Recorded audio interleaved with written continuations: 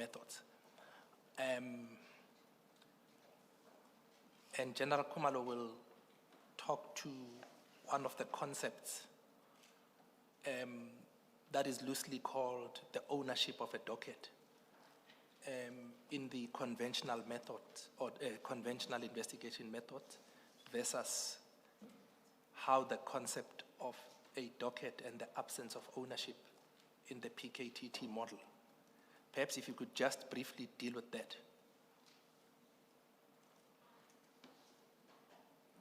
In terms of ameliorating the risk of bribery, extortion, etc. Thanks, Commissioner. In that regard, I think I can go as far as to say what the team does is, in the traditional way of investigation, a docket is allocated to an investigator. And but how the team works is the docket is for the team. It's not for an individual investigator. So there is no room for corruption whatsoever because everyone in the team, within the PKT, there are teams. So everyone in the team will know exactly where we are and where we are going. So there is no way you can do something untoward which the team don't want. That's how Sergeant Dlamini was caught in that way. So it's easy if you go off track on the way they work, they will be able to pick it up very quickly. Thank you. Yes. I think let's just leave it at that. General Khumalo, like I said, will deal with Hi, South Africa. My name is Mazola Molefe, SABC senior journalist and touchline reporter. What makes me laugh? A lot of things make me laugh. Family, seeing my kids grow, becoming the human beings that they are. Some of the stories that I come across are quite laughable. My favorite setup in the house has to be my man cave. I've got a wife and 2 kids. Not that I'm trying to run away from them, but if I had to choose between being a pilot, taxi driver, and a bus driver, it's a tough one. I wouldn't choose either, but if we put a gun to my head, maybe a bus driver. It's tough to walk in the mall sometimes because people are stopping you, wanting breaking news, wanting updates on everything. So that's what I love the most about SABC. Catch sensational touchline reports on match days with Mazola, Super Journal Killer Molefe. Proudly brought to you by SABC Sport. For the love of the game. Embark on your journey to success with the Durban University. This is the best we could do in the circumstances since this was an instruction and not a discussion.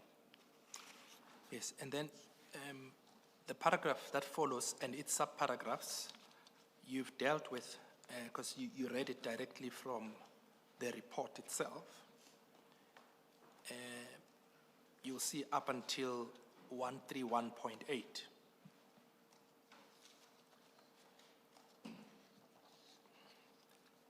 And you also dealt, when you were reading from the report SAfm 11, you also dealt with that recommendation, which is set out in paragraph 132, correct? That is correct, Commissioner. Right. If we can then move on to paragraph 133.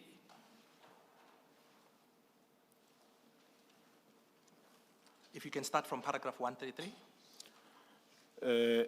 I had heard nothing further from the Minister about the disbandment until the 4th of March 2025, when my office received an email from the Minister's Chief of Staff, Mr. Ngabinde, inviting me to attend a ministerial meeting on the PKT disbandment implementation plan, which was scheduled for 6th of March 2025, 11:30 to 13:15 in Cape Town, in the office of the Provincial Commissioner's boardroom. Yes. Then over the page. Prior to this meeting, on the 5th of March, I appeared before the Parliamentary Portfolio Committee on police for a briefing by SAPS amongst others focusing on challenges relating to crime intelligence, an investigation against Major General Khan, the status of the PKTT, and details on an interview by the Provincial Commission of KZN during 2025 Police Day. The appearance was by way of virtual meeting platform. In attendance were, among others, myself, the Minister, Lieutenant General Mkonazi, Lieutenant General Tumisani Kumalo. During this session, Lieutenant General Mkonazi made an allegation that the Minister knew a gentleman by the name of Brown Mokhozi. This is but one of the allegations that was made by General Mkonazi at that meeting. Minister Mkhunu denied knowing a gentleman by the name of Brown Mokhozi. After the meeting, in a meeting where I was present together with Deputy Ministers Matale and Dr. Bushielo, and the minister repeated his denial regarding Brown Mokhozi to me and the two deputy ministers. All right. Can I just ask you to, in relation to that meeting, tell the Commission whether after those revelations were made by General Mkonazi to the Parliamentary Portfolio Committee, was there any process that was set up by the Parliamentary Portfolio Committee to deal with those allegations, coupled with the minister's denial, at least of this one allegation? You say there were more allegations or more revelations that were made. But the point is, did the Portfolio Committee act on these allegations? Did they set up a process, or what indication did they say or give by way of their intervention in addressing those, if any? No, Commissioner. There wasn't any process that I know of, unless they did something alone as a committee. But what I'm aware of, there was nothing that was done by the committee. Yes, I'm asking, as at the conclusion of that meeting, was there an indication perhaps to say the committee is going to set up a process to look into the allegations? No. On that day? No, on that day, no. The meeting just ended. There was no such a way forward in terms of what the committee is going to do on those matters. Mr. Matau? Yes. Can we just take it one step back? Yes. General, how did it come about that you specifically appeared before the Parliamentary Portfolio Committee? We've heard from General Mkwanazi how it came about that he appeared there. So I want to know about you specifically.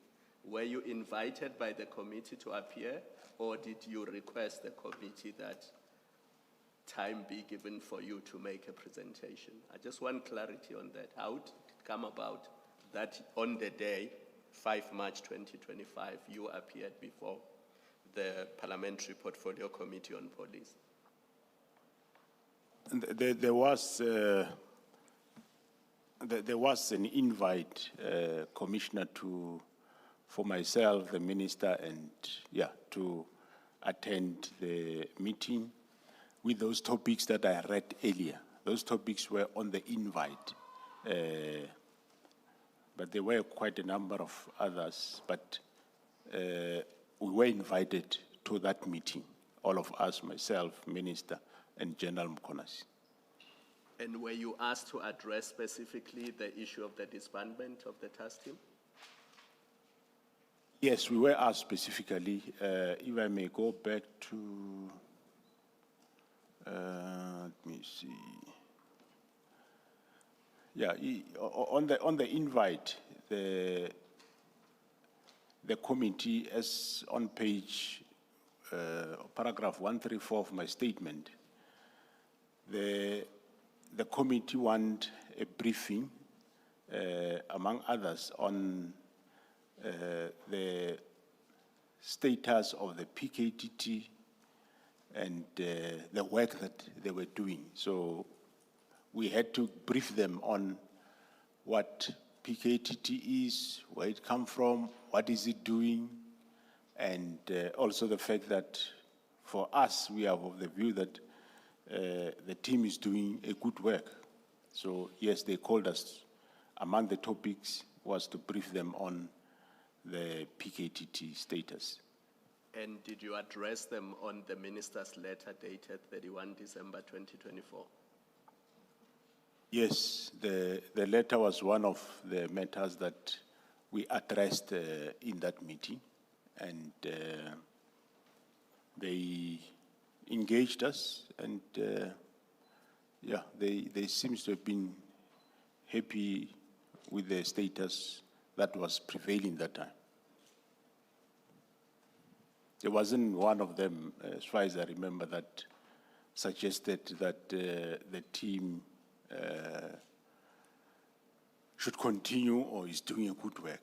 No, we advised them, they were happy, and yeah. Thank you, Mr. Mutau. Thank you. Commissioner Kumalo. So in respect of that status, when you say they were happy with the status that was prevailing at the time, what was the status at the time? Well, some of them I wouldn't specifically know unless one goes to the recording of that day. I do remember that maybe one member or so that said, no, they agree with the minister that the team must disband. So that I can remember, yeah. Despite us showing them the work that the team was doing. And was there any other view to the contrary that was expressed in respect of disbandment? I don't remember. I don't remember any. Okay. All right. Let's go then to paragraph 135, where you deal with the meeting of 6 March, which you said earlier you will address. Okay. On the 6th of March 2025, I attended a meeting in Cape Town. In attendance in the meeting was the Minister of Police, Senzo Mkhunu, the Deputy National Commissioners, both policing and crime detection, Lieutenant General Msikiri and Lieutenant General Sibia, Lieutenant General Dumisani Kumalo, the Chief of Staff of the Office of the Minister, Mr. Nkabinde, Lieutenant General Sintumule, and there was a Lieutenant Colonel together with us. In preparation for this meeting, Lieutenant General Kumalo prepared an updated presentation on the PKTT. The presentation is annexed as SAfm 12. After the meeting, Lieutenant General Dumisani Kumalo presented, or during the briefing, presented the briefing note to the Minister and the Deputy Commissioner Policing.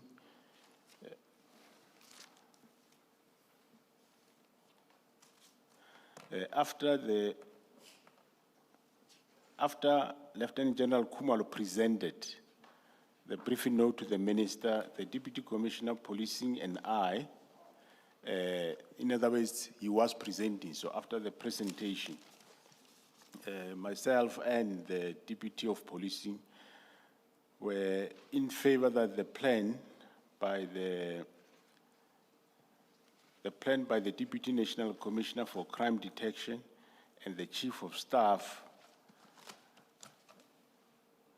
Actually, let me put it this way. I think it's something went out here. During the briefing,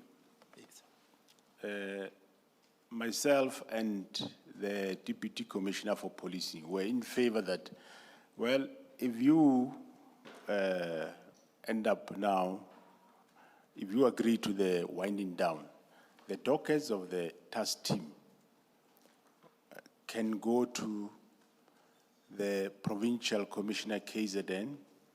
At the province, there is a unit called Murder and Robbery Unit, which is not fully staffed. So we can then send the dockers there, send members of the PKTT that are from KwaZulu-Natal to form part of that unit at the province for Murder and Robbery Unit. So that's where I'm saying then the Deputy Commissioner for Crime Detection, Lieutenant General Sibia, and the Chief of Staff, Mr. Ngavinde, were against that plan, and they were also against this winding down. They wanted immediate disbandment of the team, and also the fact that they wanted that the dockers mustn't go to province, because they say if the dockers go to the province, it's like we are masquerading the PKTT under murder and robbery, which I also asked the question, but so why? What's the problem? What is this eagerness to disband so fast, and you don't even want to see the members together? And they emphasize that no, dockers must go to the police stations of origin.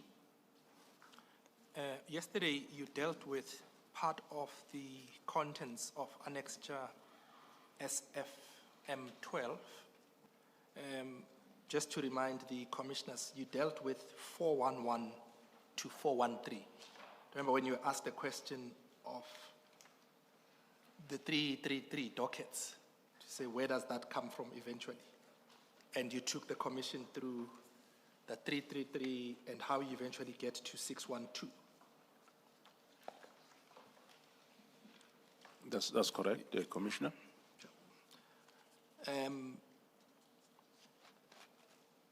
Then in 136, you deal with the minister's conduct.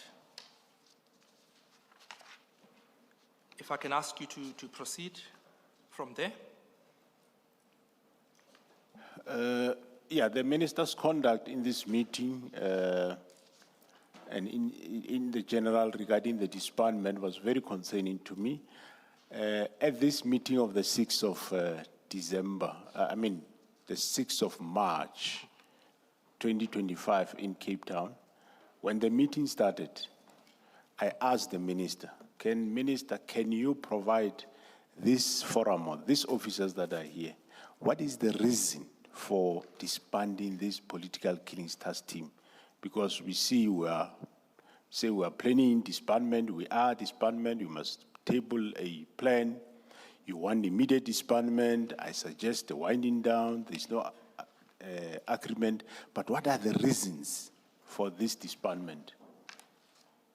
General, does that question suggest that it was not clear to you from the letter of 31 December 2024 what the reason was? Yeah, the reasons on the letter of the 31st of December 2024 was not convincing to me. That you have done assessment. You have done assessment where? With who? That was my problem. So it was not clear, and I couldn't take that as a reason. Hence, I asked him, tell this, before this meeting starts, as we open, tell these officers what are the reasons for the disbandment. And the minister later, not immediately, later in that meeting, he responded that political killings took place somewhere pre-1994 and not after. But can I ask you, just on that statement, the minister's response is focusing on political killings. To say those were on what you say was the minister's response, an issue that occurred or took place pre-1994 and not after. And I just want to ask you two questions from there. The one is it correct that post-1994 there were no political killings? And secondly, does that response take into account the extension of the scope or the mandate of the political task team to include matters in Fort Hare and the traditional leaders?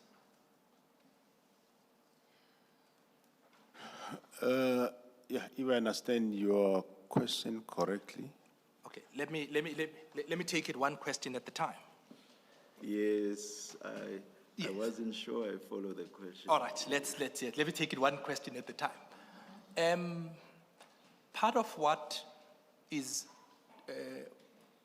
or what has been dealt with is mention of the fact that the political killings would rise around election time. In other words, they would spike up. You recall that part of your evidence. Now, if these political killings by the minister are said to have taken place pre-1994 and not after, is that statement accurate? No, that statement is not accurate. The political killings have been taking place, yes, pre-94, even after 94. I worked in KwaZulu-Natal from the year 2000 up to 2010. And during that period, I had a small team that was dealing with the very same political killings. So to keep them under control, you must always have a team working with this type of cases. So it's not true that they happened before. Like he was saying, they happened before 1994. What is happening now is just murders. No, it wasn't just murders. It was murders of politicians, reason being related to politics. It's either within a party about issues of succession or from party to another party. That's what we call political killings. So they were happening after 94, even now they're still happening. And the second aspect of my question was to deal with the fact that the minister's reason that was provided in that meeting relates only to political killings. Does that statement take into account the fact that the PKTT's mandate had been extended to include the investigation of murders at the Fort Hare University and to include the killing of traditional leaders? Obviously, I don't know whether during his assessment also he went as far as those extensions, but I will take it that he must have done that, and which means actually when you disband the team, all cases of Fort Hare are going to collapse. But I wouldn't know, but whether he had went as far as that or taken that into account, that the PKTT was not only doing political killings in KZN, its mandate was extended to Eastern Cape Fort Hare University and subsequently also in KwaZulu-Natal to investigate traditional leaders' killings. So I wouldn't know whether you have done that. Okay. All right, proceed. You say during the meeting? The fourth line? Fourth line of paragraph 136? Fourth line. During the meeting? Yeah, during the meeting, the presentation of Lieutenant General Dumisani Khumalo was partially accepted. Can I just ask you to explain that? What does that mean? By partially accepted, I mean that, I remember at this meeting we are going to present a plan which would have been signed off by the minister. So because there were matters in the presentation that were not agreed to by the minister and other parties. For example, one of them was that dockets must go to murder and robbery of the province, And there was those that were against to say they must go, especially General Sibia and Gabinde, that they must go back to station of origin. So that has to be amended. And also, during this meeting, it was asked then, how far is this team then gonna go on with its lifespan? I said, well, as long as the work is there, it will go on. Then it was a no-no, even by the minister, that no. The team's lifespan cannot go beyond 2025. It must end in 2025. So those were some of the critical amendments that made the plan not to be accepted, but partially accepted. The wind down was partially accepted, but that go and change those things to make sure that the team go as far as this current, its lifespan goes to as far as this current 2025. So the partial acceptance is at least that there was no immediate disbandment, but the winding down had to be completed in the year 2025. That was correct. And yeah. Nevertheless, Yes. the meeting concluded that General, before you go to nevertheless, in your experience and your operating procedures and command structures, is it that the role of the chief of staff in policing matters and policing decisions, what is it? Is it regulated? Do they participate in decisions about policing matters?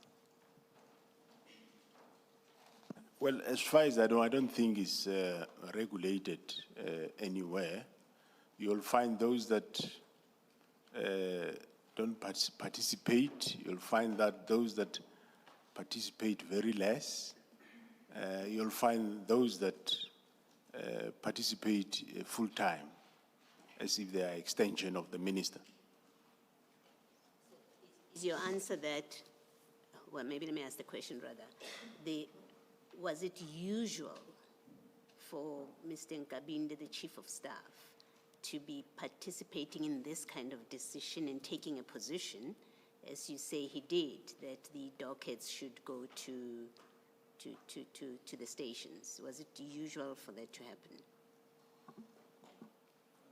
Not usually. In other meetings, he might participate very little. But yeah, this one he was participating fully. I mean, there was no irregularity. It's not irregular that he participated in the way that you say he did in this meeting on a policing decision. Yeah, no, normally, now and then, they will make remarks in meetings, the chiefs of staff, they will. But here he participated quite more.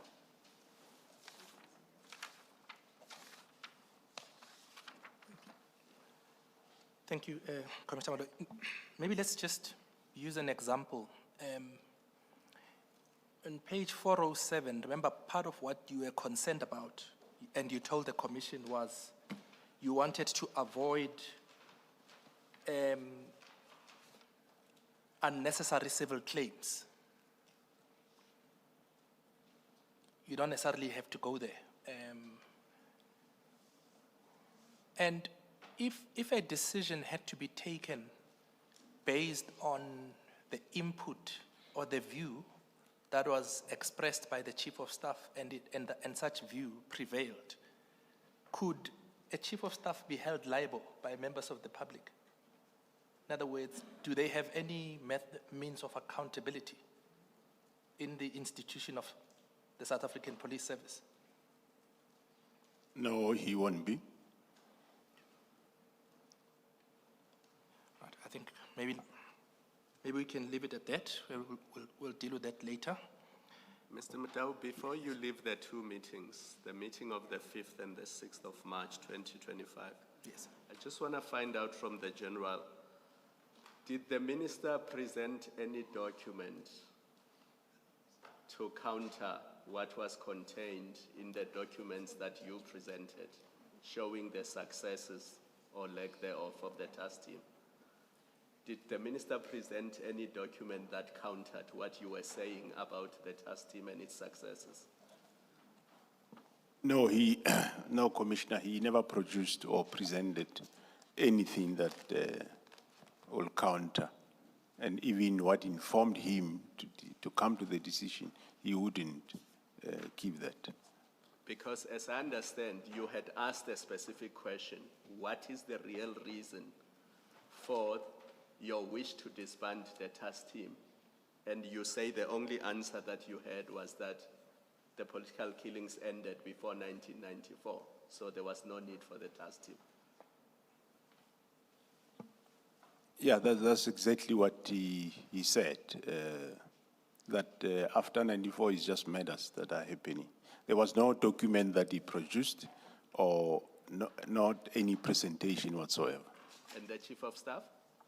No, they also presented, there was nothing. They just spoke verbally.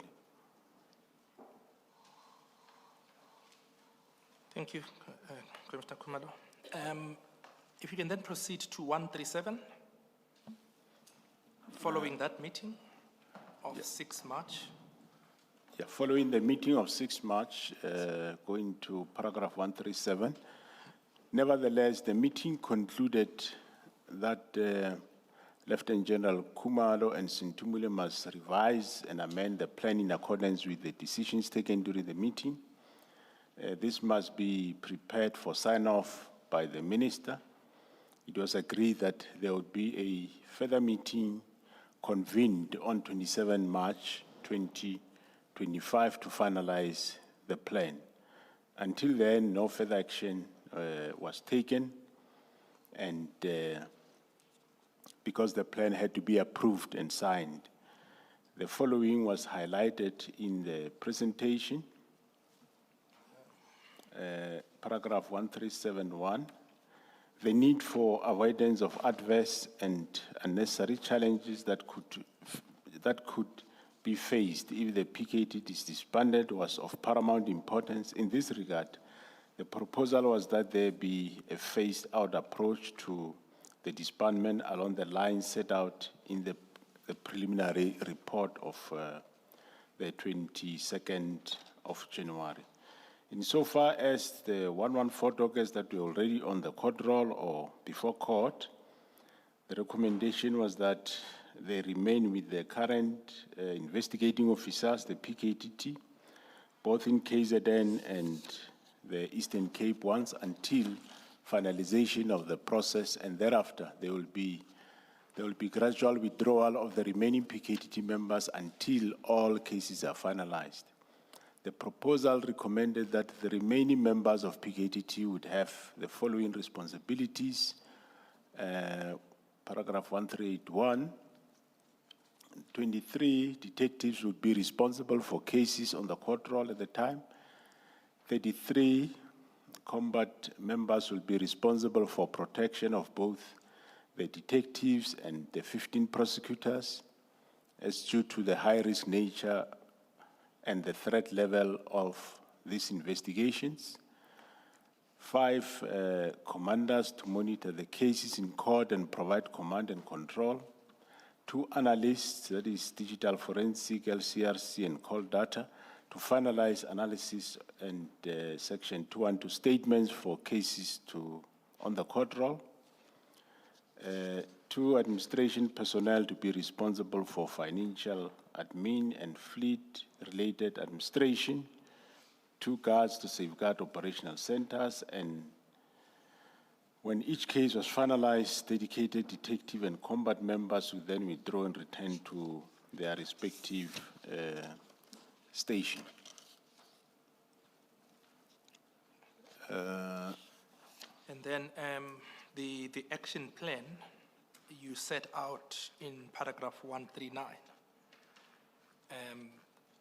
The left column sets out activities, the middle column sets out the official who would be responsible, and the right column sets out the date by when that activity was due.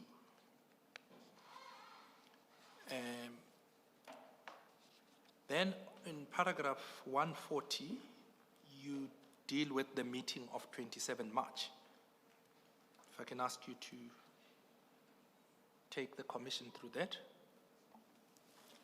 Yeah, on the 27th of March, a follow-up meeting was held regarding the implementation of the PKTT disbandment plan. In attendance at this meeting was the minister, the two deputy ministers, Lieutenant General Sintumule, Lieutenant General Sibia, Lieutenant General Kumalo, and a Lieutenant Colonel and myself. I attach as SAfm 13 the attendance list of those who were invited to the meeting. I must also Yeah, so that's on page 418, Commissioners. Yes, you can proceed. Yeah, I must mention that for the PKTT portion of the meeting, because there was more than one meeting that day, the other attendees appearing on the attendance list were not part of this meeting that dealt with the PKTT. Further, that the Lieutenant Colonel that don't appear on the attendance list was, in actual fact, part of the meeting because she assisted in the presentation of the PKTT. She accompanied General Kumalo, and I understand she assisted also in the compilation of the presentation that was presented at the meeting. When the PKTT disbandment agenda item was discussed, the minister became visibly angry at this point. I, together with Kumalo, were still... Can I ask you why? Why did the minister become visibly angry? Do you know? Yeah, what made him angry was that in the proposed plan somewhere we said the PKTT is not going to take further cases. And when you look at the figures, you could see that there is an increase in the work of the PKTT because they did take over a case of Mandini. There was a case at Mandini where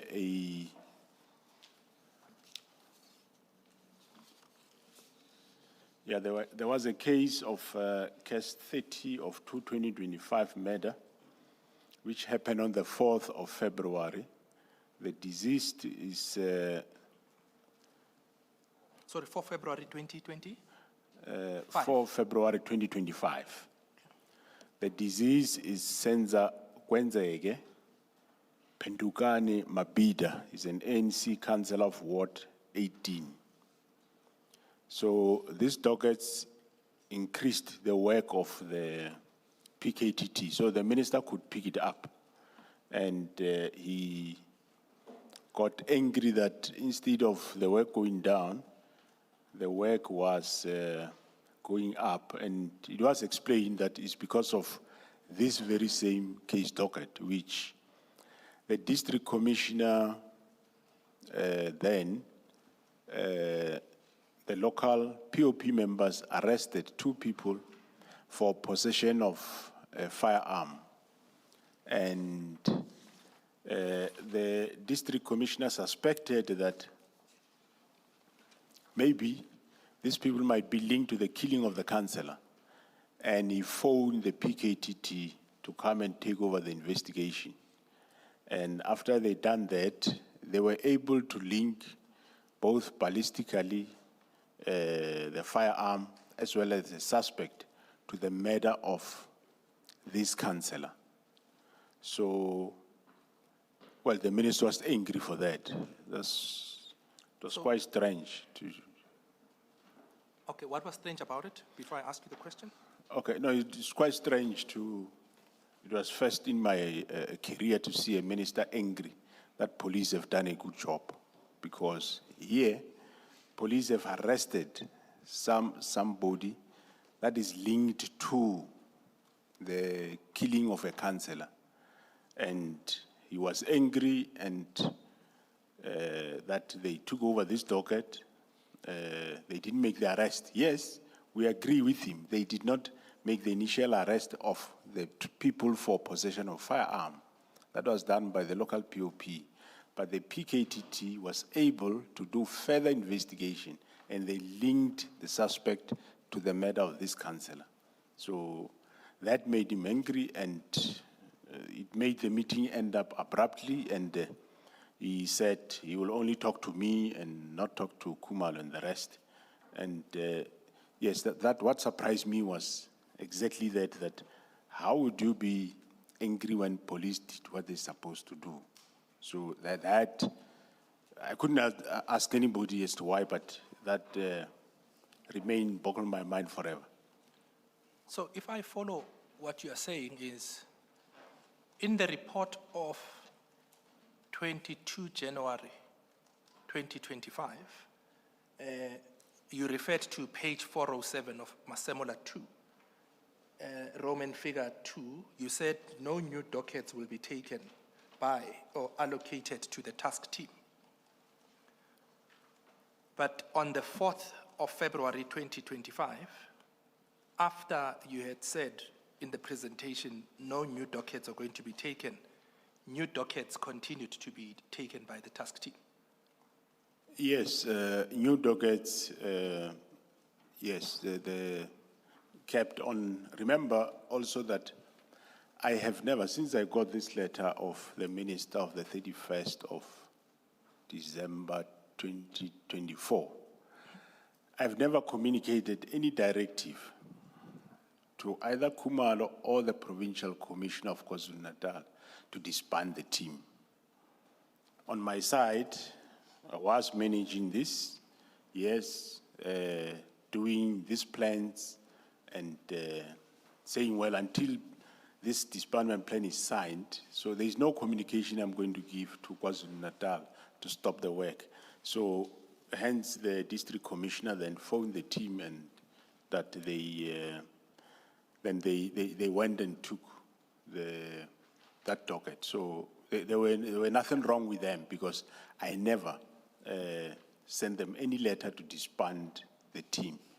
So yes, they kept taking on the work. General, did you consider, I mean, the minister would, if he was angry, he will come and explain why he was angry.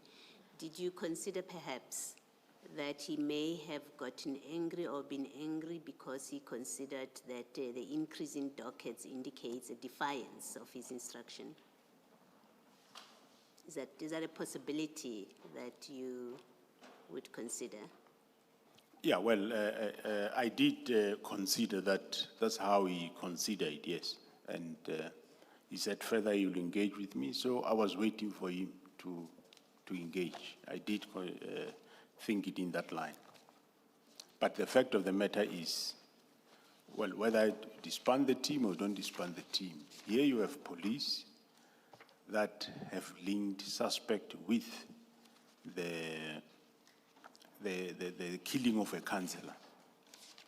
Shouldn't you, despite being saying, no, this team must be disbanded, but shouldn't you appreciate that now you are angry that they still exist, they even made further success? I mean, why do you have police? Are you not having them to fight crime? Perhaps if you could go back to paragraph 38 of your statement, where you deal with section 2053. Paragraph, sorry, Commissioner. 38 of your statement. Is that not perhaps the point that you are making?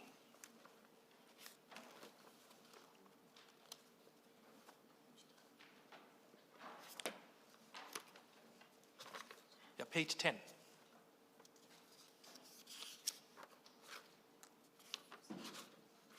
Paragraph 38. Yes, correct. Paragraph 38, section 2053 of the Constitution provides that the police service is to prevent, combat, and investigate crime, maintain public order, protect and secure the inhabitants of the Republic, and their property and to uphold and enforce the law.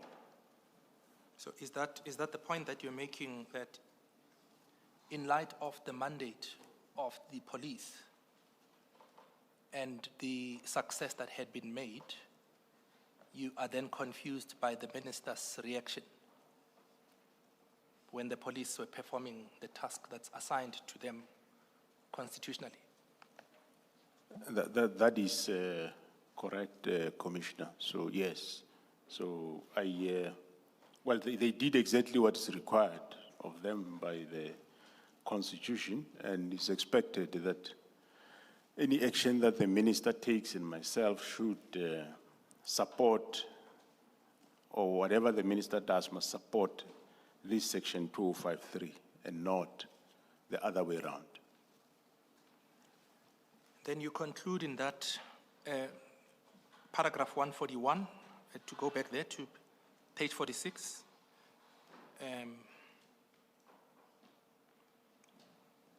After you deal with that fact, which you say angered the minister based on the statistics, and you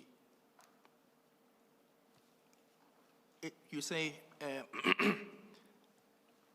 the conclusion was that the minister said he's not going to talk to any of the team members, but he was only going to talk to you. You what paragraph, Commissioner? Yeah, remember in 141, you dealt Yes. with the minister's reaction, Correct. and then you said earlier that the minister indicated that he was not going to deal with any other member of the PKTT, but he would communicate with yourself. I'm referring That's to your correct. earlier evidence. Yes, that's correct, Commissioner. Then, if I can ask you to proceed to para 142. 142, at some point during the meeting, the minister stated that he did not understand why we were so adamant that the PKTT must not be disbanded. Then he said that the president is in agreement that the PTT be disbanded.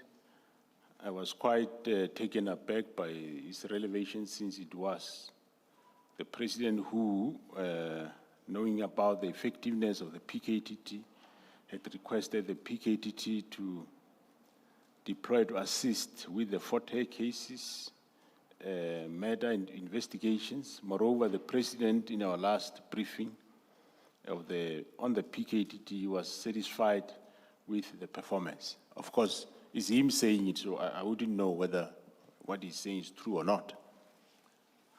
But do you have any reason not to believe what the minister said to you when he said that the president was in agreement that the PKTT be disbanded? Do you have any reasons or fact to contradict that statement?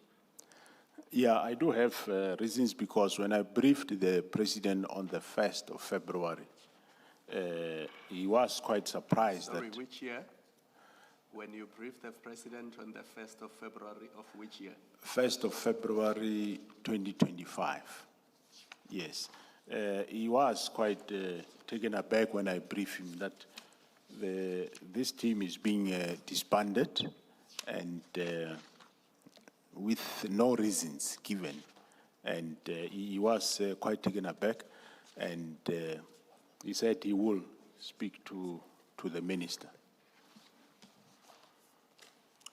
Yes, you testified on that yesterday, where you briefed the president on the 1st of February. I think if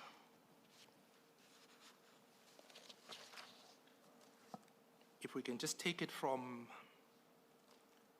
what you've stated in paragraph 142 to then continue in paragraph 143. Perhaps let's start there after the tea adjournment, Mr. Mutau. Let's resume at 11:15. Let's adjourn. Thank you. All right, so we're in for the tea break for this morning out of the Madlanga Commission of Inquiry, where Fani Masemola, he's the National Police Commissioner. That's where he's giving evidence before this commission in as far as its work in investigating the role of politicians in interfering with police operations. It's at the heart of the allegations that this particular commission is trying to get to the bottom of. It's now 11 o'clock. We'll take the latest news update.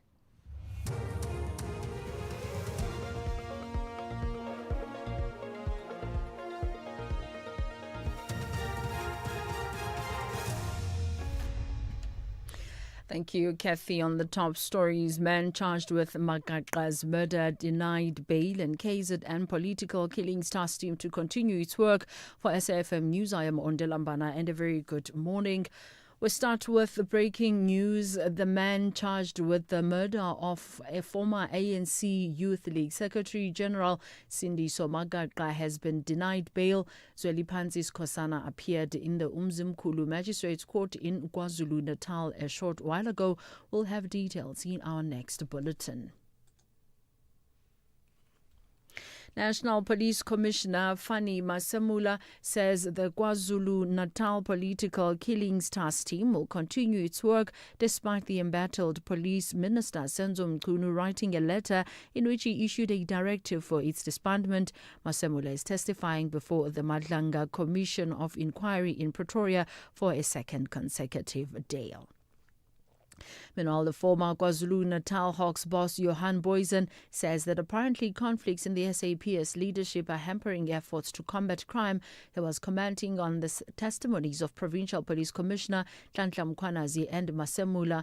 Johan, who testified against the former Police Minister Nathi Mthethwa before the Zondo Commission of Inquiry, says watching the Madlanga Commission gives him a sense of familiarity.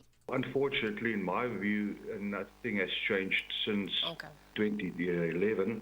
I was in a very similar situation where there's political interference from the then Minister of Police, Nathi Mthethwa, and incidentally, the acting National Commissioner at the time was General Mkhwanazi.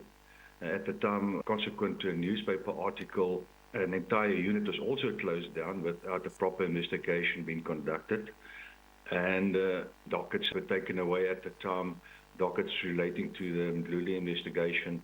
So it's almost a case of déjà vu for me. The National Prosecuting Authority's Assets Forfeiture Unit has seized 4.4 million rand from 24 bank accounts. It says that some Chinese nationals allegedly used the bank accounts to run a fraudulent social media investment scheme. The NPA's investigations revealed that a group of Chinese nationals paid unsuspecting individuals 200 rand each to provide them with their details. The alleged fraudsters then used the details to open different bank accounts for conducting fraudulent activities. NPA spokesperson Lumka Mahanjana. The investors were lured into buying non-existing shares in sectors such as household furniture, agriculture and mining, but do not get their promised returns. This operation came to light when the banks alerted the National Consumer Commission about a possible scam.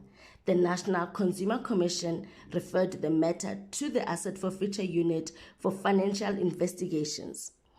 The forfeited funds will be paid into the Criminal Asset Recovery Account, ensuring that proceeds of crime are redirected to the state to strengthen the fight against organized crime. The ANC has condemned the DA for supporting what it calls the apartheid state of Israel. The party says the United Nations recently confirmed that what was happening against the people of Palestine was a genocide. It says despite this, the DA supports Israel's inhalation of Palestinians. Titabatsotetse reports. The ANC says there was the latest UN inquiry headed by South African Judge Navi Pillay, and through their own investigations, has confirmed that Israel is intentionally destroying the reproductive capacity of the Palestinians in Gaza as a group. Israel has imposed measures intended to prevent births, and the ANC says that these acts have been defined as genocide by the Rome Statute and the Convention on the Prevention and Punishment of the Crime of Genocide. There's been criticism of President Donald Trump's recommendation against the use of paracetamol during pregnancy because of the risk of autism in the unborn child. Speaking at the White House alongside his Health Secretary Robert F. Kennedy, Trump said he was acting because the numbers of autistic children were soaring. However, the increase in autism cases may be a result of better and broader diagnosis. The former immunizations director at the U.S. Centers for Disease Control, Dimitri Daskalakis, says he's concerned that the announcement had been made without medical evidence. Secretary Kennedy is doing the same thing with autism that he'd been doing in the vaccine space, really having a preconceived idea, preconceived notion, and then really passing it off as vetted science. And I'm very concerned that with imperfect data, without showing what the work is behind such statements, that there have been some very sweeping statements made about a drug that is safe and that really protects pregnant women and their pregnancy from some pretty severe outcomes.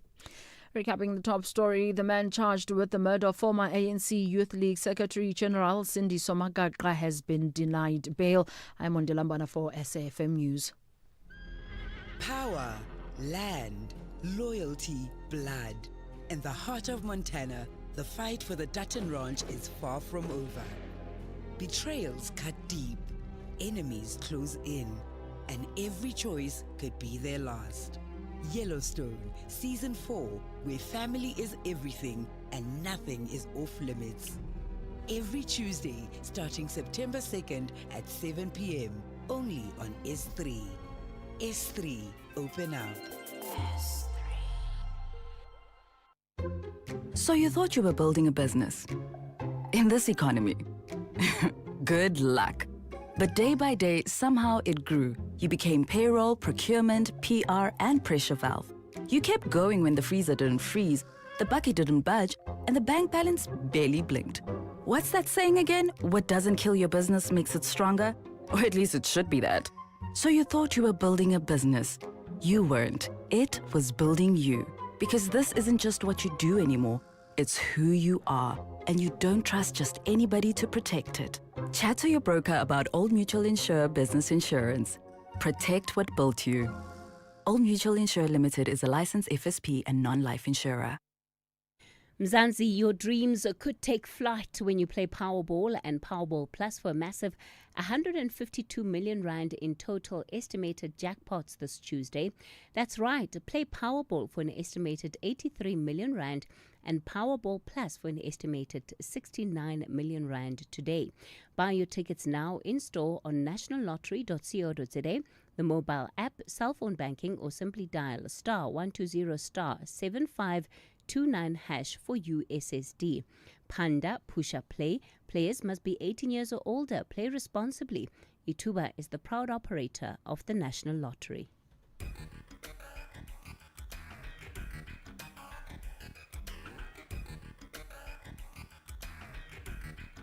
The Talking Point with Kathy Motlatlana. Weekdays, 9 a.m. till midday.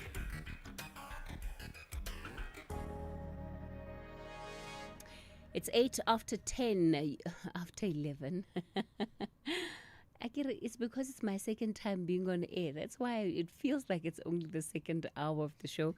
But in fact, it is not. It is the third hour of the show, and we've all been tuned into the Madlanga Commission of Inquiry, where the National Commissioner is giving his evidence, continuing to detail just the levels of political interference and corruption in the criminal justice system. And at least that's based on what he has seen as the police commissioner, the meetings that they held around this political killings task team, which is really at the heart of much of the evidence that was given by Lieutenant General Madlanga Commission of KZN. And we now have the National Police Commissioner, I suppose, giving a bit more detail in terms of operationally how things were done, how he felt about the shutting down of this team and the fact that he didn't fully support it. And he's now giving details of some of the operational matters that perhaps raised his eye. And you can hear the commissioner very intentionally pointing out the moments where he felt that perhaps what was happening was not completely inappropriate, particularly by the Chief of Staff of the Minister, but also how he's alleging the Minister responded to some of the work that they had been doing. And it's important to keep using the word alleged, right? Because these are all allegations that are being made. Those that are being accused and fingered in wrongdoing, they too are going to come and have an opportunity to explain and tell their side of the story. We'll take a couple of your WhatsApp voice notes and then lead you back into the commission. Good morning. Good morning, House Kathy. Very quickly with the issue of General Masimul. You see, what happened there is that it told us that how and why Mr. Masimula was appointed in that position. That's why he's unable to actually contest any instruction that came from the minister. So when he says career limiting, he was just telling us that, you know what, I've been appointed for these people and I've worked all my life to get where I am, and I got an opportunity. I'm here now. I was not at liberty to oppose or to disobey any instruction because I was going to show him the door. That's what he said. That's what basically he's saying. Bowing to the pressure, bowing to the masters who have appointed you. Simple as that, Afsketi. Good show as always. Hi, hello, this is Kefi. I hope you're well. Nakedi from Krugersdorp. On all this saga, what I'm asking is, before General Fani Masemola could take a decision to disband, where was his legal advisors? What was their input? Because we now learn that it was unlawful to disband. But where was the legal advisors? Hi Kathy, John here in Cape Town. I just wanted to say I loved what you said about the mayoral candidates in Johannesburg and how it's time for maybe a young black female politician to come through. I agree wholeheartedly. I think the stage is set in South African politics for a young black dynamic no-nonsense female politician to come through and really show these old guys still operating out of the patriarchy who's boss and just to show them how it's done. Thank you. Good morning, Kathy. I hope you're well. You know, the discussion that one of your callers had to say that transfer of talent and knowledge and everything to the young people. Well, I think the DA actually was looking at Liam Jacobs to actually step up to the plate, and they were grooming him. I think he's only 23 or something, but obviously he had other plans and moved over to the PA. I think that's a bit of a loss. Mark from Cape Town. Morning, Kathy. No, I think people are blaming the General Masemola for nothing. In the police, it is protocol. When you have a problem, you report to the senior. The senior has to come with a solution. Masemola reported to the president as his senior, and the president did nothing. Instead, Mr. Mkono came in more firing. It means the president said, go ahead. So the person to be blamed here is the president. But again, because Ramaphosa is the beloved Pala, people are pointing the wrong direction. Thank you, very Orange Farm. Where the president is concerned, in the Madlanga Commission mention, it's not just about what he thinks where the line should be drawn or is drawn. What did he do about the complaint from the national minister or the commissioner? I guess Cyril will come and say, oh, I'll be the first to admit that I didn't do this or I didn't do that. Same like he did at the Zondo Commission. But nothing happened to him. I mean, that is where it stopped. So my question is still, should he be the one to get the report? Teresa Cape Town. Hi, morning, Kathy. Pilani here. No, I was just saying that it's really becoming interesting. I'm actually looking forward to the cross-examination now, because although we're still a long way out, but I think that will be really, really, really interesting, because a lot of things is going to come out there. Then we can start to see who's telling the lie and who's telling the truth. Because, Masimula was struggling a little bit, but I think he's going to be okay. The reference to that 1 February 2025 meeting. Hashtag SAfm Talking Point.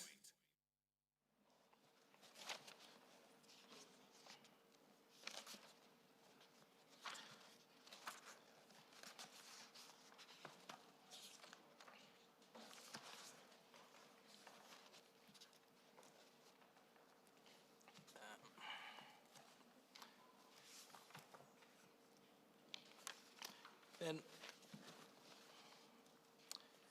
you were then dealing with paragraph 42. This is SAfm. This is.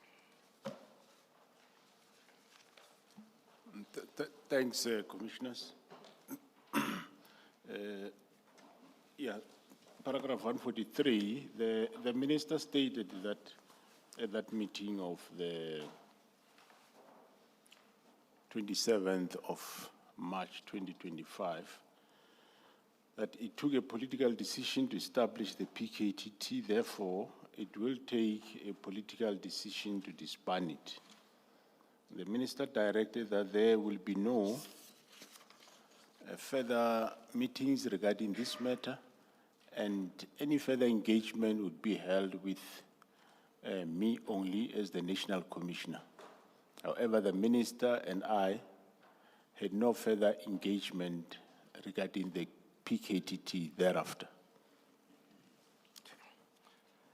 Then the next topic that you deal with relates to the 121 dockets. And you commence from paragraph 144. I can ask you to proceed from there. Sometime in late April or early May 2025, I became aware that 121 dockets that were classified as under investigations were removed from the PKTT and handed over to Lieutenant General Sintumule on the instruction of Lieutenant General Sibia.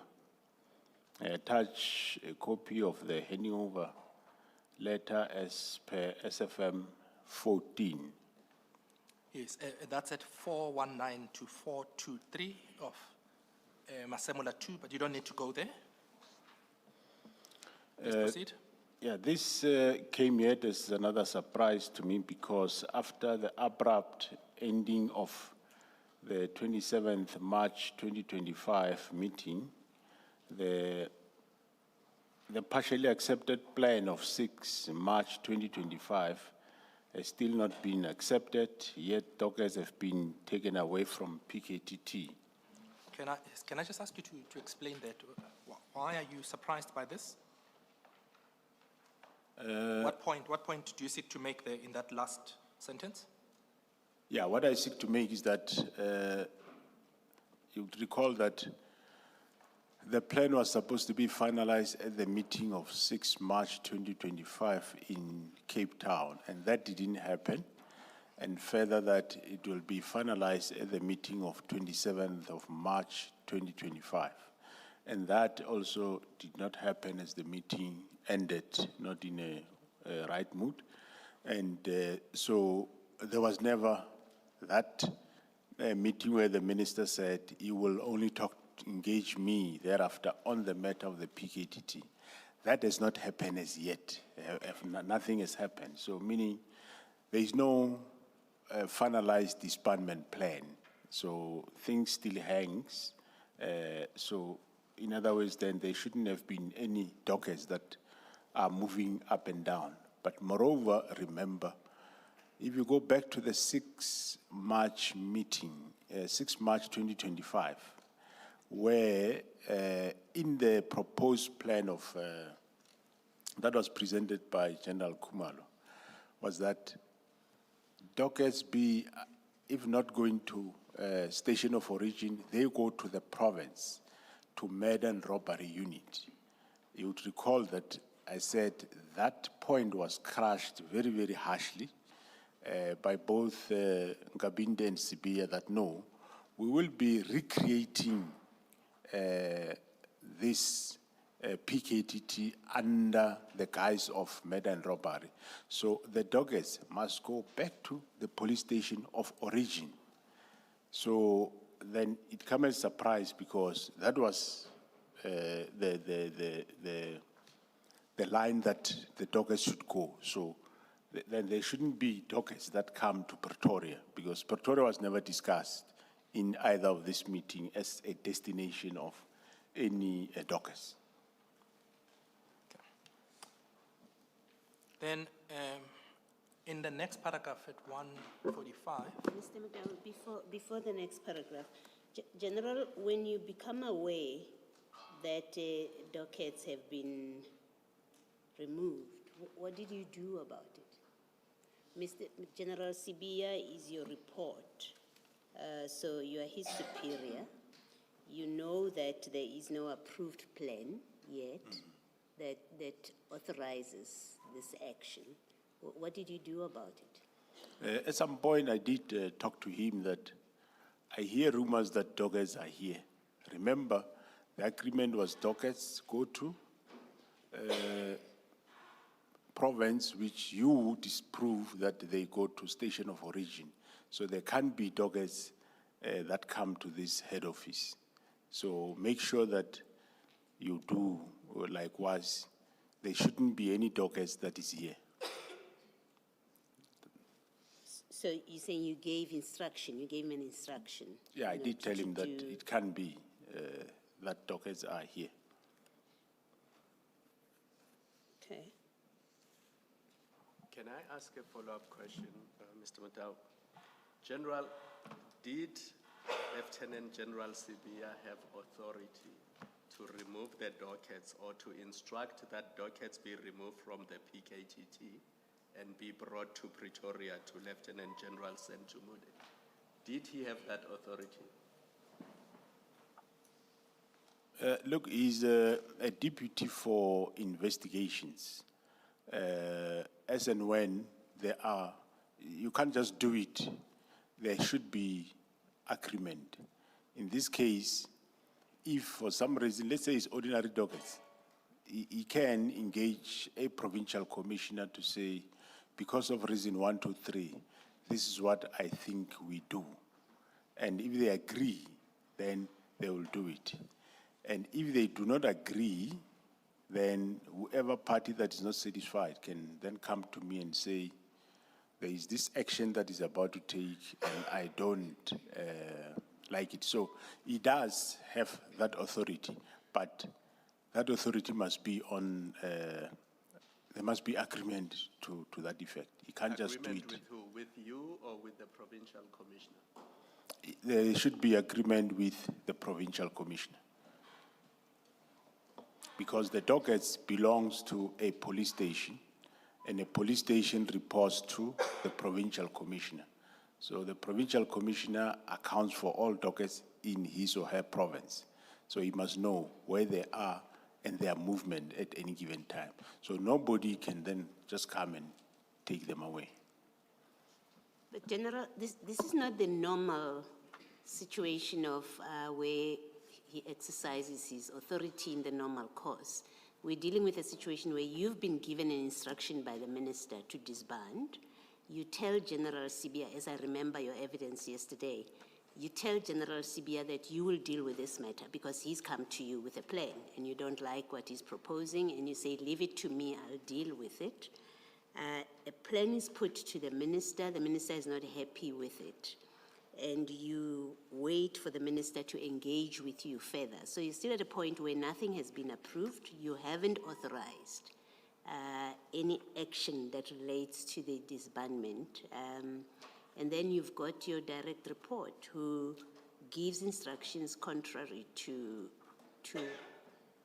whatever you might have said without checking with you, that there is no consequence at that point from you, isn't that, should we not be concerned about that? That you've got a direct report who just does what they want and there's no direct immediate consequence from you?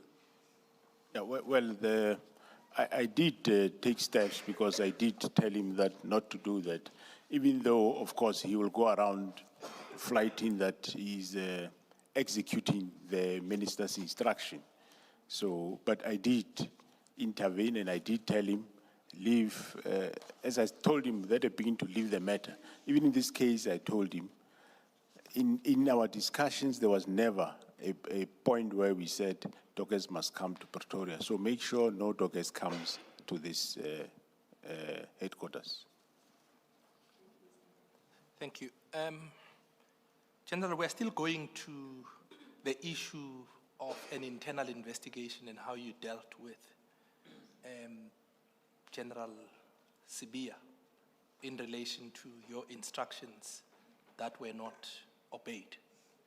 You deal with that further down in the statement, but perhaps just to locate precisely where we are here at this stage. You recall you dealt with the meeting of the 14th of January when you returned from leave, when you dealt with General Sibia coming to your office with a plan.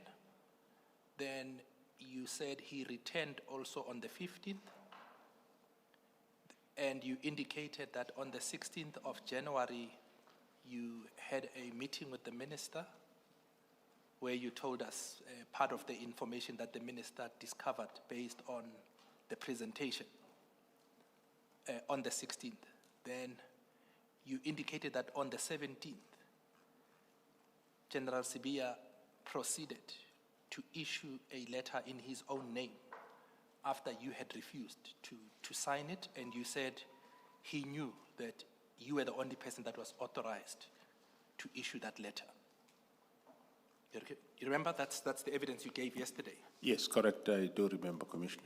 And there are consequences that followed those actions by General Sibia, and that's where we are heading with your statement. Am I correct? That is correct, so, Commissioner. Okay. Then if we can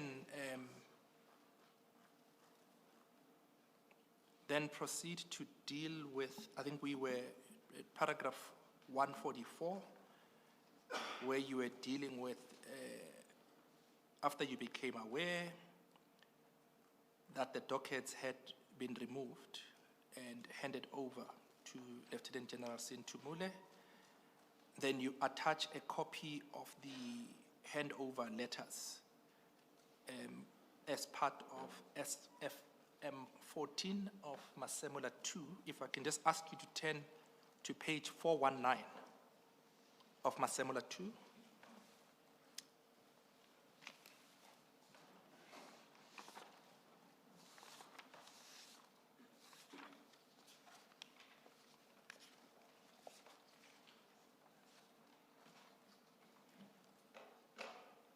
You see the document goes from 419 to 423. That's the, oh sorry, is that the handover document that you are talking about in paragraph 144?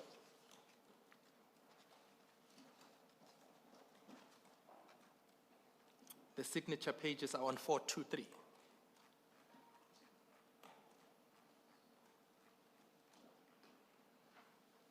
Correct?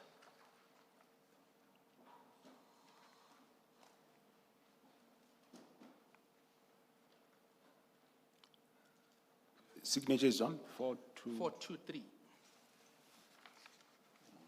Oh, sorry, 422. So if you start at 422.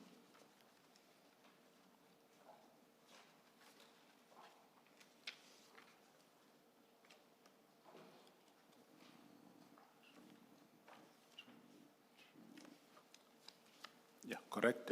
That's fine. I mean, it will tie up later when we deal with the action that you then take following this.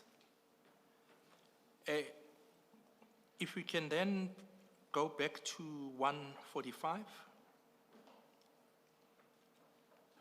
Yeah, on paragraph 145, on the 22nd of July 2025, I disapproved a request for funding for the investigation of the 121 political task team killing dockets proposed by Major General Motsepe and recommended by Lieutenant General Sibia.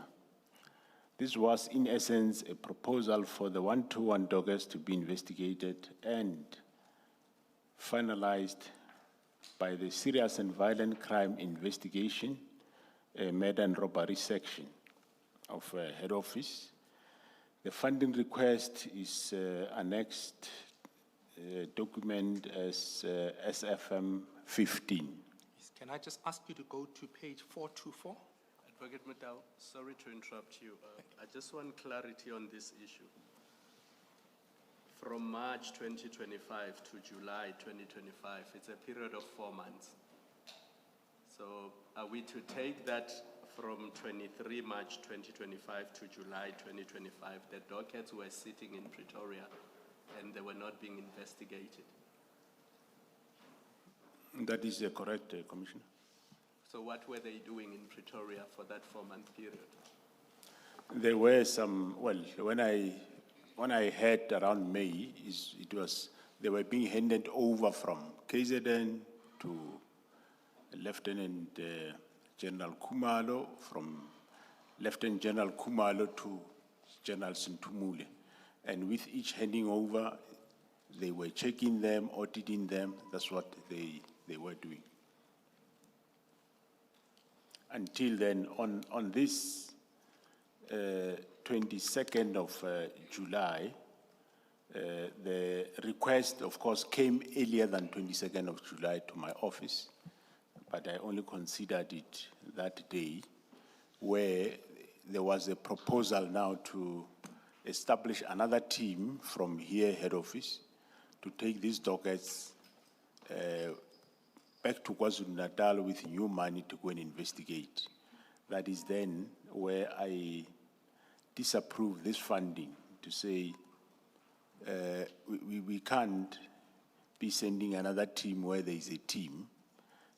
These dockets must just be audited and be handed over back to the same team that dealt with them before.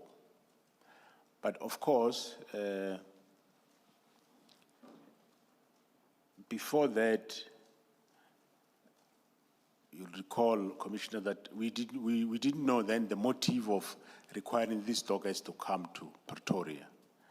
Now that we know that the real purpose of these dockets coming to Pretoria was actually to audit and find the dockets of Gauteng, the Gauteng Crime Intelligence Operation. That is the dockets of Amaswart, the dockets of CAT. So that was the objective at the end of the day. I'm sure we'll come there later, but at this time, one realized that the calling of the dockets from KZN to here was motivated by the 10 members of PKTT that came from KwaZulu-Natal to Gauteng. And how do you know that this was the motivation? Well, the linkages, Commissioner, that one finds when they give a detailed briefing, which Lieutenant General Dumisani Kumar, I'm sure, will give. Some part might be in camera. That's where you'll find the links amongst the people in terms. But these dockets were never in KZN, were they? Because 10 PKTT members came up from KZN to join the GCI Ops members to assist them in Gauteng. So my understanding is that those dockets were always in Gauteng and were not part of the 121 that came up from KZN. So if you say the motivation for bringing up the dockets from KZN was to see the contents insofar as the contents related to the Gauteng cases.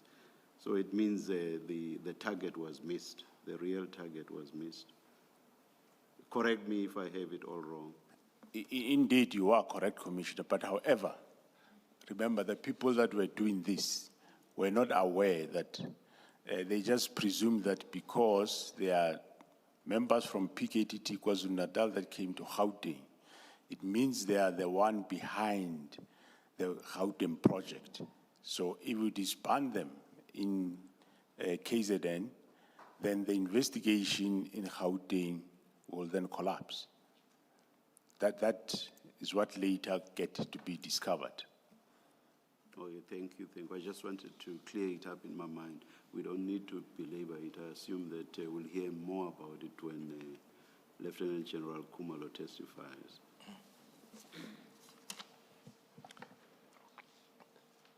Thanks, Commissioners. If we can then proceed to 424, which is Annexure SM 15 in Masemula 2.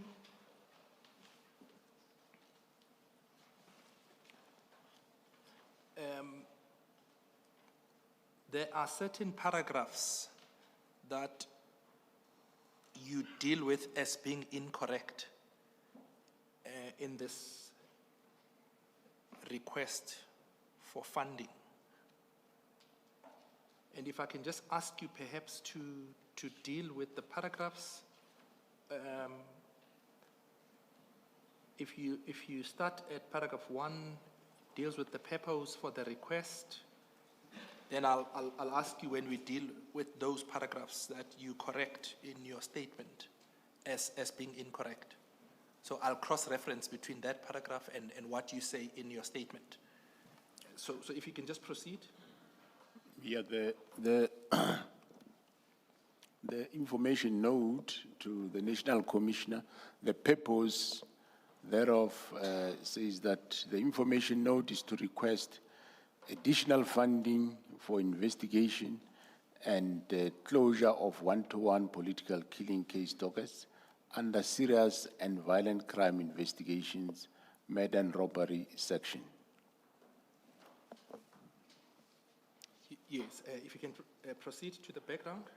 The background, on the 31st of December 2024, the Minister's Office issued an instruction through the Office of the Deputy National Commissioner, Lieutenant General Sibiya, who was acting as the National Commissioner at that time, that the political task team, which is based in KwaZulu-Natal, Durban, be disbanded and transfer all case dockets to the respective station of origin through Provincial Serious and Violent Crime Investigation Unit.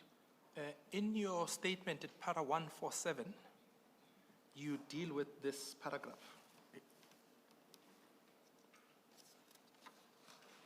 Page 48 of your statement. Yeah, the document, the information note that I just read now, incorrectly record at paragraph 2.1 that Lieutenant General Sibiya was the acting National Commissioner on 31st of December 2024, when the directive to disband PKTT was issued by the Minister.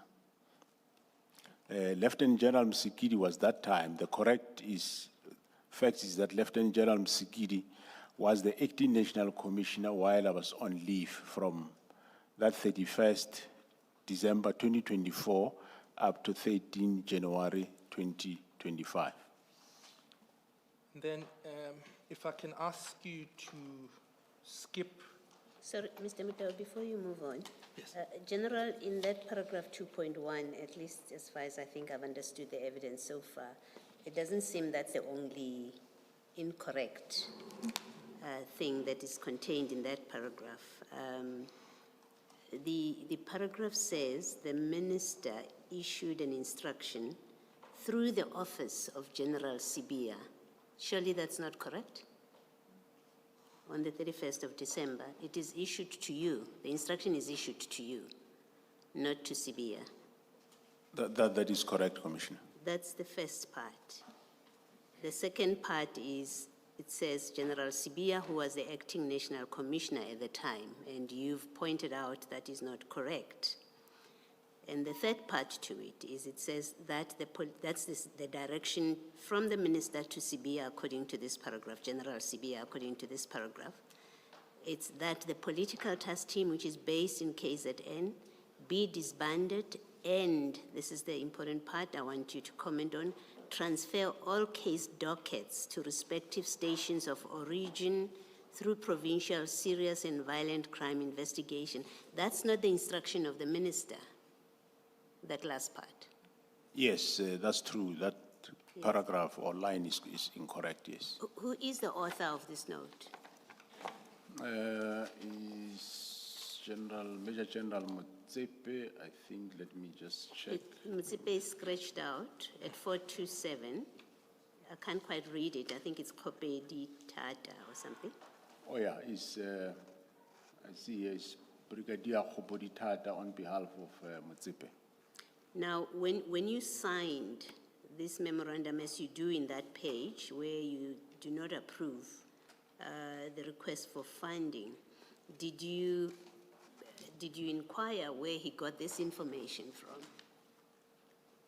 I mean, it's a complete misrepresentation, and you know it is a complete misrepresentation in 2.1. Did you inquire where Kopedi Tata got this information from? No. I didn't ask him that. I just concentrated on the request, what they want, and to give a response on it. Yes. Thank you, Mr. Muta. Just before you leave, on the same page, 427, it looks like before this document came to you, it had already been approved by Lieutenant General Sibia on the 8th of July, 2025. Is that? He just recommended it for approval. For approval, yes. Correct, the Commissioner. And just to complete the picture, if you go back to 373,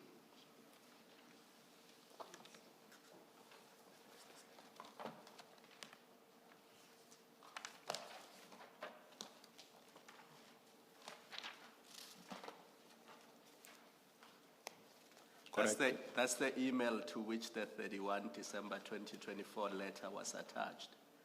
And the people copied there do not include Lieutenant General Sibia, but you, General Masemula, and Lieutenant General Musikidi are copied.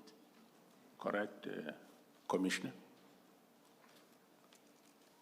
Thank you, Mr. Madam. Thanks. Thank you, Commissioner. Then, if I can ask you to turn to paragraph 3.7 of SAfm 15, page 425.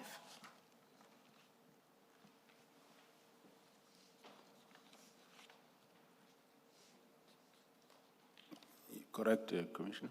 Yes, we can just ask you to deal with that.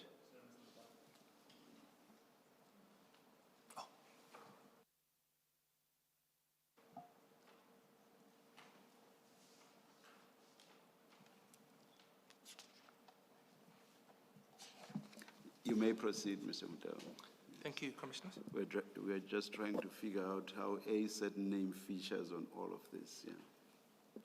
And we think we have figured it out. No, thank you. In fact, earlier on, I thought Commissioner Baloi called me Mr. Motsepe. I won't ask where that comes from in terms of renaming people. All I'll say is that it's a totally different name. No, Charles, I was just saying the renaming of people in this commission has precedent that emanates from somewhere. Yes, paragraph 3.7, General, on page 425. If I can please ask you to deal with that.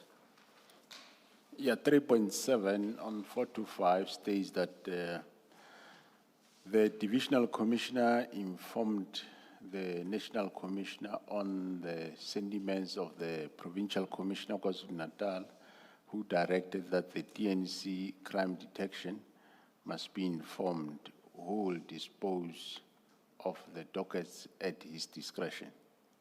You deal with this paragraph in paragraph 146 of your statement. If I can just ask you to deal with that. Yeah, on paragraph 146, I mentioned that I mentioned this specifically because in the document at paragraph 3.7, it is recorded that I directed that Lieutenant General Sibia be informed that Lieutenant General Mkhwanazi did not want to take possession of the dockets and that he, Lieutenant General Sibia, will dispose of the dockets at his discretion. This is not correct when Lieutenant General Sintumule, Divisional Commissioner of Detectives and Forensics, called me to inform me of Lieutenant General Mkhwanazi's refusal to accept the dockets. I advised Sintumule that she must tell Lieutenant General Sibia that he should return the dockets the same way that he took them from the province. What does that mean? Returning them the same way that he took them? I was mentioning that the dockets that he took from KwaZulu-Natal, if he took it without the authority of the provincial commissioner, he must return them same way without the authority back to where he took them from. Because he, first of all, he wasn't supposed to take them without the knowledge of the PC. And nevertheless, he took them. So I was saying he must see to finish, he must take them the same way back. So if he didn't involve the provincial, if he did not involve the provincial commissioner when taking them, he should also not involve him when he's returning them to the province. That's the point you're making. Correct, yes. Okay. That's what I was saying. Right. Then you dealt with your comment on page 427 to that request. If you can just deal with that for completeness sake, your hand inscription. Yeah, so this is now the process of getting the dockets back, because the dockets are already here in Pretoria, whether they came right or wrong, but they are here. So then from the office of General Sintumule, this memo was drawn requesting for a budget for a number of officials from head office, serious and violent crime, to go to KwaZulu-Natal with the one-to-one dockets to investigate them. And this is the request that came the 8th of July, actually started 1st July, signed off by Brigadier Khubuditata. On behalf of General Sintumule, it was signed off on the 1st of July, and General Sibia recommended it on the 8th of July, 2025, and on 22nd of July, 2025, I dealt with the request where I disapproved it, and my comments are that we cannot spend double on the same function. Political Killings Task Team is there already doing the function. Why are the dockets at HQ, as it was agreed that some dockets from the team be returned to the station of origin? That was the last agreement. In all other meetings the disbandment meetings that we had, that was the last agreement. So then after this disapproval, then I engaged the process of getting the dockets to go back. That's where then I embarked on tasking Major General Mogale to make copies, and subsequently they were sent back. Can you please explain the agreement you are referring to? Who had agreed and when? Commissioner, sorry? You are referring to an agreement. I'm saying, please explain what exactly that agreement was and who had agreed and when. I'm referring to the meeting of the 6th of March in Cape Town, 6th of March 2025, as well as the 27th of March 2025. The Commissioner will recall in Cape Town that there was a suggestion that the dockers be taken to murder and robbery unit, KwaZulu-Natal, if at all the team is disbanding. And there was a strong view that no, they must go to station of origin. And it was more. But had you agreed to that? Had you agreed to that? You and General Kwanazi? Because I think he was also at that meeting, or not? He was not at that meeting. No, he was only there on the 5th. No, with General Mkonazi, we haven't agreed. General Mkonazi was not engaged at all in all He this. was, no. He was there on the 5th, the day before the meeting of the 6th. Correct. Yes. So on the 6th, he was not at the meeting.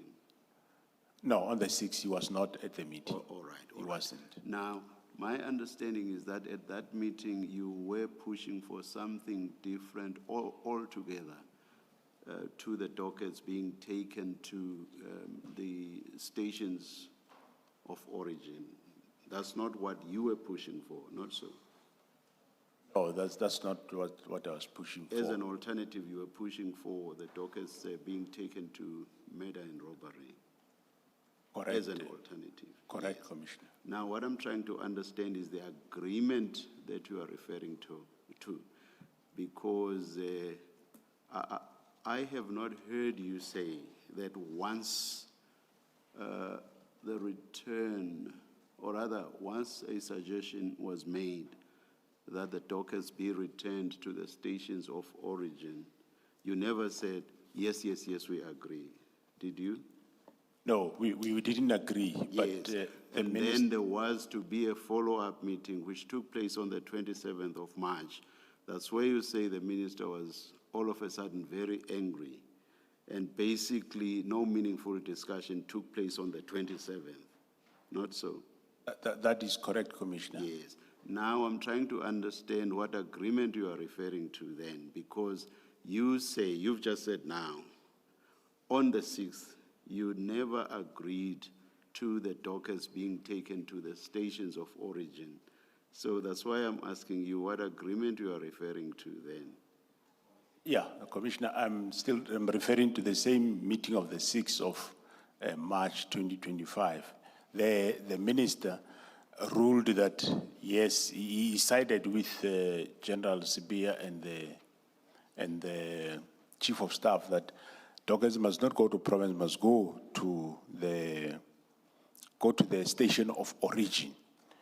That's what he said. So it's sort of an agreement, but that plan is not yet. Maybe then you've captured this incorrectly if you say there was an agreement, because you've just said there was no agreement. Yeah, no. Because you were pushing for something else. Yes. And then the minister and the chief of staff said something different. Yes. So I don't see the agreement. Yeah, so maybe I should have said suggested. I should have used the word suggested that they go to station of origin. So my main intention was that there was no Pretoria at all in the mention. Or rather, the minister's preferred course was that the dockets be sent to the stations of origin. Would have been more accurate.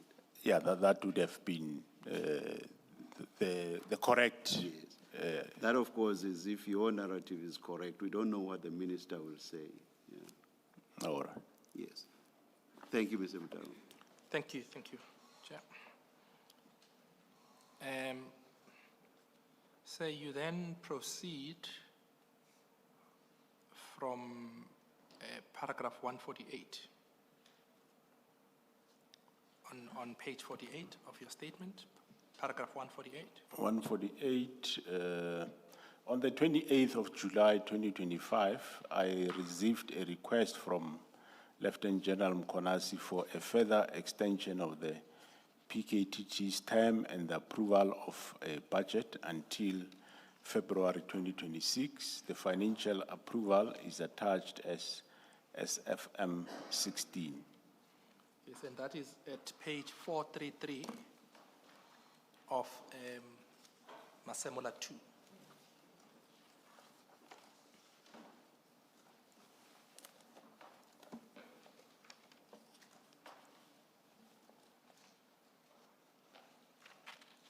You'll see at page 435, it is signed by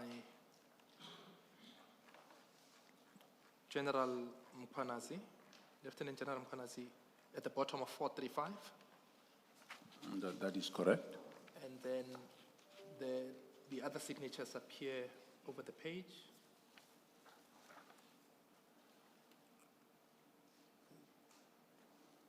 CFO and yourself. That's correct. And the approval for the extension is for 8 months. That is under the recommendations there for the period 1 August 2025 to 31 March 2026.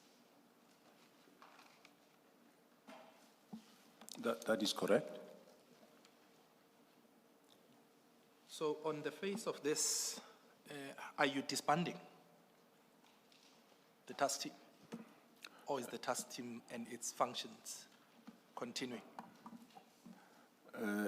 Commissioners, well, you'll recall that we were still with the disbandment plan, but the team, I kept on renewing financial authorities, so the team is still working. As I said, remember there is no disbandment letter that I personally sent to either General Dumisani Kumalo and or the provincial commissioner. So they were still functioning because there is no clarity in this disbandment plan. We were still working on it, and safe to say that as one was trying to manage this process, looking for the real reason that never came for why is the team disbanded. And eventually, after the arrest of Matlala on the 14th of May 2025, it became clear as to what was the objective for the disbandment.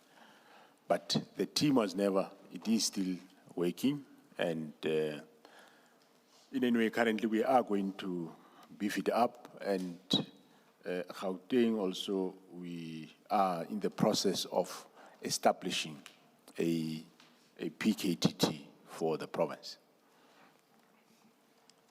And at this stage, Sorry, Mr. Mdao. Apologies. Can I just understand, is your approach that until the minister has approved the plan, a disbandment plan, the task team will continue its work in the way that they've always done? That's the one possibility. The other is the team is already in the winding down process even before a plan is approved. So when you approve this budget request or this funding request, I'm trying to understand whether you're approving to fund the continuing work of the task team in the normal course, pending the approval of a plan, or you are funding the team as part of a process of winding down. Which one is it? At some point, I think earlier, as we were supposed to wind down, the issue was the minister was going to sign off the plan of winding down, and that plan couldn't be finalized. So then we couldn't wind down the team. So the funding is for continuation of the team. Can you just, Mr. Matau, I'm looking at the date, 29 July 2025. Just for our benefit, Minister Mkhunu at this point had been suspended, am I correct? Yeah, I think now yes. Oh, sorry. He's on leave, let me put it correctly. He's on leave at this point. So was your reason for approving the continuation of the operations until at least February 2026 motivated by that, or did it have nothing to do with that? Because in your response to my co-commissioner, Advocate Baloy, you say you were still waiting for the minister's approval of the winding down plan. But that can only be Minister Mkhunu. And at this point, we know that he's on leave. So I just want you to clarify, what was your motivation for approving the operations at least until February 2026? Yeah, commissioners, of course, we were, as you'd be aware, we were working on this winding down plan, awaiting approval by the minister at some point, and until when the team came to brief us on their discovery of what the real motive is. Since that day, then one adopted the approach that we don't wind down, the team must proceed, which was, it was somewhere, I'm sure, in June, if I am correct, or July. No, we were briefed somewhere in July, yes, yeah. Then that's when one decided that, no, the team should go on, because now we know what the motive was. You say your motivation was the briefing in July. I just need clarity on that. Who briefed you in July? And how did that briefing influence this decision that we are talking about? Yeah, it was General Dumisani Khumalo, together with his team members and the provincial commissioner, General Mkhonasi.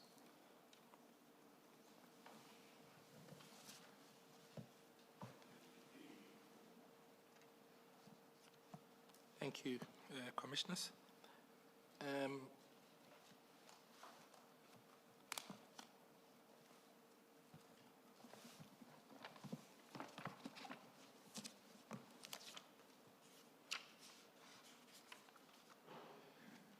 Yes, you then approved that request for that period that is indicated as per Annexure SAfm 16. That is correct, Commissioner. Then you move to paragraph 149 on page 48. Yeah, on paragraph 149, in line with this, and on the 18th of August 2025, I wrote to Lieutenant General Mkhonasi advising him that the one-to-one dockets will be returned to KZN. I requested that he use his discretion to decide whether all dockets should be returned to PKTT or if others should be directed to another unit or office in the province, and the letter is attached as SAfm 17. Yes, that's at page 437.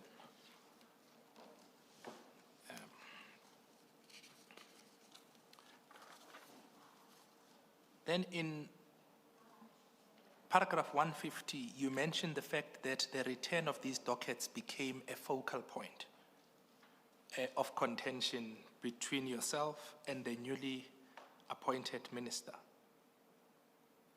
If I can just ask you to deal with that. Commencing from paragraph 150 to 152.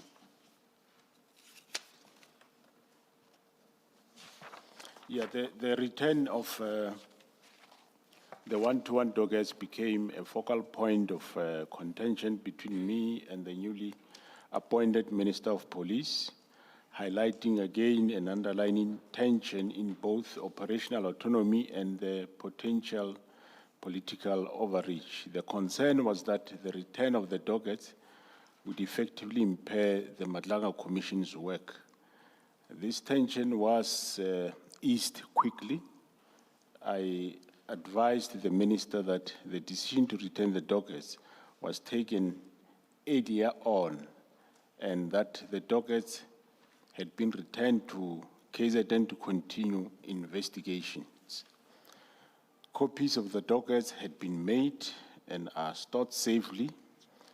At any stage, they will be made available to the Commission in whatever form it requires. And this resolved the impasse. So to just emphasize further there that it just so happened that during that time when I was asked the question whether what happened to the one-to-one dockers, and I said they've been returned, it was just after the postponement of the starting date of the commission. So I'm sure it was misinterpreted as if I'm returning the doggers because the commission has been postponed. But that was not the case. My processes started long before. It was just a coincidence. Yes, then please proceed, 151. It is worth noting that since the doggers were taken from the PKTT on General Swear's instruction, the doggers were not investigated. This heightened the need to get the doggers back to the team to progress those investigations. I'm advised that an audit was undertaken of the doggers comparing the state of the doggers when they arrived at head office and when they were handed back to the task team. The audit demonstrates that only inspections were done, but not investigations were conducted. Major General Mogale, who's the current acting divisional commissioner of detectives, was directed to oversee the return of the doggers, and if called by the commission, he will be able to explain the status of the doggers. And the essence of the point that you make there in those two paragraphs is that the dockets, when they were taken to head office in Pretoria, and upon that their return to KwaZulu-Natal, what has been determined is that no investigations took place in respect of those dockets. That is correct, Commissioners. General, sorry, Mr. Mdau, what is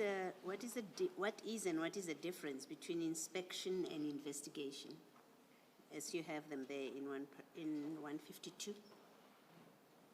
Yeah, investigation is when you go around taking statements of people that can support your commission of the offense, collecting evidence, obtaining statements, finding out where is the suspect, tracing the suspect, and first identifying the suspect and tracing the suspect.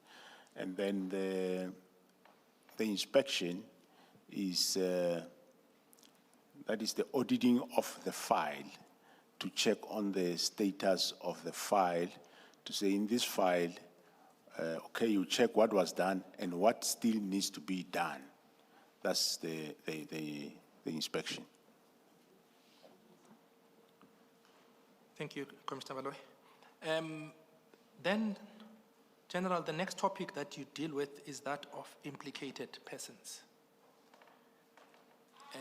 Commencing from paragraph 153, you mention Minister Mchunu. If I can ask you to deal with the briefings commencing from 154, because you see in 153 you say Minister Mchunu was appointed as a minister from 3 July 2024 until he was suspended on the 13th of July 2025. Then the next subtopic is briefings by National Commissioner to the Minister of Police. So if I can ask you to start at 154. Following the appointment of the new Minister of Police. Thinking again, Mr. Mtau, the transcription will now reflect suspended. Oh yes, who knows? Put on leave. Apologies, thank you. I can't blame the person who planted this language.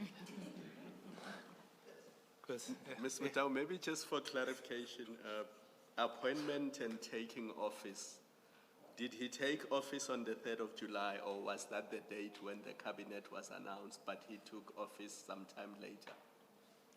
And if you don't have it now, we can clarify it later. Yes. But Thanks. It's important in terms of the sequence from July to December 2024. Thanks, Commissioner Kumal. I don't have it immediately at hand, but we will look into that. Thank you. Yes, paragraph 154. Yeah, following the appointment of the new Minister of Police, it is standard practice for the National Commissioner to arrange a series of comprehensive briefings. These sessions serve to familiarize the incoming minister with the current landscape of policing operations, key policy directives, and ongoing strategic initiatives. The Commissioner provides detailed reports on pressing matters such as major investigations, operational priorities, and any other sensitive matters requiring ministerial oversight. Additionally, the briefing covers the status of specialized units, recent restructuring efforts, and the implementation and progress of previously agreed upon policies. By facilitating these briefings, the National Commissioner ensures that the Minister is fully appraised of critical developments, challenges, and opportunities within the service. This process not only assists the Minister in exercising informed political control and accountability, but also support the seamless translation of directives into effective operational execution. Such initial briefings set the tone for ongoing collaboration, establishing a clear channel of communication and delineating responsibilities between political leadership and senior management. If, however, the Minister does not receive these briefings, several significant risks arise, and that could undermine both the effectiveness and the integrity of policing service. This is due to the fact that without timely access to current intelligence, the Minister may be unable to respond proactively to urgent operational challenges or emerging threats, resulting in delayed or misguided decision-making. Critical investigations and sensitive cases, such as those involving high-profile misconduct or complex unit disbandment, might proceed without appropriate oversight, raising the risk of political fallout or public controversy. Paragraph 158. Moreover, gaps in the communication that allow internal conflicts, insubordination, or misalignment with the national directives to fester, potentially leading to operational paralysis or the erosion of discipline within specialized units. The absence of comprehensive briefings might also hinder the Minister's ability to exercise meaningful accountability and open avenues for mismanagement and obscure early warning signs of systemic dysfunction. Ultimately, neglecting the briefings imperils the Minister's credibility, exposes him to personal and political liability, and compromise the safety and trust of communities the police are sworn to serve. Paragraph 159.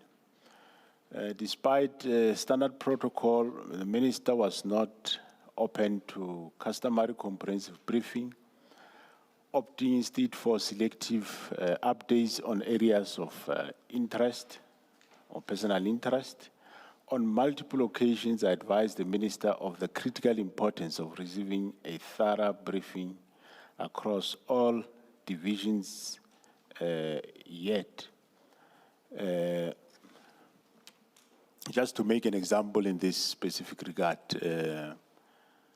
we gave the minister, for example, a briefing on division visible policing, but he was selective in what he wants. I think he wanted central firearm registry. Nothing wrong, of course, maybe he picked up some problems in that area and other areas. Then the rest of the division then was done later at some point.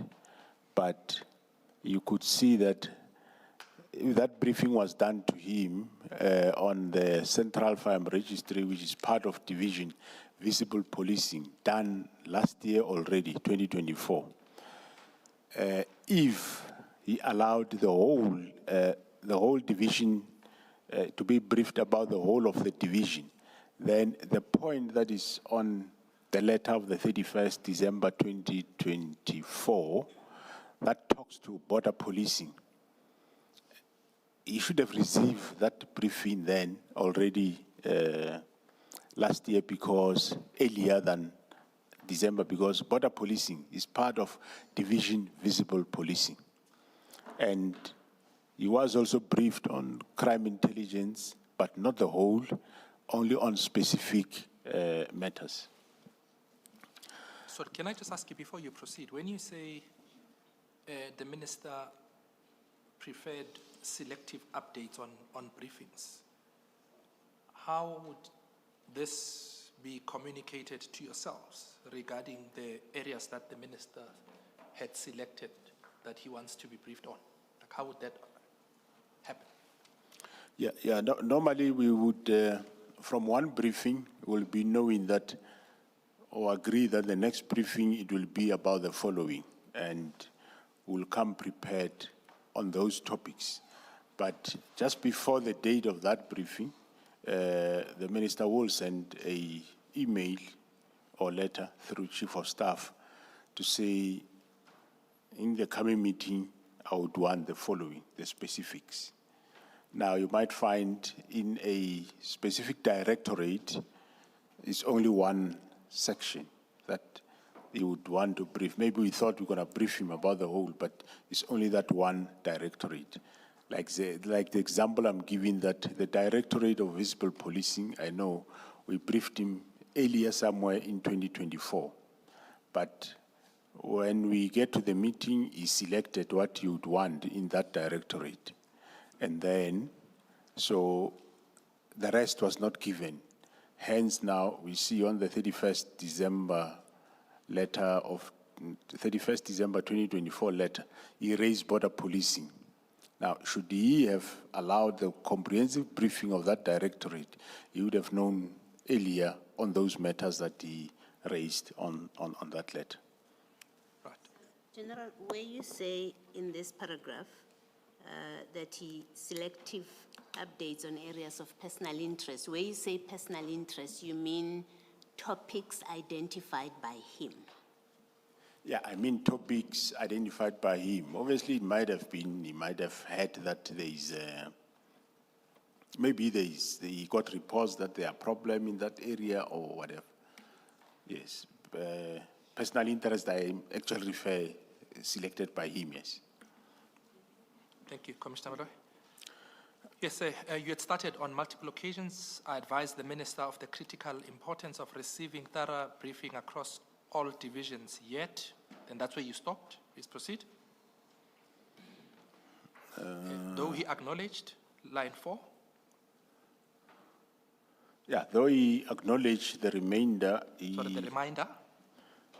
Though he acknowledged the reminder, he repeatedly did not allocate time for the complete sessions, notably up to the point when the decision to disband the task team, that is the PKTT, was made.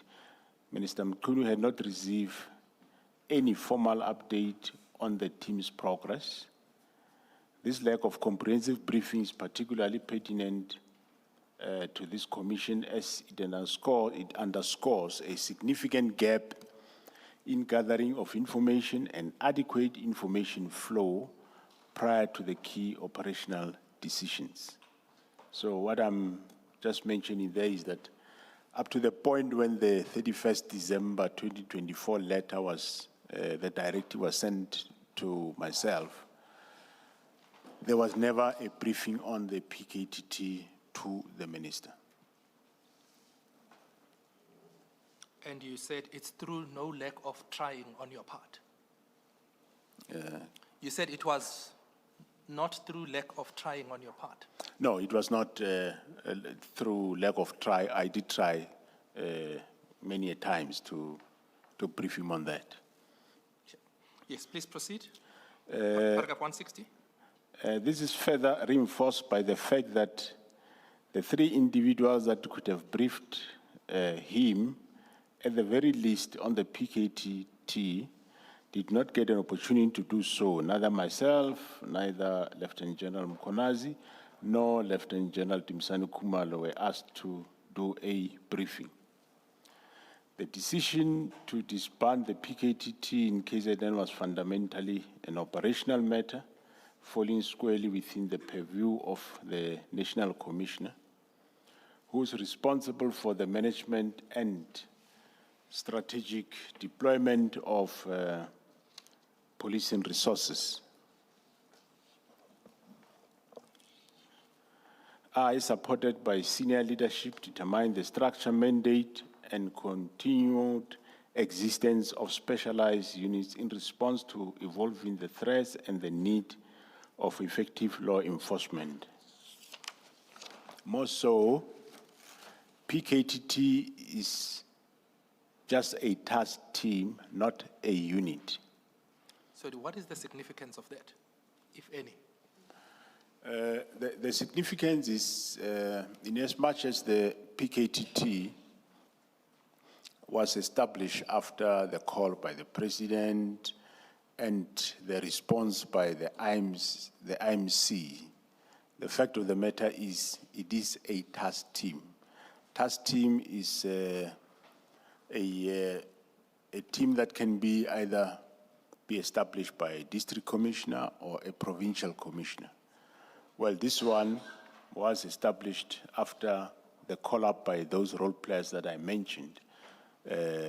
So this establishment can still be activated by the provincial commissioner after giving reasons why, or by myself. So it does not require the level of a minister to go down past national commissioner, past the DNCs, the provincial commissioners, and go and disband a task team. So the level of it did not really require that. If ever, we acknowledge, as I said, that it was established after the call by the higher authorities, but still, he should at least have said, this is what I think we should do. Then we would engage and find out the reasons why, if ever we do, and take it from there. But not without consultation, just disband a team that is at that level of the police. Please proceed. Next sentence, when the minister intervened? When the minister intervened and made determination about the PKTT without receiving comprehensive briefing or affording me and the relevant officers an opportunity to present their assessments, such actions constitute an overreach into areas reserved for my operational command. This encroachment blurred the vital distinction between policy direction and operational execution, potentially compromising the integrity of policing strategies and undermining the established process for internal accountability and decision-making. By bypassing my mandatory responsibilities, the minister's approach risked sowing confusion, eroding discipline, and jeopardizing the effectiveness of law enforcement efforts in sensitive investigations. So mandatory responsibilities, there is statutory responsibilities, right? Okay. Yeah. Okay, we can proceed. 162. Even if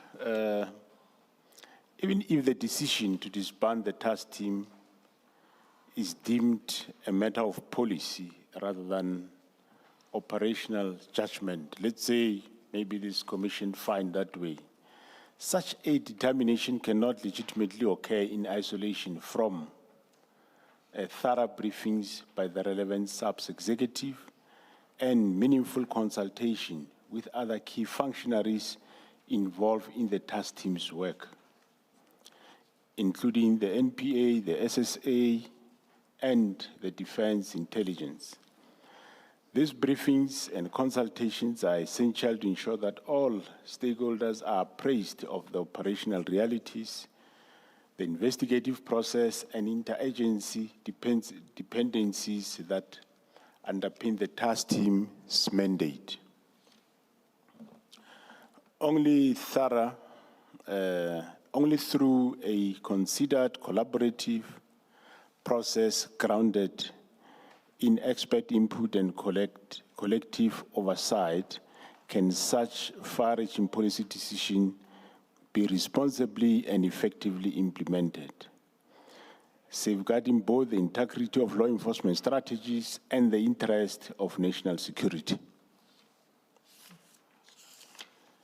The implementation of the disbandment, if it had to occur, was quintessentially operational in nature.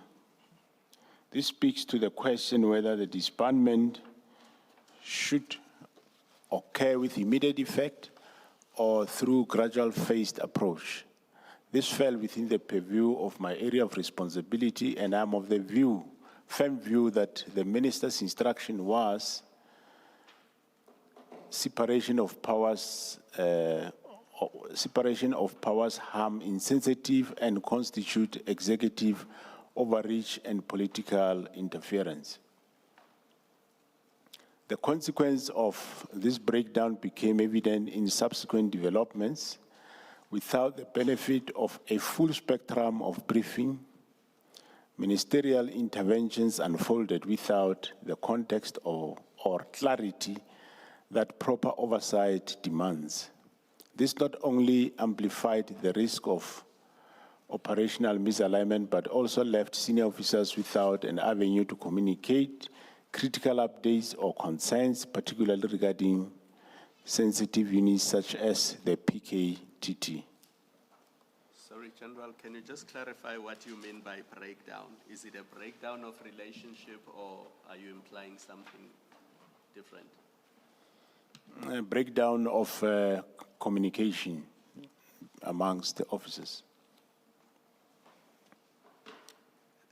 Perhaps you see there in the second sentence, you talk about without the benefit of a full spectrum briefing.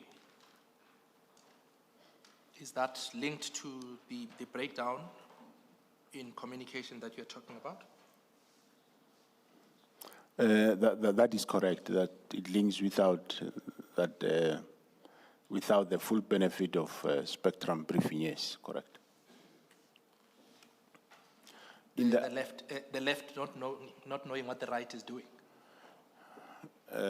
Correct, Commissioners. Please proceed. In the absence of structured information flow, decisions regarding the PKDT were made with limited insight into the intricate challenges facing the unit, including its investigative progress and the implication of any proposed restructuring. Key stakeholders include those with direct operational responsibility and interagency partners, were sidelined, further compounding confusion and eroding the trust. Such deficiencies in communication and consultation undermine accountability and effective decision-making at the highest level. This context is essential to fully understand subsequent actions and investigations, particularly those relating to General Sibiya. Even when one accepts that the authority to order disbandment of the task team ultimately resides with the minister, the responsibility for translating that policy determination into actionable steps, its operationalization remains vested in the office of the National Commissioner. Yes, sorry, if I can just stop you there. You see that there's a word that is missing in that sentence or that paragraph. It's even if one were to accept that the authority, because that's an assumption there that you make, to say, assuming it were to be found that correct. That authority resides with the minister, i.e. to take a decision of disbanding the task team, then you separate that process from the second aspect, which is actioning that decision. That is correct, Commissioners. Yes, then proceed. As the principal custodian. As the principal custodian of SAP's operations, I am in charge of implementing ministerial directives in a manner that aligns with established protocols, preserve the integrity of ongoing investigations, and effectively manages the redeployment or restructuring of specialized units. The division of roles is not merely procedural, it is foundational to ensuring that policy intent is realized through expert execution without blurring the boundaries between executive direction and command. Yes, and can I ask you, before you go to the next topic, which is the cancellation of Mr. Matlala's contract,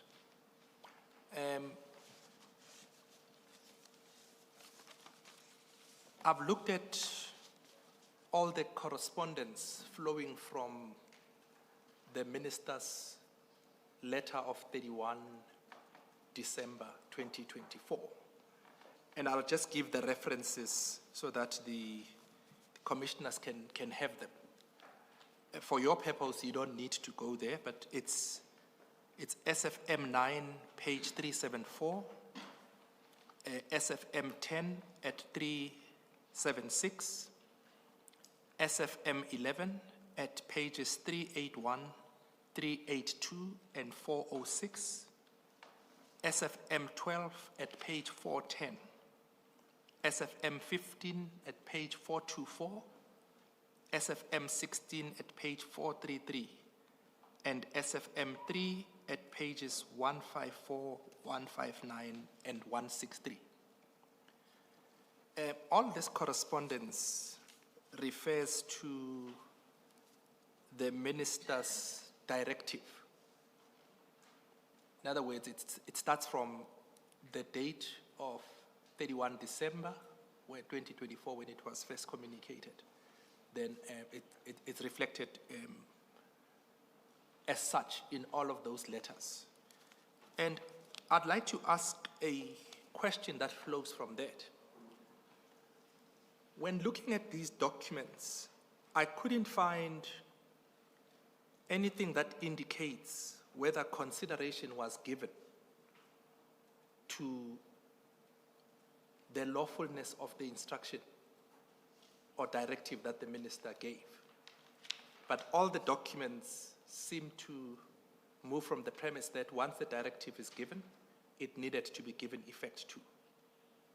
Now, can I ask, since this does not emanate from the documents, when the minister gave that or issued that directive on the 31st of December 2024, was consideration ever given to its lawfulness? In other words, did consideration be given to determine whether that directive had been lawfully issued or not? In other words, separating it from its implementation. Yeah, no, Commissioner, there was no consideration whether it is legal or not. It was not. I'm sure it will be this commission to determine that. So you looked into that issue when you were preparing for your appearance at the commission and in catering for the different scenarios to say first scenario, it is unlawful, but if it is found to be lawful, then you say there is still overreach and or interference in the terms that you've specified in your statement thus far. Yeah, that's correct, Commissioners. It was not considered whether it's lawful or not. So, as I said, I'm sure this commission will assist us in that regard. And if ever it's found to be lawful, then still, when it comes to the how part, I still maintain that that cannot be part of the direction. So, yeah. Does this mean? And in fact, thank you, Mr. Mutau. General, does this mean that what you say, for example, in paragraphs 161 and 188, maybe you do say it elsewhere as well, is a view that you have come to hold after the event, not that it's a view that you held at the time the minister issued the disbandment instruction or directive. In 161, for context, you say the decision to disband the PKTT in KZN was fundamentally an operational matter falling squarely within the purview of the National Commissioner. And then in 188, you say, in respect of the minister, knowing what I know now, what I considered in the past tense to be irrational and inexplicable encroachment into operational issues is now explained by his desire to hold investigations against criminal cartels by disbanding the PKTT. So does this mean this view is a view you hold now, but which you did not hold at the time the directive was issued? No, I did hold that view from the beginning when this directive was issued, Commissioner. But of course, that is General Masemula's view. I don't know what is the view of the others, of course, including the public and a lot of legal experts, those that are doing, giving opinions now. This document, for good or bad, it was leaked that time. Actually, I saw it on the media before I was aware that this document was directed to me. Please make me understand. Maybe I missed something. Okay. Please make me understand your response to the chief evidence leader's question then. I thought you meant this is not an issue you considered at the time. Hence the question I asked with reference to paragraphs 161 and 188 of your affidavit. Now, can you make me understand the response you gave to the chief evidence leader just now? I'm not sure if I follow the Commissioner. Please repeat your question, perhaps, Mr. Mutau. Yes, perhaps let me try, Chair. I gave you the different references, you remember, and I said, once the directive was issued, I couldn't find any document that indicates that the lawfulness of that direction, i.e. whether it fell within your operational issues or it was one that the minister could legally issue or lawfully issue, was considered. You remember I asked that question and I said, the documents seem to move from the premise that the lawfulness of the issuance of that instruction was not an issue, but the focus was on its implementation. Yeah, yes, correct. After it was issued, it was never interpreted whether legal or illegal, but it was a directive. But the implementation of it, or the how part of it, definitely was quite questionable right from the beginning. Yes. Then I proceeded. I said, then in preparation for the commission for appearing and giving evidence here, one of the issues that you looked into, which you had not looked at before, was whether it was or it wasn't lawful for the minister to issue the instruction in the first place. Recall I asked you that question? Yeah, we didn't look at that at the beginning. And I think what then the chair is asking you says, with reference to paragraph, for example, 161 of your statement. And 188. Thank you, Chair. Yes, and 188, where you talk about considering that instruction to be irrational and an inexplicable encroachment. And the chair is asking that, does that mean that, flowing from your evidence, that is a view that you hold after the fact? In other words, having only looked at it after and in preparation for the commission? Or is it a view that you've always held? That's the question that the chair is asking. Well, as I said, we didn't check the lawfulness of it, but I held that view, the reserved view, that this might be illegal. But after the facts that I know what I know now, then I concluded that no, I wasn't wrong with my view that this was fundamentally an illegal directive. So that view was a reserved one. Did you express it to the minister at the time? I think that's more the question that the chair is asking. Yeah, no, I didn't express it to him, but what I keep digging was, why are you doing this? On what basis are you disbanding this team? And or you didn't express it? Oh, yes, sorry. yes, and we never had a really explanation on why.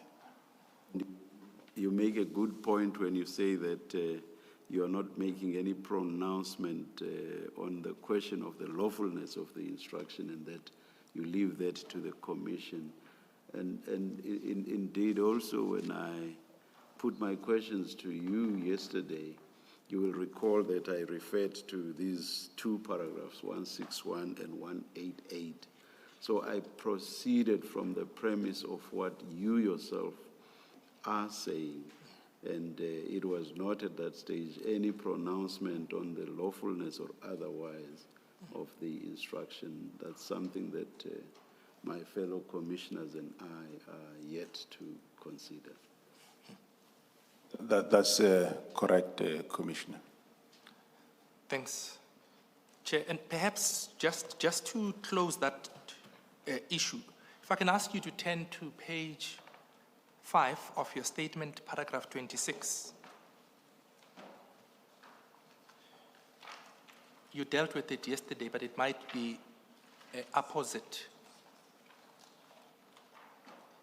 to refer back to it.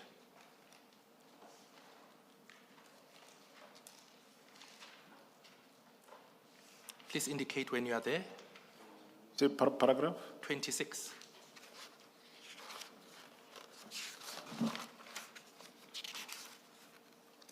Page 5.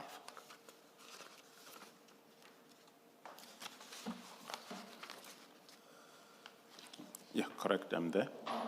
Yesterday, you told the commission, when you're testifying in relation to paragraph 26, that you view the benefits of participating in the commission as not only being to provide your account of the interactions with Minister Mchunu on the issues forming the subject matter of for determination in this commission, but you hope that the commission's findings and recommendations will lead to improved governance, public trust, and institutional effectiveness, which are not only critical for SAPS, but are foundational to the well-being and safety of the South African society as a whole. You remember when you're dealing with that? That's correct, Commissioner. And it brings into the question sharply the determination of that interpretation, which sits purely and squarely within the remit of the commission to make. Correct. In relation to, firstly, the lawfulness of that instruction being issued and the question of its implementation and where either of those two fall. That's correct, Commissioner. Right. Thank you. Then if I can ask you to go to the next topic that you deal with in your statement.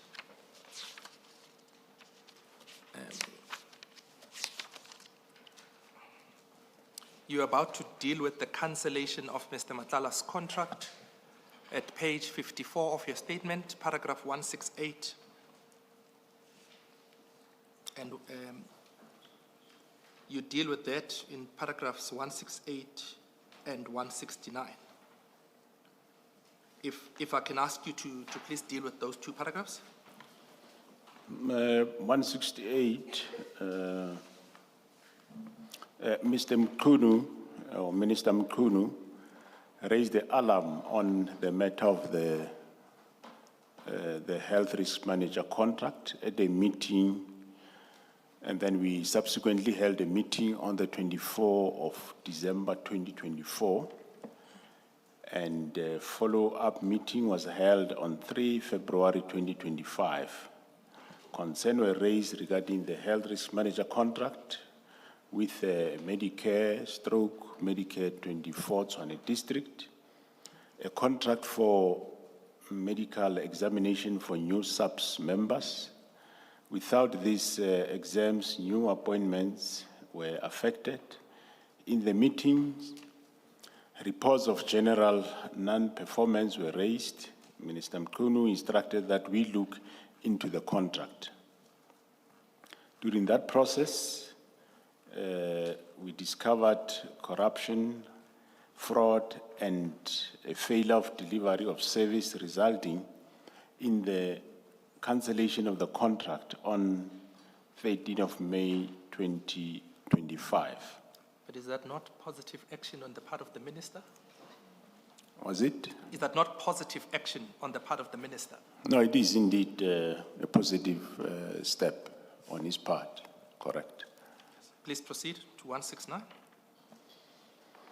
On a conspectus of the facts that have now been revealed, I wonder whether at the time of triggering this investigation, the minister was aware that Brown Mokhosi and Kate Matlala were associates, and that if he did, would he have triggered this alarm?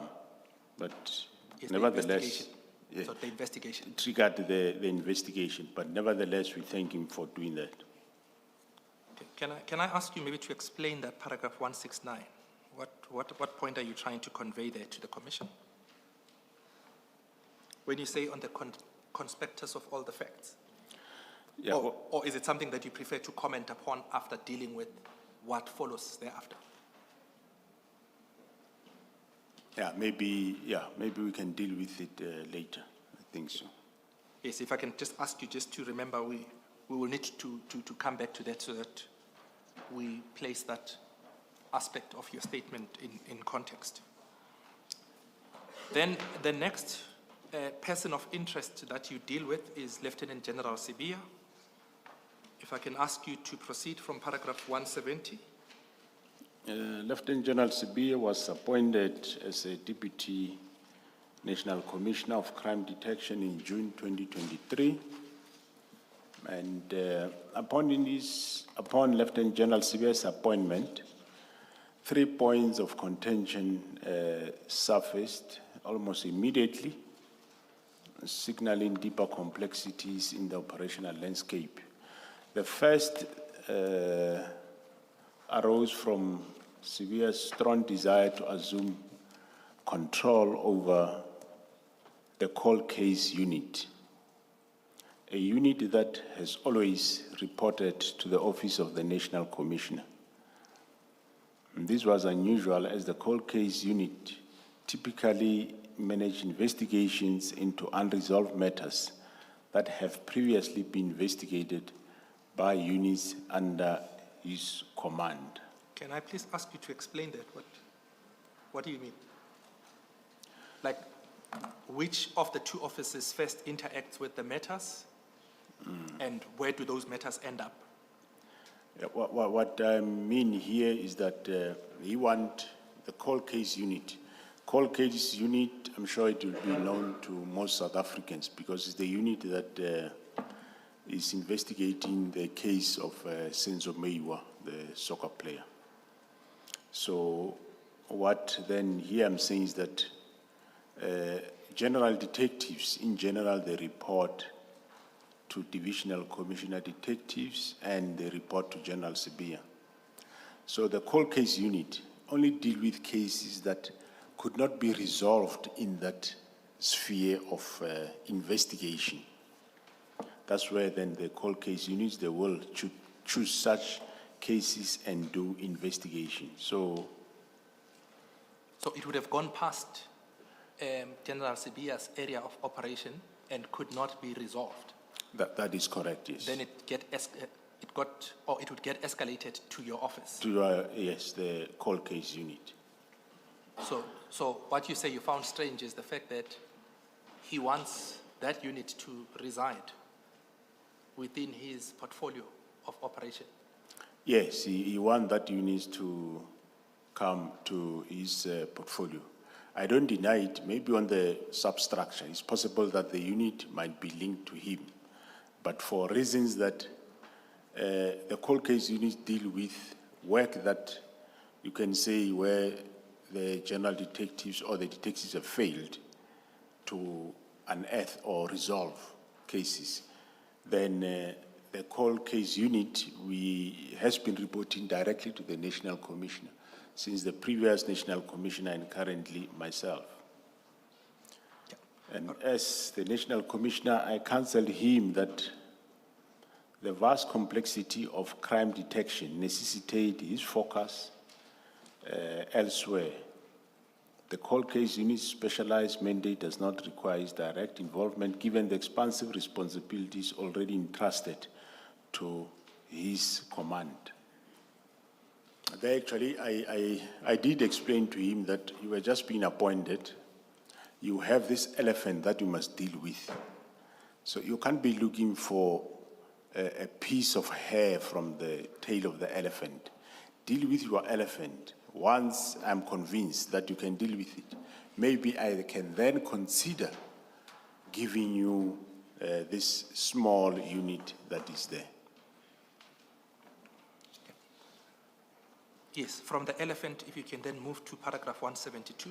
The second point of contention centered on General Sibia's insistence that Lieutenant General Tumisani Kumalo, as Divisional Commissioner for Crime Intelligence, should not retain dockets for investigation, specifically the counterintelligence investigations. Lieutenant General Sibia advocated for the sensitive docket to be removed from crime intelligence and reassigned to detectives. Again, I advise Lieutenant General Sibia that his attention should remain on the considerable and demanding portfolio for which he is now responsible, but rather than seeking to restructure units that serve critical, well-established functions within our operational architecture. All right, that is day 2 of the testimony of the National Commissioner of the Police there. That's Fani Masemola. And he has been talking about the disbandment of this political killings task team. And it's interesting that he says that the minister, Senzo Mchunu, took the decision to disband the task team without having received a briefing on it. He says that the minister had some matters that he wanted to, be briefed on, but not everything. Also at the same time saying that he understands that this decision was irrational, it was unlawful, and he also says that he understands that this decision, according to him, he says, was explained by the minister's desire to halt investigations against criminal cartels. And there's a lot happening now, and we'll take you back because they're about to break off for the lunch. Then afterwards, we'll take you back at 2 p.m. when they resume. This week on FC Meets, Disetso and Bandile chat to TS Galaxy's rising Bafana star Kumlani Ndamane. Find out how this defensive gem handles the pressure of being a starting 11 regular, national duty responsibilities, and overseas ambitions. Tune in to SABC Sport on DTT Channel 4 on Saturday, 27 September at 6 p.m. Also available on SABC+. FC Meets, football made for community by community. Rich and Jackie. Proudly brought to you by SABC Sport. For the love of the game.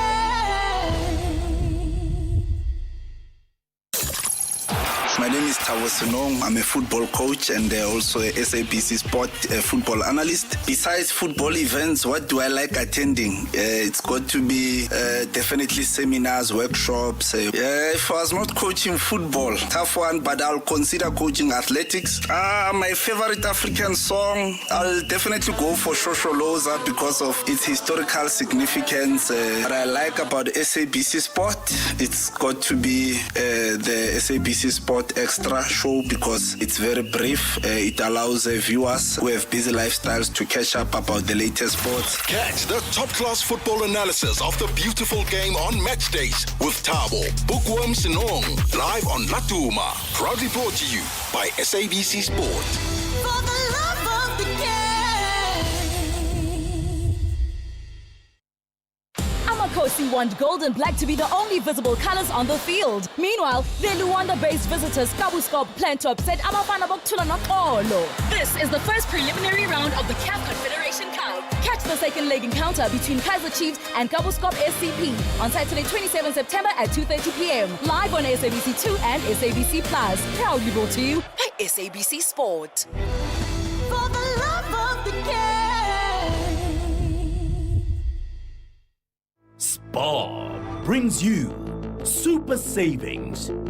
Like 500-gram Rama Original Brick for $26.99 and get 50 megs free data on Spar Mobile, or 2-liter Coca-Cola Original only. Buy 2 for 42 Rand and get 100 megs free data on Spar Mobile. Plus, you could win your share of 6 million Rand in instant cash. Competition ends 7 October. Prices valid 23 September to 7 October 2025. While stocks last. T's and C's apply. Hey, want to check your TV license balance conveniently? Look no further. Our SMS service allows you to do just that. By sending a message containing your ID or TV license number to 44210, you can quickly access your balance without needing multiple inquiries or waiting on hold. Plus, standard SMS rates apply. Take advantage of this efficient method to stay informed and streamline your payment process today. T's and C's apply. If you think you cannot afford a lawyer, think again. Clientele Legal has made professional legal services affordable for you. Whether it's a civil, criminal, or labor-related matter, we have a nationwide panel of attorneys standing by to assist you. SMS SAFM to 32195. That's SAFM to 32195 and we'll call you back. Clientele General is a licensed non-life insurer and an authorized FSP. Standard rates and terms and conditions apply. Good day, South Africa. Mark Haskins here, SABC Sport football analyst. My favorite meal between breakfast, lunch, and supper is probably breakfast, even though I'm very much a foodie, so I don't turn away food at any time of the day. I remember the guys used to sing Tula Mama, Mama, Mama. And then when we translated, it was like, really? You're telling your mom to be quiet? Is that really something you would do? What I love about South African football fans is really the passion. My favorite African dish, I would have to say, is mogodo. We call it pens and poikis because of my big calves. I've always been called potris. You know, just make sure you tune in, make sure you support the SABC. We will bring you the best local content and international content. Catch the exciting analysis of the beautiful game on match days with Mark Haskins, proudly brought to you by SABC Sport. For the love of the game.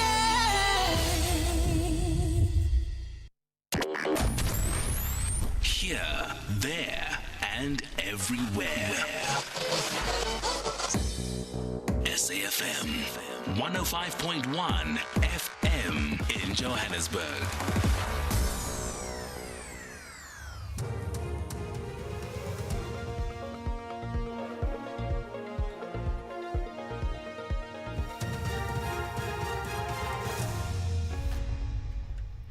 On the top stories, man sentenced to life imprisonment for the murder of a municipal manager, and Pakistan explosion kills over 20 people.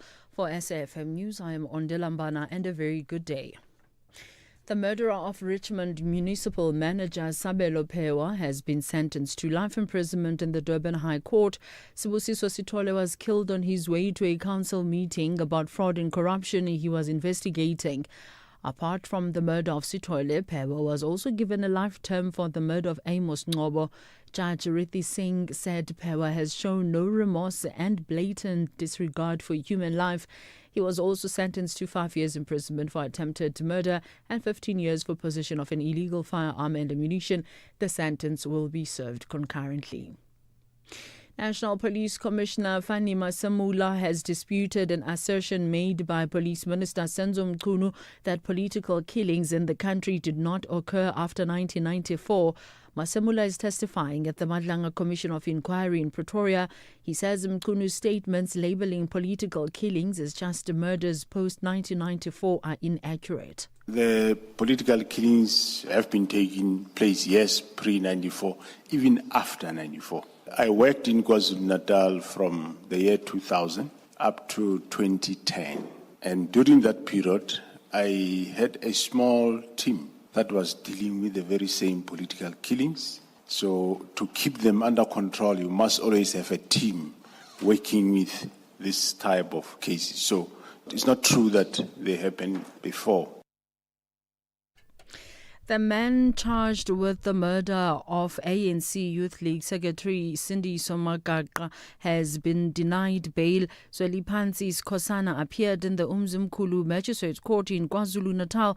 Skosana applied for bail after his re-arrest in July in connection with the murder of former ANC Youth League Secretary Cindy Somagaqa in 2017. Skosana is allegedly one of the masterminds behind the murder. The court ruled that Skosana failed to prove that it would be in the interest of justice to release him on bail. Workers at the Buffalo City Metro in the Eastern Cape have suspended their strike after a settlement was reached in the local labour forum. The workers were demanding the payment of historic COVID-19 risk allowances. They also wanted the Metro to do away with the alleged exploitation of EPWP workers, privatisation and outsourcing, among others.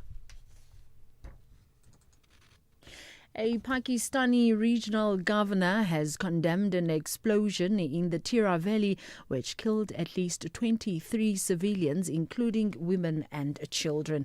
Recapping the top story, the murder of Richmond municipal manager Sabelo Pewa has been sentenced to life imprisonment in the Durban High Court.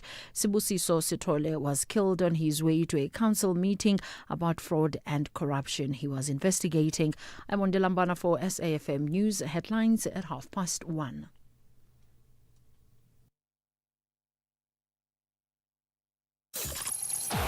I'm Andile Ncube umzilanga Tiqongo no George Ntomba eyazizala ke suka le emzimkhulu egugweni ila ke inkaba yasala khona. Your son got a star on his forehead, brightens your every mood when you get as old as I am. What do I like about Mzansi or love? You know, it's home. Beyond football, I enjoy cricket. You know, or Andile ngesixhosa go Ace Mabheka. You know, my favorite nickname of all time, like Captain Yama 2000. In everything we do, just like the African continent is the beginnings of life, right? Just like women are the beginnings of life. The SABC and SABC Sport is exactly that. Catch Andile, Captain Yama 2000 Ngube on match days, live on Latuma. Proudly brought to you by SABC Sport. For the love of the game. Embark on your journey to success with the Durban University of Technology. Applications for 2026 first-year students are now open across our 6 faculties. Closing dates vary, so don't wait. Check detailed entry requirements on dut.ac.za. Apply today through the Central Applications Office at cao.ac.za. DUT and Vision 2030, creative, distinctive, impactful. Let's rewind 6 years, when Twitter was still Twitter, not a letter of the alphabet. TikTok was simply the sound your clock made. And Zoom just meant enlarging a picture. So it makes you wonder, what will the next 6 years bring? Hino trucks now come standard with a 6-year drivetrain warranty, covering everything from pistons to gears. So although a lot can change in 6 years, our warranty promise won't. T's and C's apply. Hino, all the way. If you think you cannot afford a lawyer, think again. Clientele Legal has made professional legal services affordable for you. Whether it's a civil, criminal, or labor-related matter, we have a nationwide panel of attorneys standing by to assist you. SMS SAFM to 32195. That's SAFM to 32195 and we'll call you back. Clientele General is a licensed non-life insurer and an authorized FSP. Standard rates and terms and conditions apply. Lina Lakake Tlampokekana, I'm former Mamelodi Sundowns captain. I'm a sports analyst, Lago SABC Sport. When I'm home, I try by all means to practice cooking. My favorite home-cooked meal, I'll go for pap and masonja because I can prepare that with easy. What do I normally get up to when I get a moment to myself? I would easily, play my guitar. I try to practice a lot of Tracy Chapman. My favorite foreign language is French. Bonjour, comment ça va?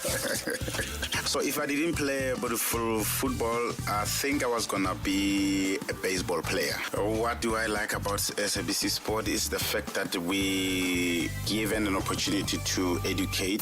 Catch the exciting Diski analysis by Sompo Long Range Kakana on match days, live on Latuma. Proudly brought to you by SABC Sport. For the love of the game.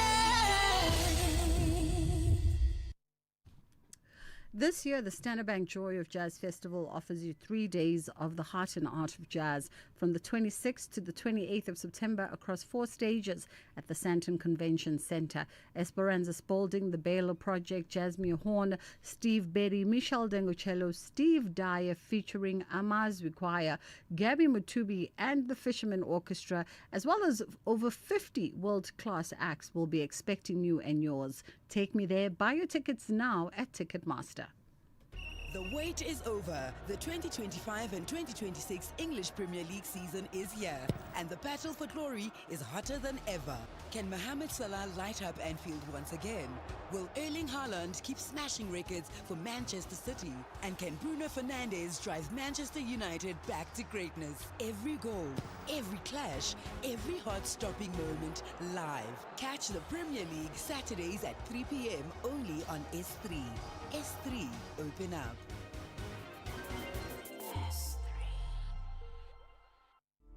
Embark on your journey to success with the Durban University of Technology. Applications for 2026 first-year students are now open across our 6 faculties. Closing dates will rise, so don't wait. Check detailed entry requirements on dut.ac.za. Apply today through the Central Applications Office at cao.ac.za. DUT and Vision 2030, creative, distinctive, impactful. Who's behind the mask? A singing pineapple? A disco dancing dokolosh? It can only mean one thing. It's the Masked Singer US Season 9, the only show where celebrities hide behind wild costumes and even wilder vocals. Is that Beyonce? No.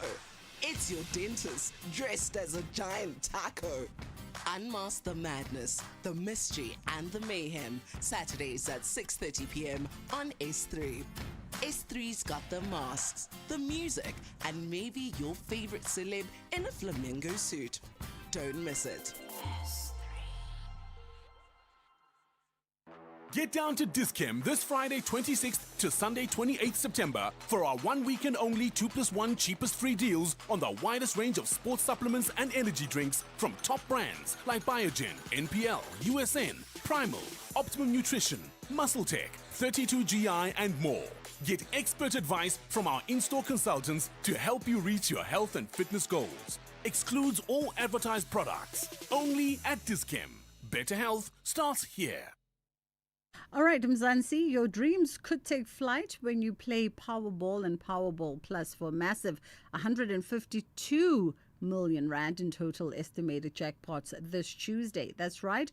Play Powerball for an estimated 83 million rand and Powerball Plus for an estimated 69 million rand today. You can buy your tickets now in store via the nationallottery.co.za, the mobile app, cell phone banking, or simply dial *120 *7529 hash for USSD.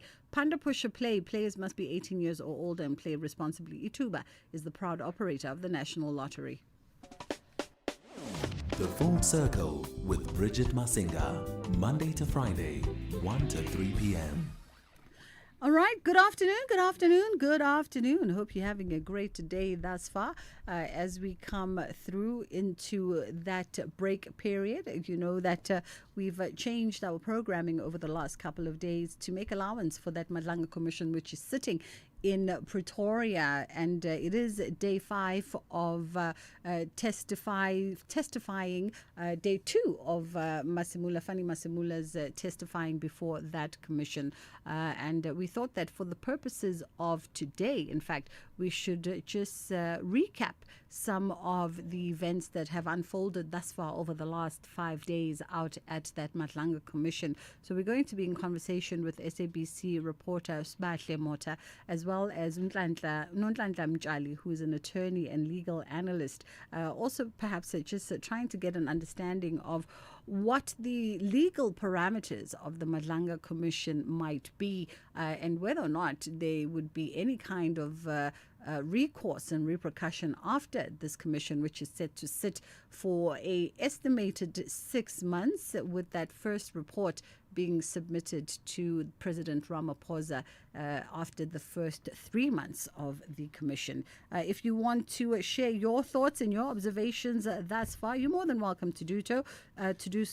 We have a limited time together, but our lines of communications are open, so you can send us a WhatsApp if you would like to do that on 061-410-4107, or you can give us a call on 086-000-2032. I mean, the whole country is pulsating and talking minute by minute, blow by blow, around everything that is being unpacked in Pretoria thus far. It's also interesting just to observe the chatter on social media and how people have drawn comparisons between the two gentlemen in their demeanor, in their delivery, in what is perceived to be perhaps their leadership characteristics. when we saw how General Mkhwanazi delivered his testimony and evidence last week, and then obviously his boss, Fani Masemula, who began yesterday's in day 2 of testifying. A lot of people drawing parallels, and I guess it can't be helped in a situation like this where you will draw comparisons between two folks. Is it fair? I don't know. Who am I to judge?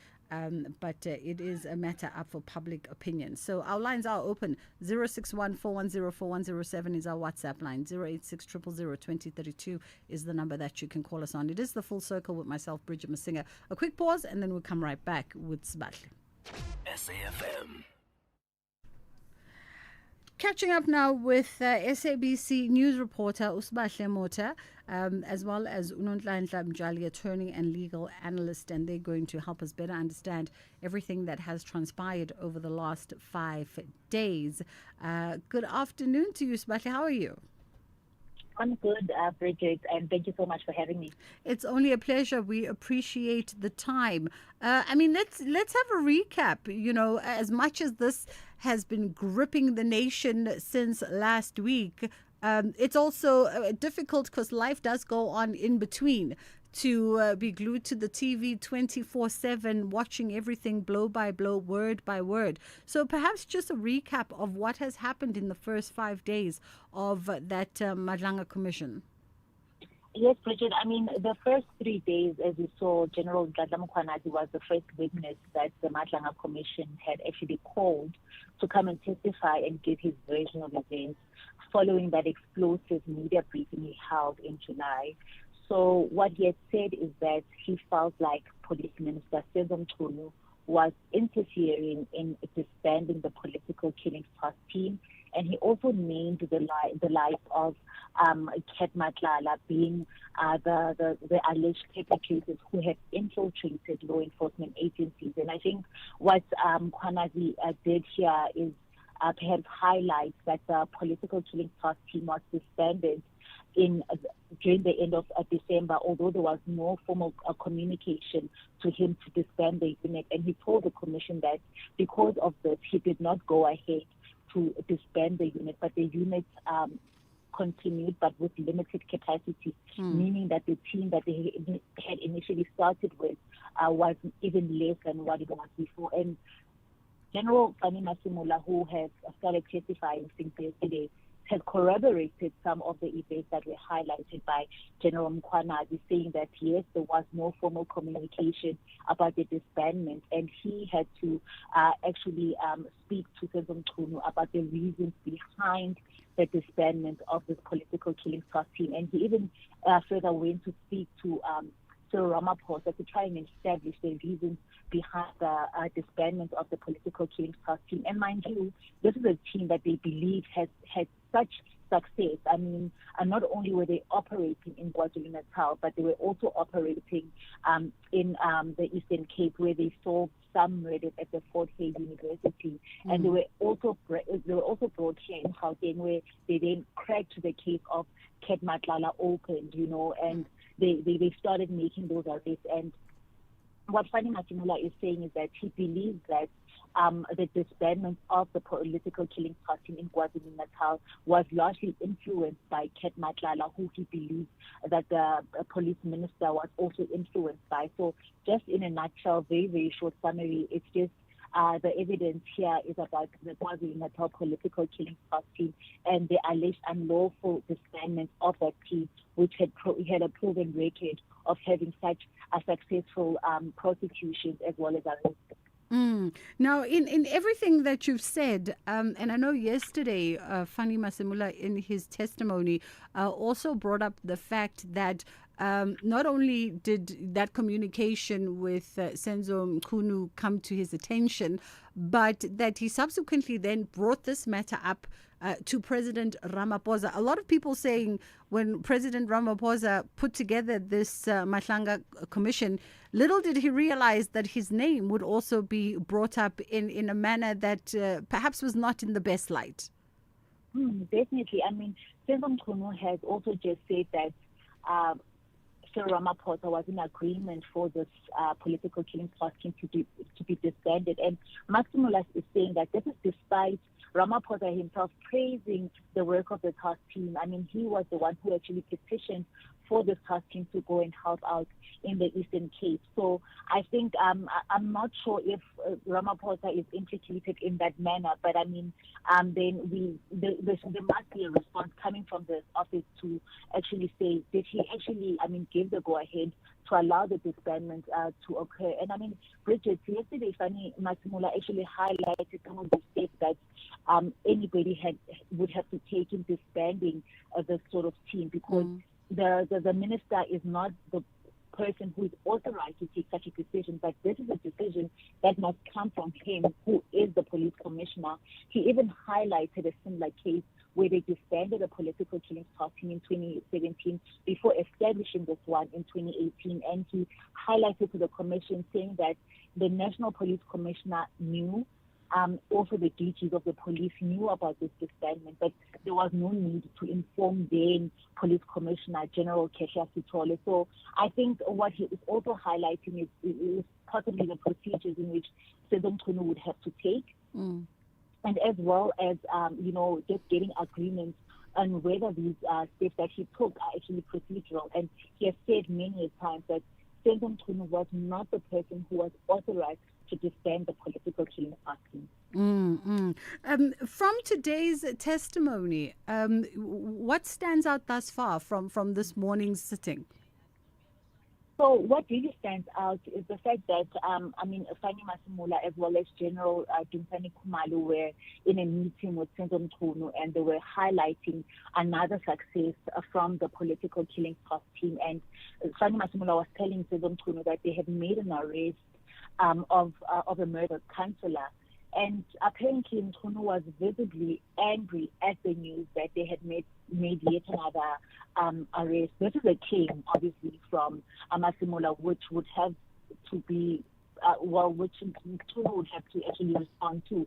But he was saying that he was so perplexed at the minister's response to say, why would he be so angry when they are arresting perpetrators behind political killings? And one commissioner even intervening and saying, don't you think that the minister was actually visibly angry because you guys are not disbanding this team that she had told you to disband as early as the end of December? So I think those are the things that have come out, and obviously Minister Senzon Tunu will have to present himself before the commission to defend himself and actually tell the commission why he was angry. If at all he was angry, maybe he was, maybe that's just who he is. But those are some of the things I think that have come to surprise a lot of us here at the commission. Yeah. From what's transpired thus far, Sebastian, what's been shared, do we see a possibility of the suspended police minister resuming his role after this? Because it almost seems, thus far the evidence presented, or what the allegations presented, seem to strongly suggest that there was override here. No, definitely. He has been implicated quite a lot, and I think that will be the prerogative of the president to do what he will with the recommendations as well as the findings from the commission. And I think we'll have to wait until then, when the commission has actually concluded its work at the end of the 6 months, to see what will actually happen to Police Minister Senzon Tunu. I want to also just get the views of some of our listeners on WhatsApp. Just in case there's also something for you to weigh in there. 061-410-4107 is our WhatsApp line. If you'd like to share your perspective of what's transpired thus far at the Madlanga Commission, you're more than welcome to send us a WhatsApp voice note. And of course, a lot of the conversation around for the first 5 days has been focused on that disbandment of the political killing task team, otherwise as known as the PKTT. Let's go to WhatsApp. Good day, Bridge, hearers of the station. You see, the thing that is interesting in this Madlanga Commission of Inquiry, you see our generals are giving the synoptic evidence. They might be different somewhere, somehow, in a small differences. We are waiting for that because it's coming from the different people. It's not a copy. Different people must come with different things, but it's interesting that it's a synoptic evidence. Tosi from Inanda, bye. Good afternoon, Bridget and the listeners of the show. Bridget, what I can learn about the Madlanga Commission is that politicians are just above the law themselves. We can have different commission from the Tuli Madonsela Busiswe Mukwabani to the recently one of Nhlanhla Mukhwanazi involving the police. It shows you that there's a lot to be done when it comes to the police. We can check from the whistleblowers who died, from the cases of JPC Legi of this world, Glenn Aklikioti, Jacob Zuma, and Shabiri Sheikh. There's more that needs to be done that involves police, business people, and politicians themselves. Brian Mabai, Proteagland. Thanks for the great show. Brian bringing up something there, Sbahle, that a lot of the conversation, the social conversation at the beginning of this, after that first press briefing by General Mkhwanazi, a lot of folks were saying, well, are we finding ourselves in yet another Jackie Silibe situation? Definitely, and Bridget, this is something also that was raised by Mkhwanazi, who spoke quite robustly, saying that, when he was the deputy police commissioner, there was quite a lot of interference and shielding of certain perpetrators by politicians. He even made mention to Natin Tetwa, who was still police minister back then, saying that he was interfering with this Richard Mzuli case. And he did say that, he was deputy police commissioner back then, and he's now provincial commissioner, and he's still running into the same problems where you are finding that a lot of politicians are interfering with the work of the police services. And he said this press briefing that he held in July was largely motivated by the fact that history was repeating itself, and he had lived through that history, and he wants to put a stop to it, and saying that he wants South Africans to feel safe and not these criminal syndicates infiltrating and controlling South Africa through the back door and not through the ballot. So I think it is history repeating itself, but what the recommendations and findings of the commission get up to, I think they do have an opportunity to change this narrative and to put the lives and the safety of all South Africans at the forefront. So I'm hoping, I'm a journalist, but I am hoping that the findings that will be made by the Commission of Inquiry, it's something that government as well as law enforcement agencies will take seriously in protecting the safety and, again, earning the trust of South Africans. Yeah. And I know I have to let you go, Sbahle, but before I let you go, just one last question. As you say that, make mention to your profession. Here's the trick question for you. A lot of South Africans going, especially after Friday's testimony, right, from Nhlanhla Mkhwanazi, a lot of South Africans going, we were waiting for the spider web thingy, the thing that connects the dots. And then a lot of South Africans then throwing that baton to the investigative journalistic players and saying, well, now it's your turn to go and dig some more, because some of these things have been highlighted. Now go do what you do and dig some more. Is there room here also for journalism to rise to the party and follow the crumbs and follow the leads and maybe even, in its own right, uncover more than what the generals have presented to us? Definitely.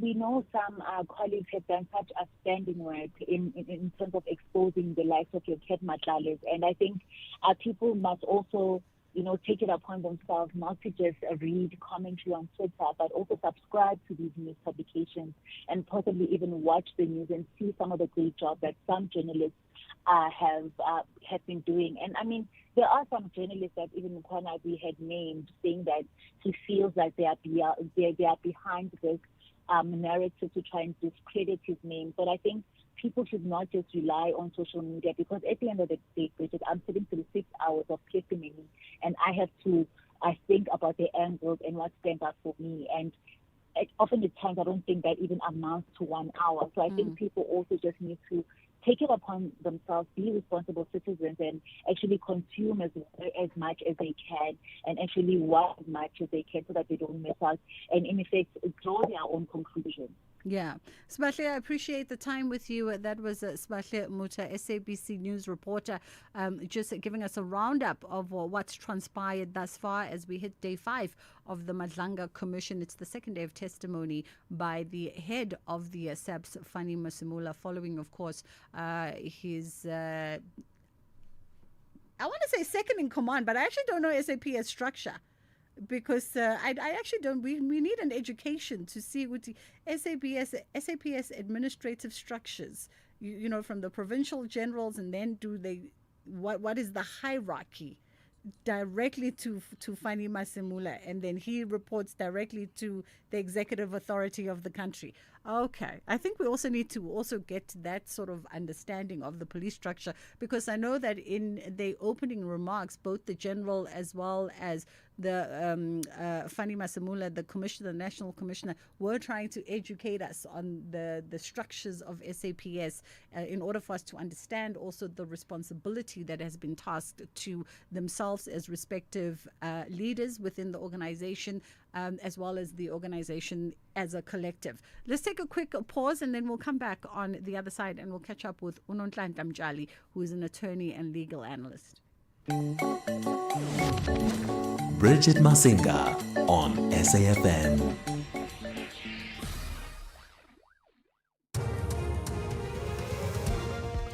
Thank you, Bridget. On the news headlines, National Police Commissioner Fani Masimula says he was taken aback when Police Minister Senzo Mchunu claimed that President Cyril Ramaphosa supported the decision to disband the political killings task team.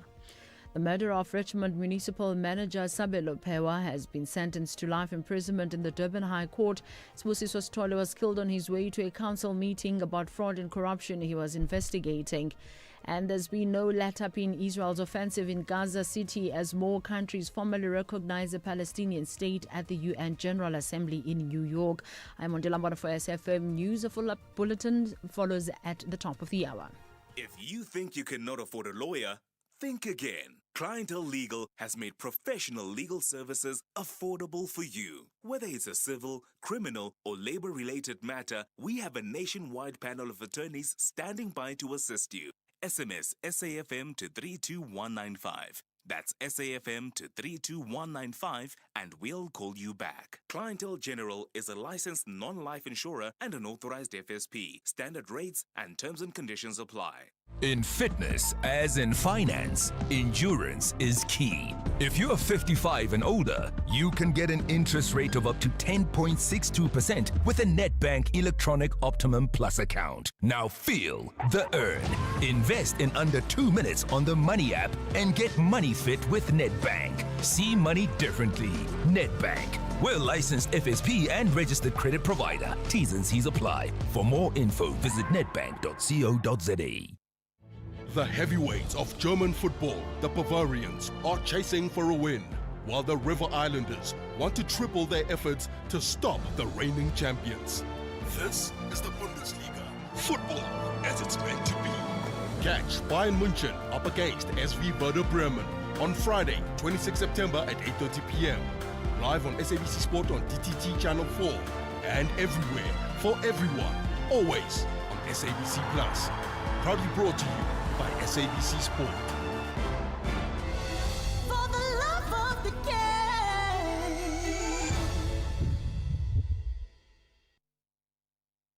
If you think you cannot afford a lawyer, think again. Clientele Legal has made professional legal services affordable for you. Whether it's a civil, criminal, or labor-related matter, we have a nationwide panel of attorneys standing by to assist you.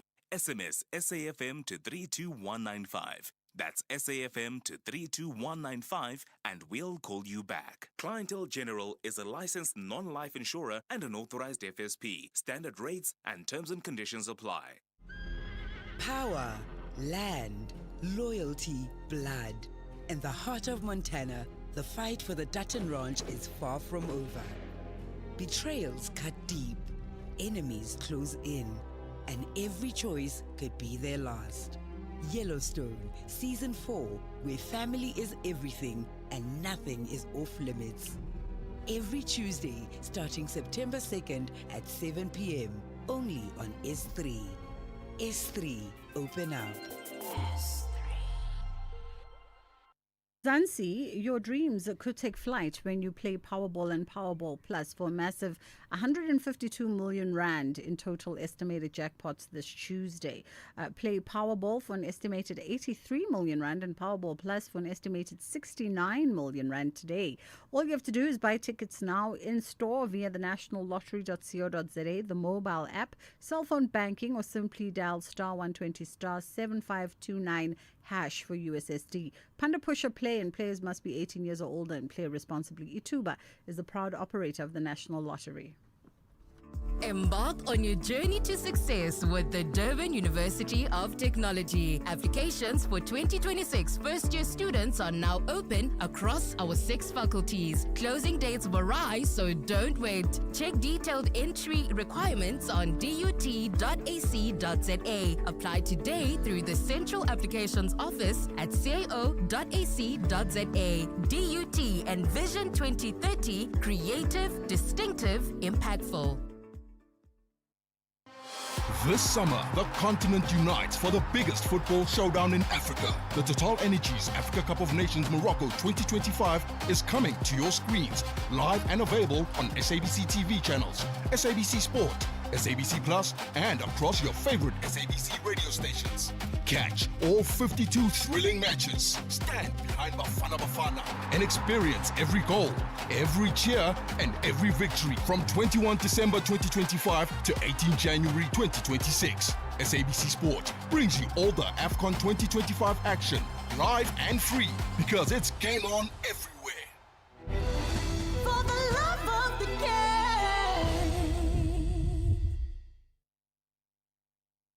The Buccaneers are chasing for nothing but victory as Godini. But Southern African neighbors, the Stars, believe they will shine away from home. This is the first preliminary round of the CAF Champions League. Catch the second leg match between Orlando Pirates and Diodi FC on Saturday 27 September at 2:30 p.m. Live on SABC 1 and SABC Plus. Proudly brought to you by SABC Sport. For the love of the game. Approaches will take part in the Netball World Youth Cup 2025 in Gibraltar from the 19th until the 28th of September 2025. These are our rising stars. Hashtag Together We Rise. Brought to you by the Department of Sport, Arts and Culture. You are listening to The Full Circle. All right, we're trying to squeeze in as much as we can possibly squeeze in this hour's interval whilst that Madlanga Commission is on a break. You've noticed by now that obviously we're taking the commission live on the station from when it commences at 9:30 in the morning until it wraps up in the afternoon. And so it's interfering with regular programming as we have to be fluid and we dip in and out in between the tea breaks and the lunch breaks just to ease you into a different state of mind. But today we thought we'd just reflect a little bit and get a nice understanding thus far of the last 5 days, what they mean, the implications, what have come out of it. And we thought we'd also catch up with Unonhlanhla Mjali, who's an attorney and legal analyst, just to understand the legalities perspective of the commission. How are you doing, Unonhlanhla? I'm all right, Bridget. How are you? I'm good, thank you. So from a legal perspective, this phase of the commission, this early phase of the commission, and I think at the beginning, one of the commissioners outlined the various stages of the commission and how it will unfold. What is phase 1 meant to achieve?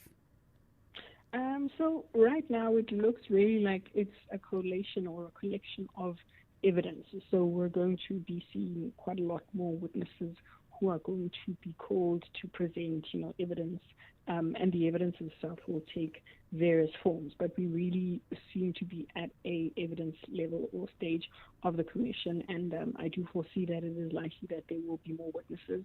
It does also seem like they're starting off with what I would classify or regard as the critical persons to bring in for the purposes of the commission and its structure, keeping in mind what the commission is intended to do. All right. And as far as the commissioners are concerned, what are they looking or hoping to find? Are there critical elements and dots that need to be connected here? Because the commissioner said that they're starting from the premise of really a clean slate, not presuming innocence and not presuming guilt. Yeah, so in the ordinary sense, when we're talking about the law, you don't want to start a commission or court proceeding, but I'll stick to a commission on the basis of what can be classified as an allegation. You have the intention to bring witnesses, and those witnesses are then called on to produce evidence. So this commission has obviously drawn a lot of media attention, and specifically because it's got a lot of prominent politicians that are also involved. You don't want to make any formal assumptions when it comes to whether or not there is any truth to the purpose of what the commission intends to establish. So I certainly do agree that the commission is required to start on a clean slate and not to speculate on any information, be it that it's, and various media platforms, and we've seen, because it involves a lot of prominent politicians. There's a lot of digital media that's there. There's WhatsApp recordings, there's a lot of pictures, there's a lot of evidence, and the other obvious thing is that some people may be implicated in other running criminal proceedings or possible criminal proceedings. So the importance of the integrity of the commission is critical, but also working on a clean slate where you're not working on any assumptions, but you come to a conclusion or you draw an inference solely based on the evidence that was presented at the commission. Speaking of that evidence, so what becomes satisfactory evidence to be presented at a commission like this, right? Because also I'm just thinking as a layman, one would not want a situation where it's a he said, she said. Yeah, so in the ordinary sense, when we talk about law and the laws regulating evidence in South Africa, it's quite extensive, but ideally you wouldn't want hearsay evidence, I think. And hearsay is just evidence where one person presents, but they heard it from another person. It's not evidence that they know directly themselves is true and accurate. So you would want things like documentary evidence where you've got emails or you've got WhatsApp conversations, you've got correspondence, you've got written documentation, you've got policies, or you've got physical evidence where there's evidence that is physically produced and presented, to the commission. So I think, from my perspective, I certainly wouldn't want hearsay evidence, although it is credible and can be classified as reliable within the court. But you would want something more concrete, so that whatever finding or ruling or conclusion that is drawn from this commission, there isn't any holes that are poked on its credibility or reliability, because then that makes it futile altogether. If you can't say conclusively, you can conclude, just as an example, that person A did indeed commit this sort of crime or was likely linked to this sort of offense, then it becomes crystal clear. So I think from an evidence perspective, you certainly want something that can be substantiated, justified, and it can either be in the form of a document. The document proves the existence of the evidence. It can be physical evidence as well. And just keeping in mind that various evidence does come in various forms. Here's the other thing, Nonhlanhla, that perhaps we need to understand. There's also obviously a lot of sensitive matters that are being handled in this commission. There's a lot of open cases and matters before SAPS that are being presented as part of everything that's being unpacked. And we keep hearing the terminology of later on, so-and-so Smangmang might present on camera testimony. Walk us through how that might be, because that would be the off-camera, off-TV that we see, right? And it would not be conversation that we are privy to as South Africans because of the sensitivity. That's correct. So just to give clarity, the in-camera proceedings are proceedings that are classified or regarded as in private, or I would say loosely behind closed doors. And usually the intention is to protect the person who is giving the evidence, because the obvious thing is that you may be physically harmed if you are on camera. We are obviously also cognizant that the proceedings are being recorded and it's a matter of public interest, and the public is also currently aware of who's giving evidence. So the in-camera has the intention, really, in a nutshell, very simplified, to protect the person giving evidence, and purely because post them giving the evidence they may be harmed, or even during the process. So there has to be that underlying awareness to say, whilst you may give credible and reliable evidence during the proceedings, you may also be harmed afterwards or in between. And then would the in-camera sessions also, by way of, would there be closed sessions in the sense that, we wouldn't be privy even to the audio? It would be a very select few, the commissioners and maybe whoever else, legal representation, select few people in those closed sittings. Yeah, it's likely to be so, because you also have to be cognizant that at times you can recognize a person purely from their voice. So you don't want partial protection, you want holistic protection for the person who's giving the evidence. And obviously it would have to be justified, or there would have to be merit as to why the proceedings must be in camera. If either witnesses are, they're televised, it's on a public platform, everyone can see, the obvious question is why specifically? So there has to be some sense of rational justification, and an obvious answer is, there's a possibility that this person may be harmed, so you would want to, or prefer, or it's in the best interest of this individual giving evidence, to have the evidence in camera. The other element, of course, is the concern from anyone who may be called as a witness, is the implications for their own career and their own personal life. So there's a few, considerations you'd have to juggle before you come to a conclusion on whether it's best to be in camera or not. Got you. I want us to dip into WhatsApp for a moment and just hear from our listeners, and then we'll come back on the other side. 0614104107. Good day, Bridget. I am very, very scared. I can tell you now that our president knew everything about this whole thing. He's going to be implicated, because General Masemula said he went to the president and told him about the disbanding, and the president said, I'll talk to the minister. And he never gave him a response. He just said, I talked to the minister. So he knew. And then I'm telling you, the minister is going to implicate the president. Watch the space. Afternoon, Bridget. Just out of curiosity, now that the president's name has come up like 2 times, is he still the same president that has to take a decision on the report after the commission is done? I mean, doesn't it automatically implicate him as well? Why should he be the one to oversee the report afterwards? Thank you. That's symphonic. All right. Euphonic, not the DJ. And that's an interesting question there, right, Nonhlanhla? What happens now that the president's name has been mentioned, and there seems to be this sharing that he knew about the intentions of the minister regarding this PKTT? And the question is, well, will he still be the person tasked then to make a decision about what happens with the commission and its recommendations? So for one, we know the structure and existence of the commission.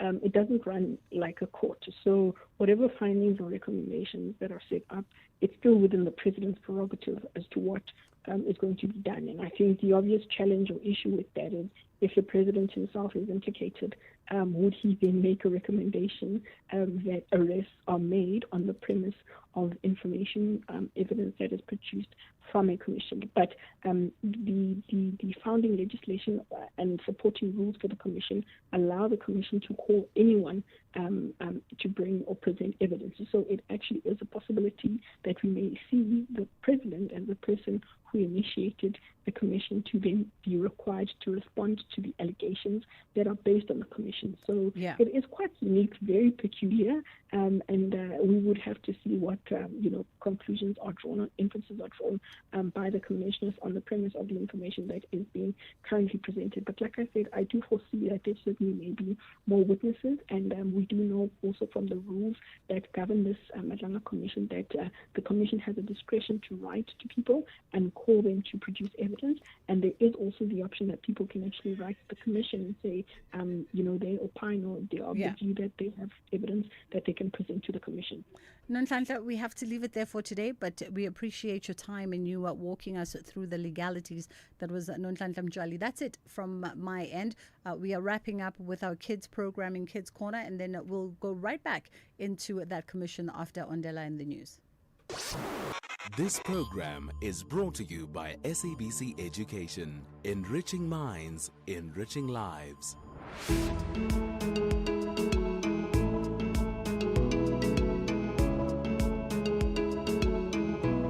Side by Side. Good afternoon and welcome to our special side-by-side episode. I hope you're having a great Tuesday afternoon. In earlier episodes, we spoke about the importance of choosing the right ECD center for your child.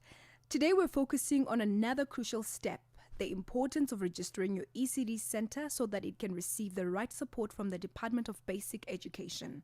This special show on ECD center registration is proudly brought to you by the National Department of Health, Ilifa Labantwana, and the SABC Education. Joining us today to talk about Banapili Drive and how it supports the registration of ECD centers is Yuvania Naidu, a Strategic Communications Lead, ECD Directorate from the Department of Basic Education. Ms. Naidu, thank you so much for joining us today.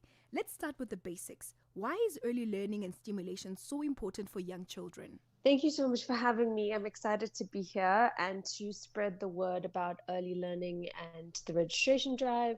So it is important for young children. The early years from 0 to 4 are critical for a child's cognitive and physical development.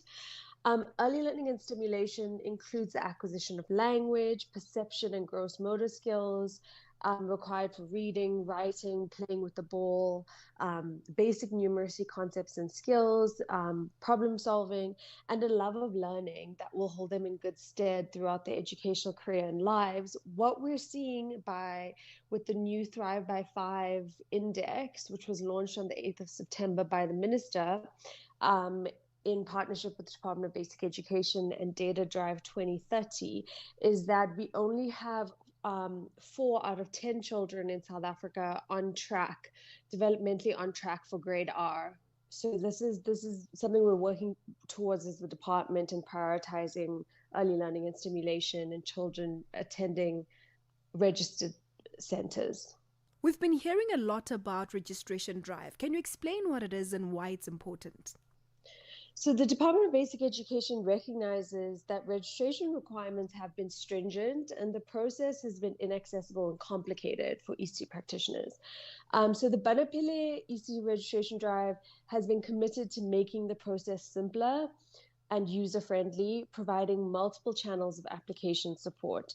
This means that the threshold for system entry is now more realistic and attainable, reflecting and accommodating the complex, varying, and very real life context we see where ECDs operate in South Africa.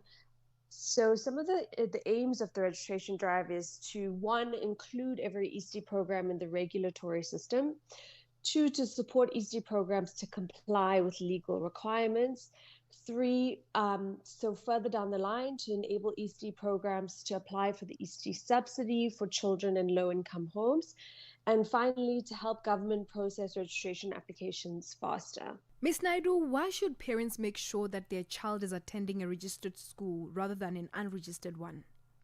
So registered ECDs are compliant with the government's regulations and laws. This means that you can be sure that your child is in a safe, nurturing environment with quality early learning, a good program and curriculum. They're in a school that is in a safe structure, and there's government oversight. So you know that we're going into these schools, we have line of sight of them, and we can ensure that your children are safe. We've also heard about the registration categories. Can you explain the new process that moves from bronze to gold? So it comprises of 3 stages. So actually so the apply stage, which is the ECD program, submits an application through our new eCare system. So previously the application process was manual. Now we've developed eCares, which is an online system that's fully digital. So your entire application is submitted online with all your documentation so that we can better track and monitor the outcome of your applications, to collate and consolidate all your documentation. And that you can also use our WhatsApp bot or our free USSD number to go through the application process, and then you'll receive a bronze certificate. Thereafter, we move to the comply stage, and this is more silver. The silver stage. So the EC program will then, once they're bronze registered, submit the remaining documentation for silver, and then they receive site visits from a social worker and an EHP, which is an environmental health practitioner. They get assessed for whether they need health and safety support or infrastructure support. Finally, the complete stage is when they receive the silver or gold certificates. So there's also something called bronze registration. What exactly is it, and what does it mean for schools or for early learning centers? So as I mentioned, bronze is the apply stage, but just to flesh it out a bit more, as I mentioned, it's completely digital. It's a much simpler application process. They have to submit fewer documents. It's just ID copies, and they have to fill in Form 30, which is the National Child Protection Register, for themselves and their whole staff, so that we have official documentation of identification, and we can check against the National Child Protection Register that everybody on site working with children are permitted to be around children, so our children are safe. And the other thing they complete with bronze is a health and safety assessment. That's a completely simplified process than it was before, and we've reduced the amount of documentation by about 60 to 70%, comparable to our manual process. They can also apply. They can self-service and go onto eCares and apply themselves and submit, or we know that a lot of practitioners don't necessarily have access to the internet, data, smartphones, etc. So we are providing support through NGO partners, ECD NGO partners, as well as through a contact center and through the USSD line, so that you can be your handheld, taking you through each step. And on our side, we do the upload of the documents, etc., so that you don't have to practitioners don't have to feel like the burden is on them, specifically if they have access issues. So yeah, that's essentially what bronze looks like, and then the application is submitted once the health and safety assessment and ID copies and Form 30s are submitted, and then that will go into a review process by our officials.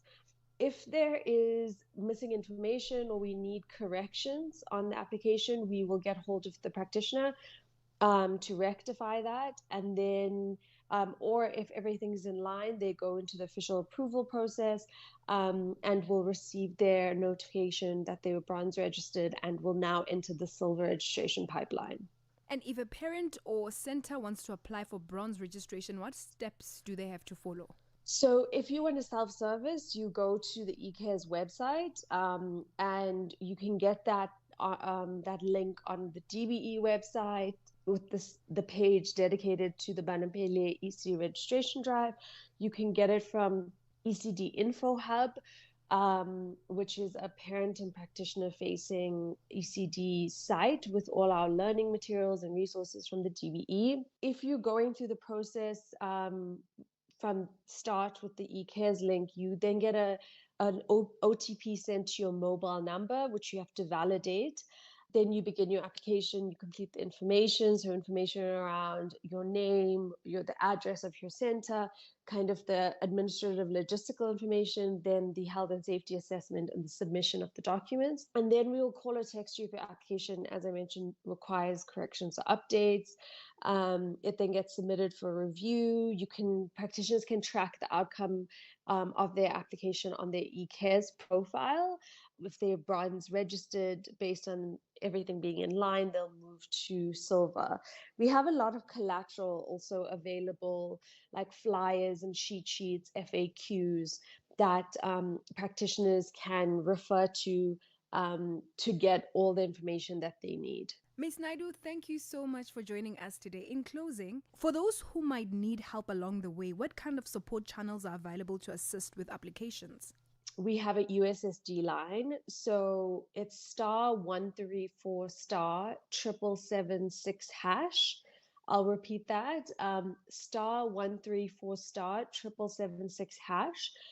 Practitioners can dial that in their phone, and it will take them to a window where we ask them for their name and surname, their ID or foreign passport number, and their province, and then that their information gets pushed into our call center dialer, and we will put them into a call campaign where our call center will call them back to complete the rest of the application. Alternatively, they can WhatsApp us on 087 725 2059, and we can take you through the application process via WhatsApp. Again, a contact center agent will call you back to help you with your application. Please note that practitioners only have to dial the USSD line once, and we will call you within 5 to 7 days. It's not necessary to dial more than once. If anybody needs access to Form 30, that is available through WhatsApp, or it can be downloaded from the DBE website or ECD Info Hub. So just to reiterate, ECD Info Hub is a site owned by the DBE, and it's got all practitioner and parent-facing content. So all information about the registration drive, bronze and silver, is available on the site. And if you need general information, you can go to the DBE website, ECD Info Hub, or you can email us directly at banapile@dbe.gov.za. Some additional important messages we'd like to convey as part of the registration drive is that registration is completely free.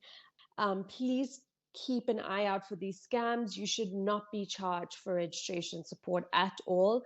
You will get support from our contact center, our USSD, our WhatsApp, and ECD NGO partners. The other thing I wanted to mention was that registration is only for existing ECDs. This is not for people who want to start ECDs, and this is also not for practitioners or people who want ECD learnerships or training. The registration drive is just about unregistered ECDs already in the system that need to be registered. So yeah, those are the important things we'd like the public and practitioners to know across the country. Thank you so much for having me today. We're excited to get the message out there about registration to parents and practitioners and communities across the country. And thank you for listening to Side by Side. Stand a chance to win 500 Rand. Like Side by Side SA Facebook page, then share a video on the page on how to protect and support mothers in their breastfeeding journey. This program was brought to you by SABC Education. Enriching minds, enriching lives. SAfm Wellness Talk is brought to you by MedScheme, committed to pioneering inclusive, seamless, and quality healthcare for every South African.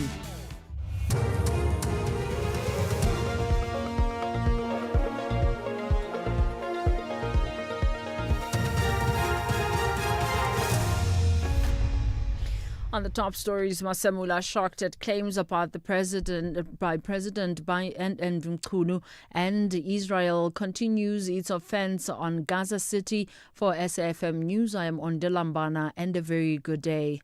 National Police Commissioner Fani Masemula says he was taken aback when Police Minister Senzo Mchunu claimed that President Cyril Ramaphosa supported the decision to disband the Political Killings Task Team. Masemula says this is despite Ramaphosa commending the PKTT for its success with investigations at the Fort Hare University in the Eastern Cape. Masemula is testifying at the Madlanga Commission in Pretoria. The minister stated that he did not understand why we were so adamant that the PKTT must not be disbanded. Then he said that the president is in agreement that the PTT be disbanded. I was quite taken aback by his revelation, since it was the president who, knowing about the effectiveness of the PKTT.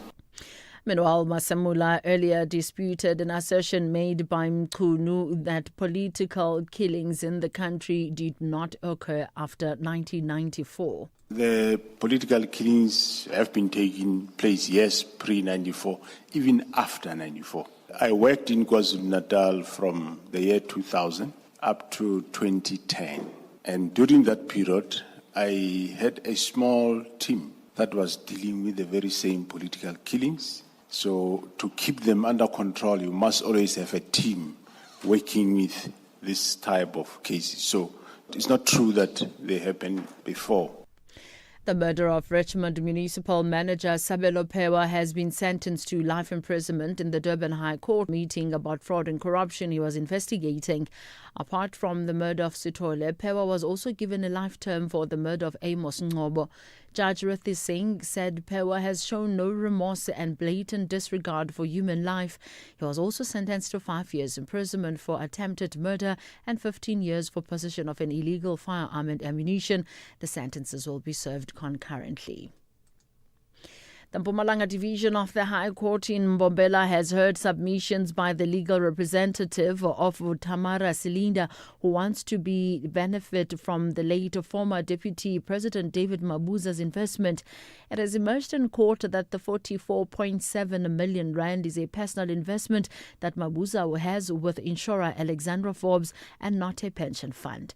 Silinda, who is Mabuza's daughter, claims that she's owed a portion of his pension for her living and education expenses. She filed an urgent application to block the release of Mabuza pension fund payout to his widow. Silinda's lawyer is Dr. Sibui. The dependents have got to be considered. In other words, there must be an investigation by the fund. There must be an investigation by the fund to look at who are the dependents and at the end of the day consider those dependents. We brought this application because the second applicant is a dependent and she's studying now in the University of Cape Town. Yes. And because she's studying in the University of Cape Town, there is money, fees that have got to be paid. Their respondent is saying that the money needs to be paid to her. And we are saying that the money cannot be paid to her. There's been no let-up in Israel's offensive in Gaza City as more countries formally recognize a Palestinian state at the UN General Assembly in New York. Israeli military vehicles have taken up new positions in the city center, while artillery shelling and quadcopter drone attacks continue to drive people from their homes. The BBC's Yolanda Nell reports. What local journalists are saying is that since dawn there has been a heavy Israeli bombardment. That's in terms of airstrikes and also artillery shelling. They say that there is smoke billowing in the sky and the constant sound of drones overhead.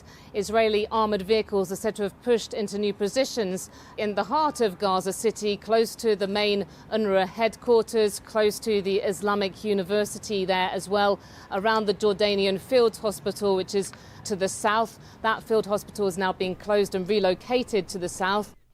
Recapping the top story, National Police Commissioner Fani Masemula says he was taken aback when Police Minister Senzo Mchunu claimed that President Cyril Ramaphosa supported the decision to disband the Political Killings Task Team. I am Wandilambana for SAfm News. SAfm Wellness Talk was proudly sponsored by MedScheme, creating a winning health offering through clinical innovation and trailblazing technology. At MedScheme, we believe that quality healthcare should be within everyone's reach.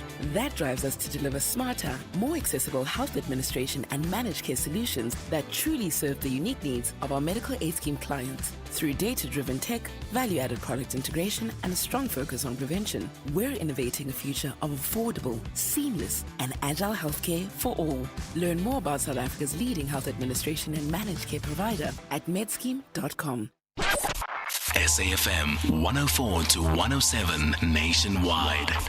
Leading the conversation. There's these requests and all other issues that you tie in together. But just to make sure that we finish with your evidence sequentially, if I can then ask you to continue paragraph 175.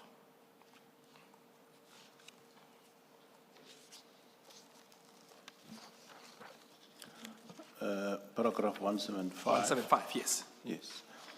Throughout my tenure, I generally made every effort to maintain a constructive and professional working relationship with Lieutenant General Sibiya, recognizing the importance of cohesion across senior executive of SAPS. Nevertheless, in January 2025, I received a formal invitation from the Minister for a meeting, purportedly convened to mediate between myself and Lieutenant General Sibiya. This is yet another example of ministerial interference, which shows that the minister had time to convene a meeting to essentially mediate a non-existing crisis instead of prioritizing arranging a meeting to receive a critical briefing of the PKTT, which meeting Lieutenant General Mkonazi and I had been repetitively asking.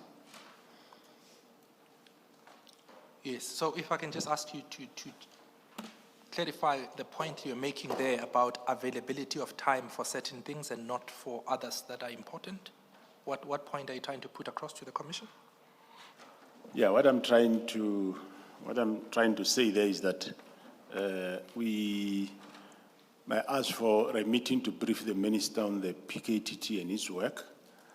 And at some point, General Mkonazi did send me a WhatsApp message where he was telling me that he asked for a meeting with the minister, between himself, the minister, myself, General Sibiya, and General Kumalo, which he also did ask me to ask the minister, and I did ask him for that meeting. And that meeting never took place, but instead the one that took place was this one, which was apparently to resolve a problem between myself and General Sibiya, and also between General Sibiya and General Mkonazi. So between me and General Sibiya, I really couldn't find any tangible, really matter that we were resolving. That time could have best be devoted to the briefing on the work of the PKTT. It would have meant much more better for me, because essentially, I'm sure, I can't even remember, but one of the things we spoke about offices. This one in this office, the other one don't want that office, you want that office, which for me was really not a material matter. Had you ever told the minister that there's a problem between you and General Sibiya that he thought necessary to mediate? Yeah, at some point I did tell him that there is a problem, and I had my proposed solution to it, which he didn't buy into whatever solution, and yeah, he did indicate that he think he will talk to General Sibiya over the matter. So it is possible then, are you prepared to accept, would you be prepared to accept that it's possible that this mediation, it was a good faith attempt to resolve, to help resolve tension between his executives? Yeah, it could be attributed to that, but I don't remember us really talking to those real issues that I told him about. We spoke about these other matters that, according to me, was not serious matters. Okay. So he can't, I mean, I guess on the face of it, the way that it is in the paragraph, on the face of it, it looks like a minister who, for no reason whatsoever or no obvious reason, is involving himself in issues between his executives. But from what you're saying now, from your explanation, it may well have been, at least you would accept that, may well have been a well-intended gesture to try and bring peace between his executives. It might be possible, but the real issue here, what the meeting we wanted with the minister, which I said was General Mkonazi, Kumalo, General Sibia, himself, myself, was to discuss real issues on the PKTT. Okay. That just don't get time, but this one do get time. I understand. Thank you. Thank you, Mr. Okay. Thanks. Maybe let's just clarify that one aspect. You say, let's leave the PKTT issue aside for now. You raised with the minister certain concerns that deal with your relationship with Lieutenant General Sibia. And you say you proposed a solution in dealing with that relationship. Did I understand your evidence correctly? Yeah, that is correct. And you say when the minister convened a meeting, those issues that you had raised with the minister were not addressed. In other words, if the minister has called this meeting to mediate based on the issues that you had raised, maybe I should ask you, were those issues that you had raised with him before dealt with in that meeting? Not the real crux of the matter. Like I say, we dealt with issues of office. We didn't deal with serious issues that, especially around the working of General Sibia, which I think were the main issues. So we didn't delve into those matters. And can I just ask, at that meeting, is that on the same day when the minister also met with General Mkonazi? Yeah, it was in the same meeting, because he initially said they're going to meet General Sibia and Mkonazi himself, but later he says, no, I can sit into that meeting. And as I understand, the point you are making in that paragraph is, if these role players that had requested to meet with the minister to deal with an issue such as the PKTT could be convened by the minister for purposes of dealing with another issue, the minister could equally have accommodated these serious issues that you wanted to raise with him. Yeah, no, he could have seriously accommodated issues of the PKTT, including disbandment, because that's where we wanted to discuss that issue. And surely, even if let's separate that, you've dealt with that sufficiently. Okay. Surely a minister can't be criticized if he wants to intervene and address an issue relating to tension between his executives. Well, given in principle, forget this issue and how it happened and what you say was not addressed, etc. Just in principle, there wouldn't be anything wrong. No. In principle, I think yes, it's accepted that yes, he can do that. He can intervene. Yes, you take issue with what happened, not the principle itself. No, not the principle, the content. Okay. All right. If I can then ask you to move to para 176. The cumulative effect of these dynamics became particularly salient as scrutiny intensified around the management and the fate of PKTT. The lack of a unified, transparent chain of communication left crucial operational parameters open to interpretation and debate, creating fertile ground for misstep and contagious decision-making. As the lines became as the lines between strategic direction and operational command grew increasingly indistinct, differing perspective on authority and mandate began to manifest, not only as abstract points of contention, but in practical decision with far-reaching consequences for investigations underway. Paragraph 177, it was with this environment that concern escalate the process and legitimacy of PKTT's disbandment. The interplay between ministerial prerogative and National Commissioner's executive obligations and the assertive interventions of senior officers such as Lieutenant General Sibia gave rise to uncertainty over who ultimately held the mandate to issue, interpret, and enforce instructions. These uncertainties were compounded by the perception among both internal stakeholders and external observers of fragmented oversight and lack of coherent leadership, threatening the integrity of both the team's task. So the task teams? The task team's ongoing work and the SAPS as an institution. I think we'll deal with those conclusions, as I said, when you pull all of this together. The next topic that you deal with is a summary on the investigations into alleged misconduct by Lieutenant General Sibia. And if I can just indicate here, I'm not going to ask you to deal with all the paragraphs. I'm going to direct you to the ones that are pertinent, and of course the commissioners, as they've been doing, they'll deal with others to the extent that they may require clarification.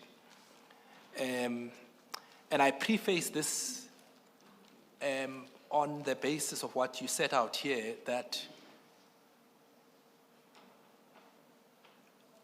these issues, when you dealt with them, they may, on the face of them, appear to have been employment-related issues. But when viewed properly in context, they reveal something different. So with that in mind, if I can then ask you to deal with, commencing from paragraph 178, you indicate that you appointed Lieutenant General Pategile to investigate allegations of misconduct against Lieutenant General Sibia. And the key allegations, you outline them from paragraph 179. If I can ask you to please deal with those key allegations from paragraph 179.1 to 179.5. Yeah. The key allegations included, number one, unauthorized instruction where Lieutenant General Sibia issued instruction to withdraw case dockets from the PKTT in KZN and brought them to Divisional Commissioner for Detectives. That is, the cases that were brought to the head office on the 17th January. There is a correspondence to that effect on the 4th February 2025, on 22 April 2025. Proceed to the next one. 1792, defeating the cause of justice by issuing the above instructions. Lieutenant General Sibia is accused of intentionally hindering or delaying the investigation of the case dockets. 1794, improper conduct. Lieutenant General Sibia's action contravened the SAP's Code of Conduct and brought... Did you not skip 1793? Oh, sorry, Commissioner. Yes, 1793, insubordination, instruction issued by Lieutenant General Sibia were in direct conflict with my approved phase-out plan for the disbandment of the task team. You'd remember the instructions on the 14th and 15th of January 2025. Number 4, the improper conduct by Lieutenant General Sibia's actions allegedly contravened the Code of Conduct and brought SAPS into disrepute. Number 5. Sorry, before you go to 5, General, the conduct referred to in 179.4, is it the actions in point 2 and point 3? Which actions are you referring to in 179.4? It is the actions from actually 179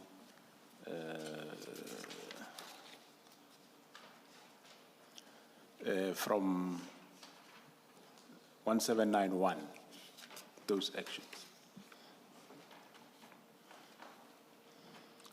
And 1795, alleged association, there are unsubstantiated allegations that Lieutenant General Sibia is association with individuals under investigation by SAPS, including Musimusi Matlala.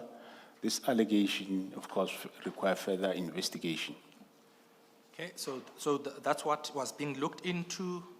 180, you talk about the methodology that was adopted by the investigator.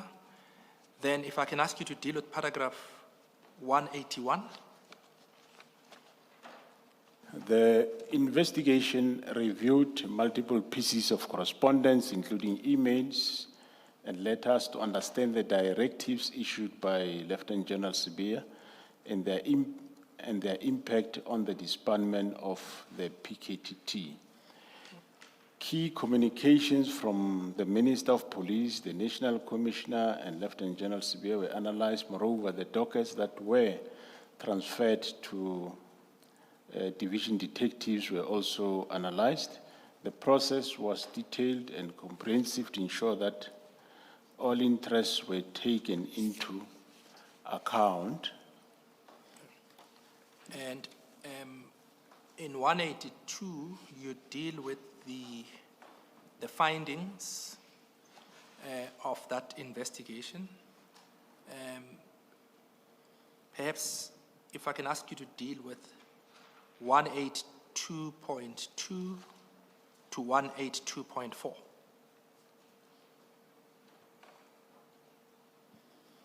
Uh, 182.2, the impact of the investigation. The unauthorized instruction issued by Lieutenant General Sibia resulted in the hindrance and delay of investigations into political killings in KZN. Non-compliance with the National Commissioner's plan. The Lieutenant General Sibia's actions were inconsistent with the phased-out plan approved by the National Commissioner presented to the Minister. 182.4, the unsubstantiated allegations of criminal association. While there are allegations of associations with individual under investigation, these remain unsubstantiated and require further criminal investigation. Okay, and then in 183, you say the investigations concluded that there's sufficient evidence to justify a disciplinary hearing for Lieutenant General Sibia. In particular, the investigation found a prima facie case of serious misconduct, and his actions were deemed to have undermined the directives of the National Commissioner, hindered investigations, and constitute misconduct in terms of the SAPS disciplinary regulations and code of conduct. The matter has been referred for disciplinary hearing, and if you turn over the page, the investigation report is attached in Masemola 2 at pages 438 to 455. There's no need to go there. And you make the point in 184, if I can ask you to please continue from there. So 184 to 184.2.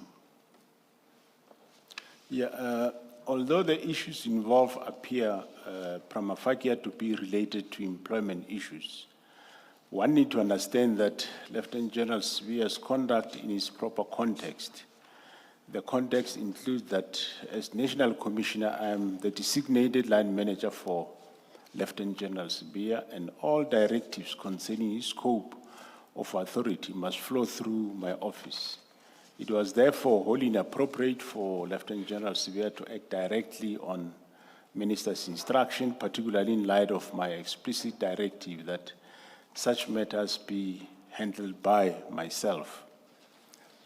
Can I just ask, did Lieutenant General Sibiya report to the minister? In fact, in relation to yourself and the minister, if you can just tell the commission who reported to who. In terms of lines of command, he reports to me. But yes, he was reporting to the minister directly now and then. Yes, on what issues?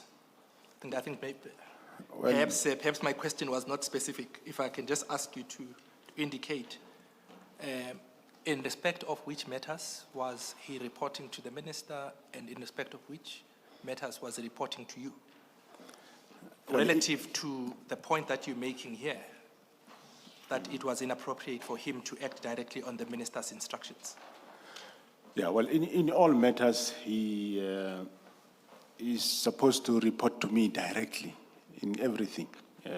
But yes, one did pick it up that there are matters that he report directly to the minister. And is this one of them? Including the matters of the PKTT, where he said, Minister this, Minister that. You have seen on the previous directive by Brigadier Khopodi Tata that he did say that also there that direction from the minister to Sibiya says the following 1 to 3, which is one of those matters. But he's supposed to report directly to the National Commissioner.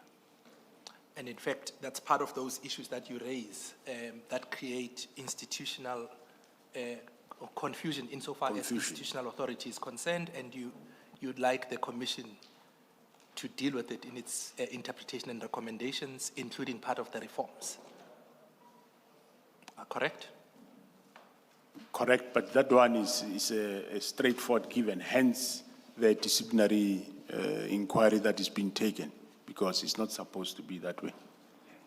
But yes, the Commission will assist in emphasizing such matters. Mr. Madau, sorry. Who was the complainant in these allegations against Lieutenant General Sibiya? Was it you, General, or was it somebody else? Oh, it was myself. Mr. Madau, sorry, if I may. Yes. General, you may well have answered, but maybe I need a more specific answer. You may have anticipated my question.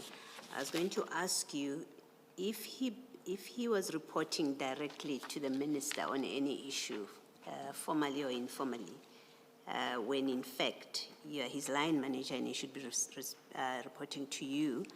Why has he not been? Why was that not included in the charges against him? You've already said, hence the disciplinary charges. Which specific rule would you say applies and would have been breached in this case? And maybe it's somewhere in 182.1. 182.1. Yeah, but Sorry, yes. which one? Because you've got quite a number of references there. And it is really more to find out, is anything done about discipline, you know, when a person breaches discipline so obviously? Yeah, if one look at, let me check on it.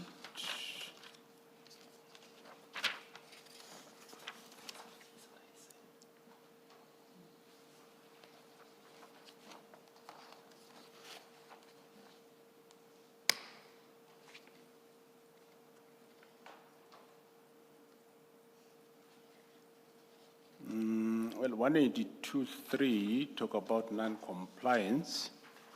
So the commissioner is looking specifically the one that says he was reporting directly.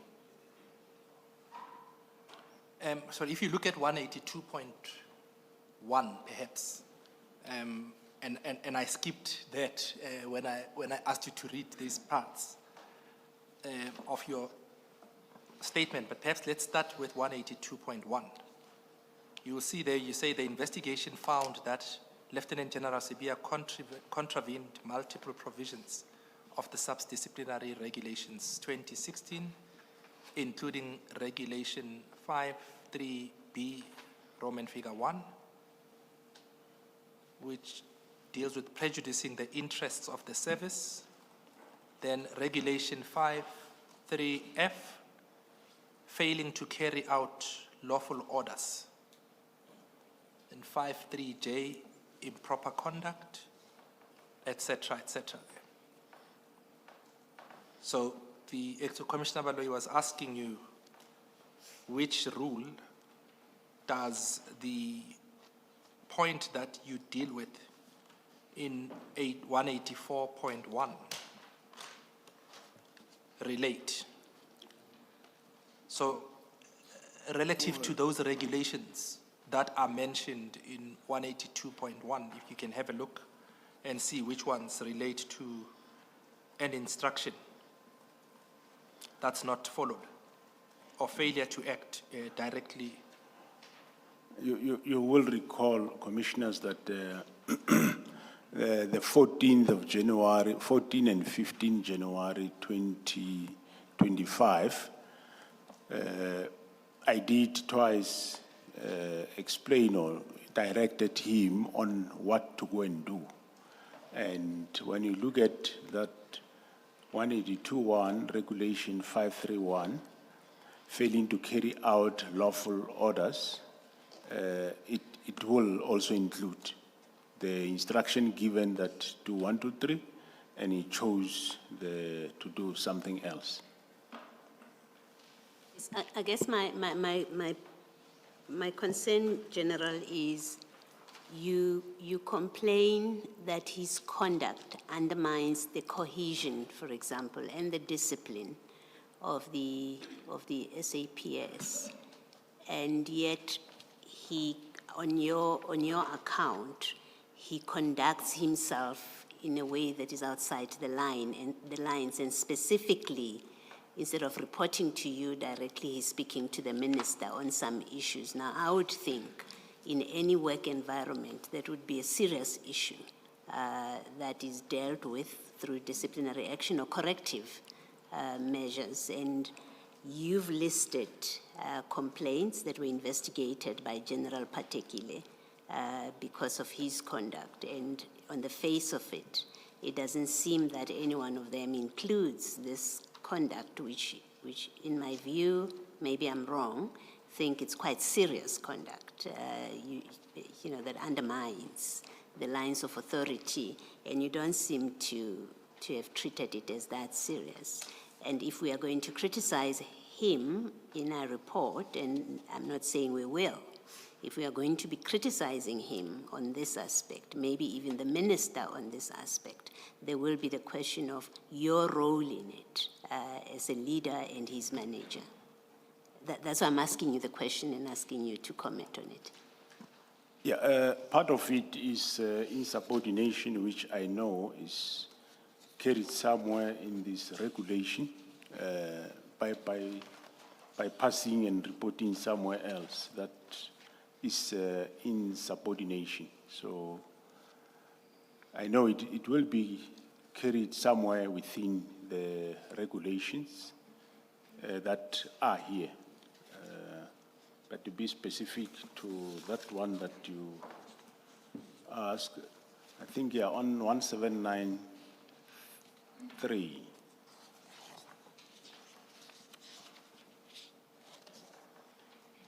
Thank you, General. Thank you, Mr. Md. Thank you. And perhaps just to go back to part of the evidence that you've already given, if you look at 183,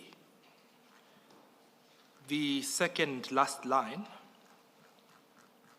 you say the matter has been referred for a disciplinary hearing.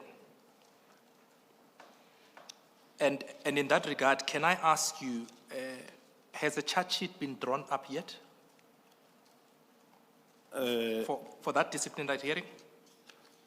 Thanks, Commissioners. I think maybe that part is quite a sensitive area in that we might end up trialing in absentia. The employer representative has been appointed, and the chairperson has been appointed, and it is the employer representative that will draw the charge sheet. So I'm not affair whether it is drawn and what is in there. I won't affair. It's a total neutral process away from me, and I don't need to know what is in that space. Thank you. Thanks. So we're just clarifying the status of where things are for purposes of the Commission's inquiry and perhaps inclination to say certain things in the report or not. But, if I can then ask you, you were dealing with, you had just dealt with 184.1, and then as part of providing evidence to say, although these seems prima facie to be employment-related issues, the context indicates differently, and you referred to 184.2 as part of that material. May I ask you to deal with that paragraph? Yeah. Subsequent to phone records obtained from an attempted murder accused, revealed communication implicating Lieutenant General Sibia in the forceful and immediate implementation of the Minister's directive to disband the PKTT. These records suggest that Sibia's actions were not merely procedural, but rather tied to deeper connections with individuals identified as members of the cartel. The timing and agency of his compliance appeared to align with imperatives to shield cartel members from ongoing investigation. This is the subject of an ongoing criminal investigations. The above issues related to General Sibia culminated in an urgent litigation before the High Court, which the application thereof we are aware it was dismissed. And if one looks at paragraph 184.2, I think the point you are making there is the posture taken by General Sibia is not, with the benefit of hindsight, coincidental. You say it was not merely procedural, but it was informed by other imperatives that you outline in that paragraph. Is that correct?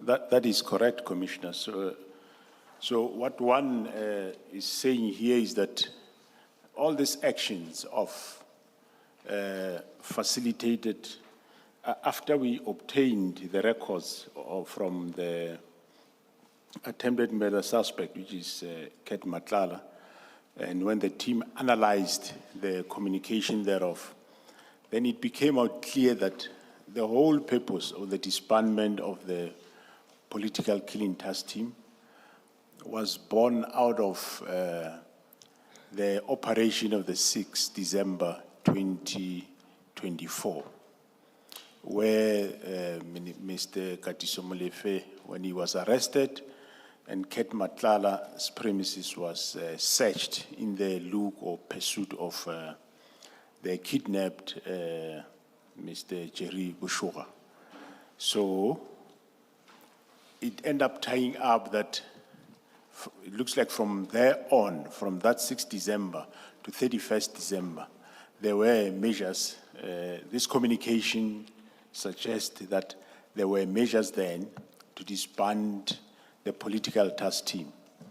You would recall then that I said earlier that those 10 members of PKTT that came to Gauteng to assist, obviously people were not aware that they are not alone, and they thought that dockets that were investigated in Gauteng went back to KZN. So if you disband the PKTT, it means the investigation in Gauteng will fall flat.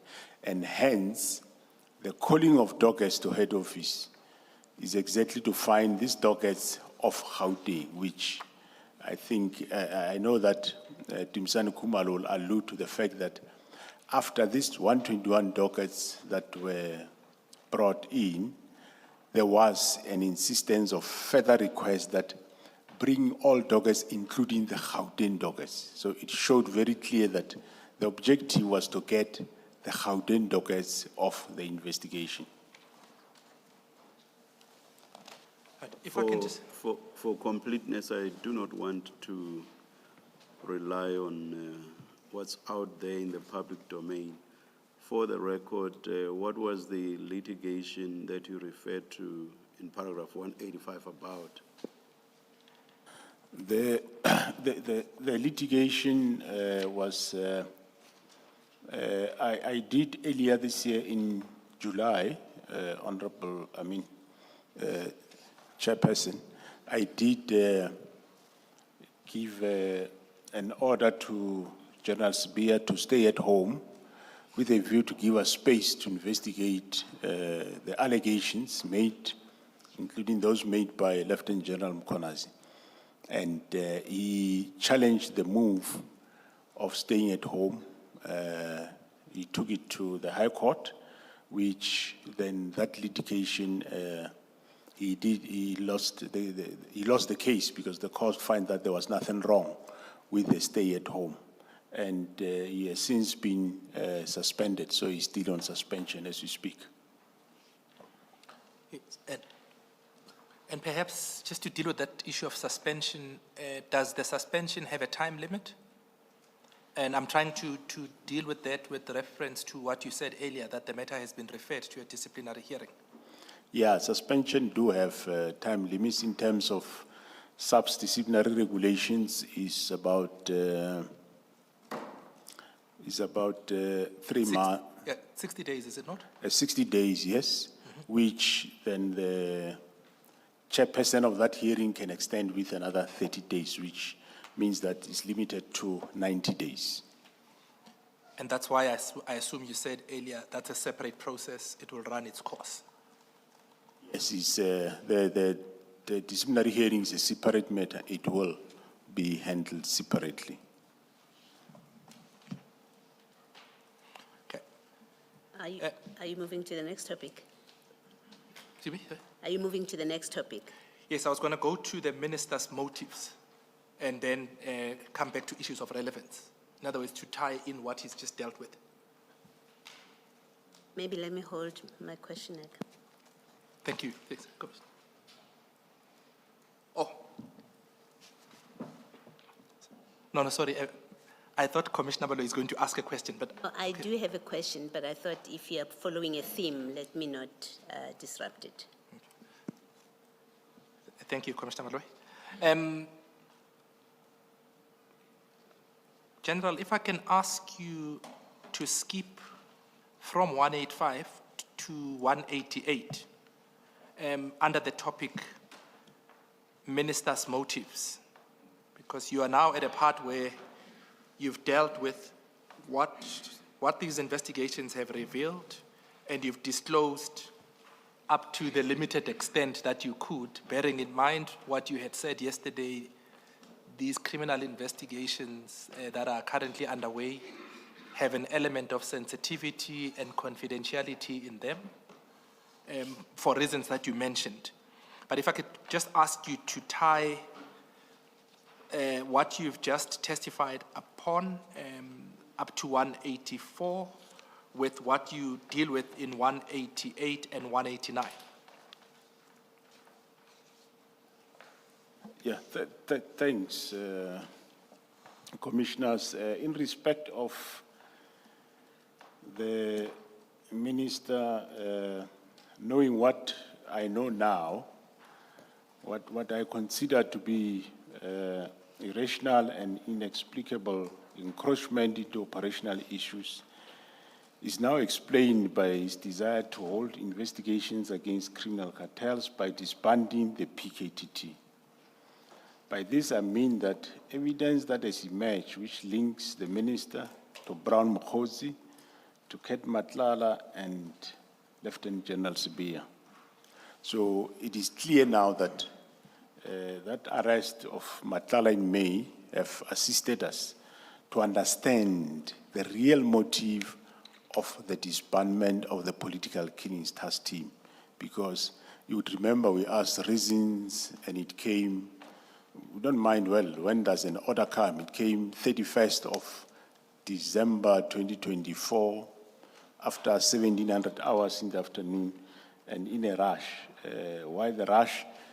The phone records of Matlala eventually did indicate to us that actually since December, operation of the 6th December 2024, that's when there was a planning to disband this political killings task team, of course, to prevent it from further doing the work that they were doing in Gauteng. So those, the investigators will come with those specific recordings to indicate that there was discussion about this team's lifespan and that it should be disbanded. So at the end of the day, what I'm saying is now one understands the reason why Lieutenant General Sibia and the Minister, Brown Mokhosi and Ket Matlala, wanted to disband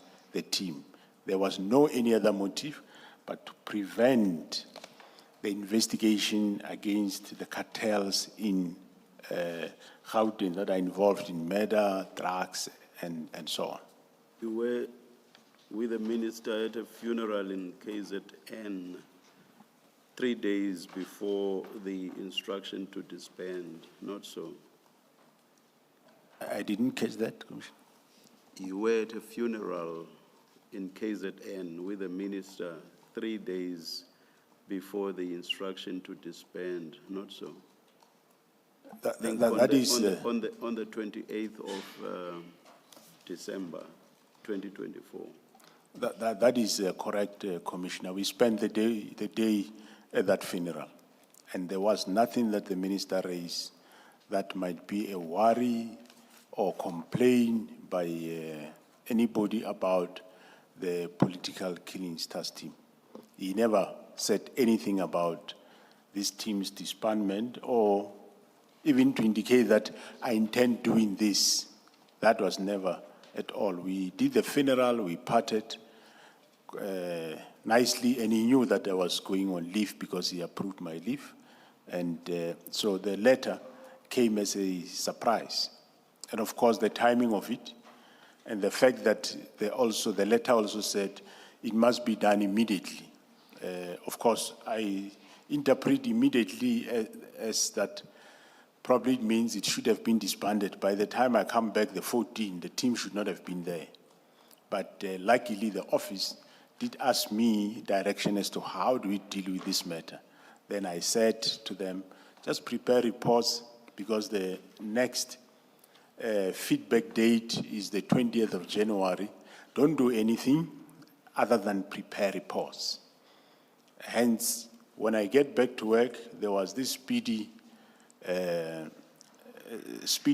response by General Sibia to make me sign a letter to Kumalo, which I refused. Second day, I advised him how to do it. Second day, he came with the same letter, which I again refused and said, no, I'll do the matter myself. But whatever drove him, which I wouldn't know what it is, but now we know, he still issued those instructions to General Kumalo. But from my side as the National Commissioner, I've never said Kumalo either close or disband the team. I never said to Lieutenant General Mkonazi either close or disband the team. I kept on managing the situation through a proposal to wind down the team and wanted to find a finality about this winding down. Even though, yes, I had suspicion right from the word go, when there was no motive coming forth as to why is the team being disbanded, and there was no any reason whatsoever. So, but eventually the real reason came. Unfortunately, the WhatsApp messages did come on the 13 or 14 May 2024 from Madlanga Commission.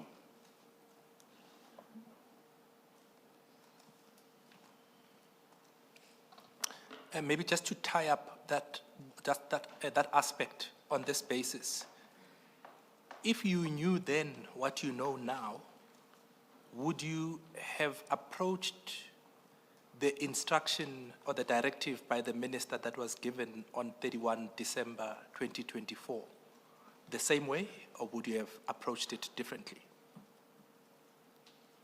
If I knew, I mean, right at the beginning. Then, yes. Because remember, you dealt with the interactions from yesterday, that your actions were informed by what you knew at that time and what you did not know, which you then got to know later.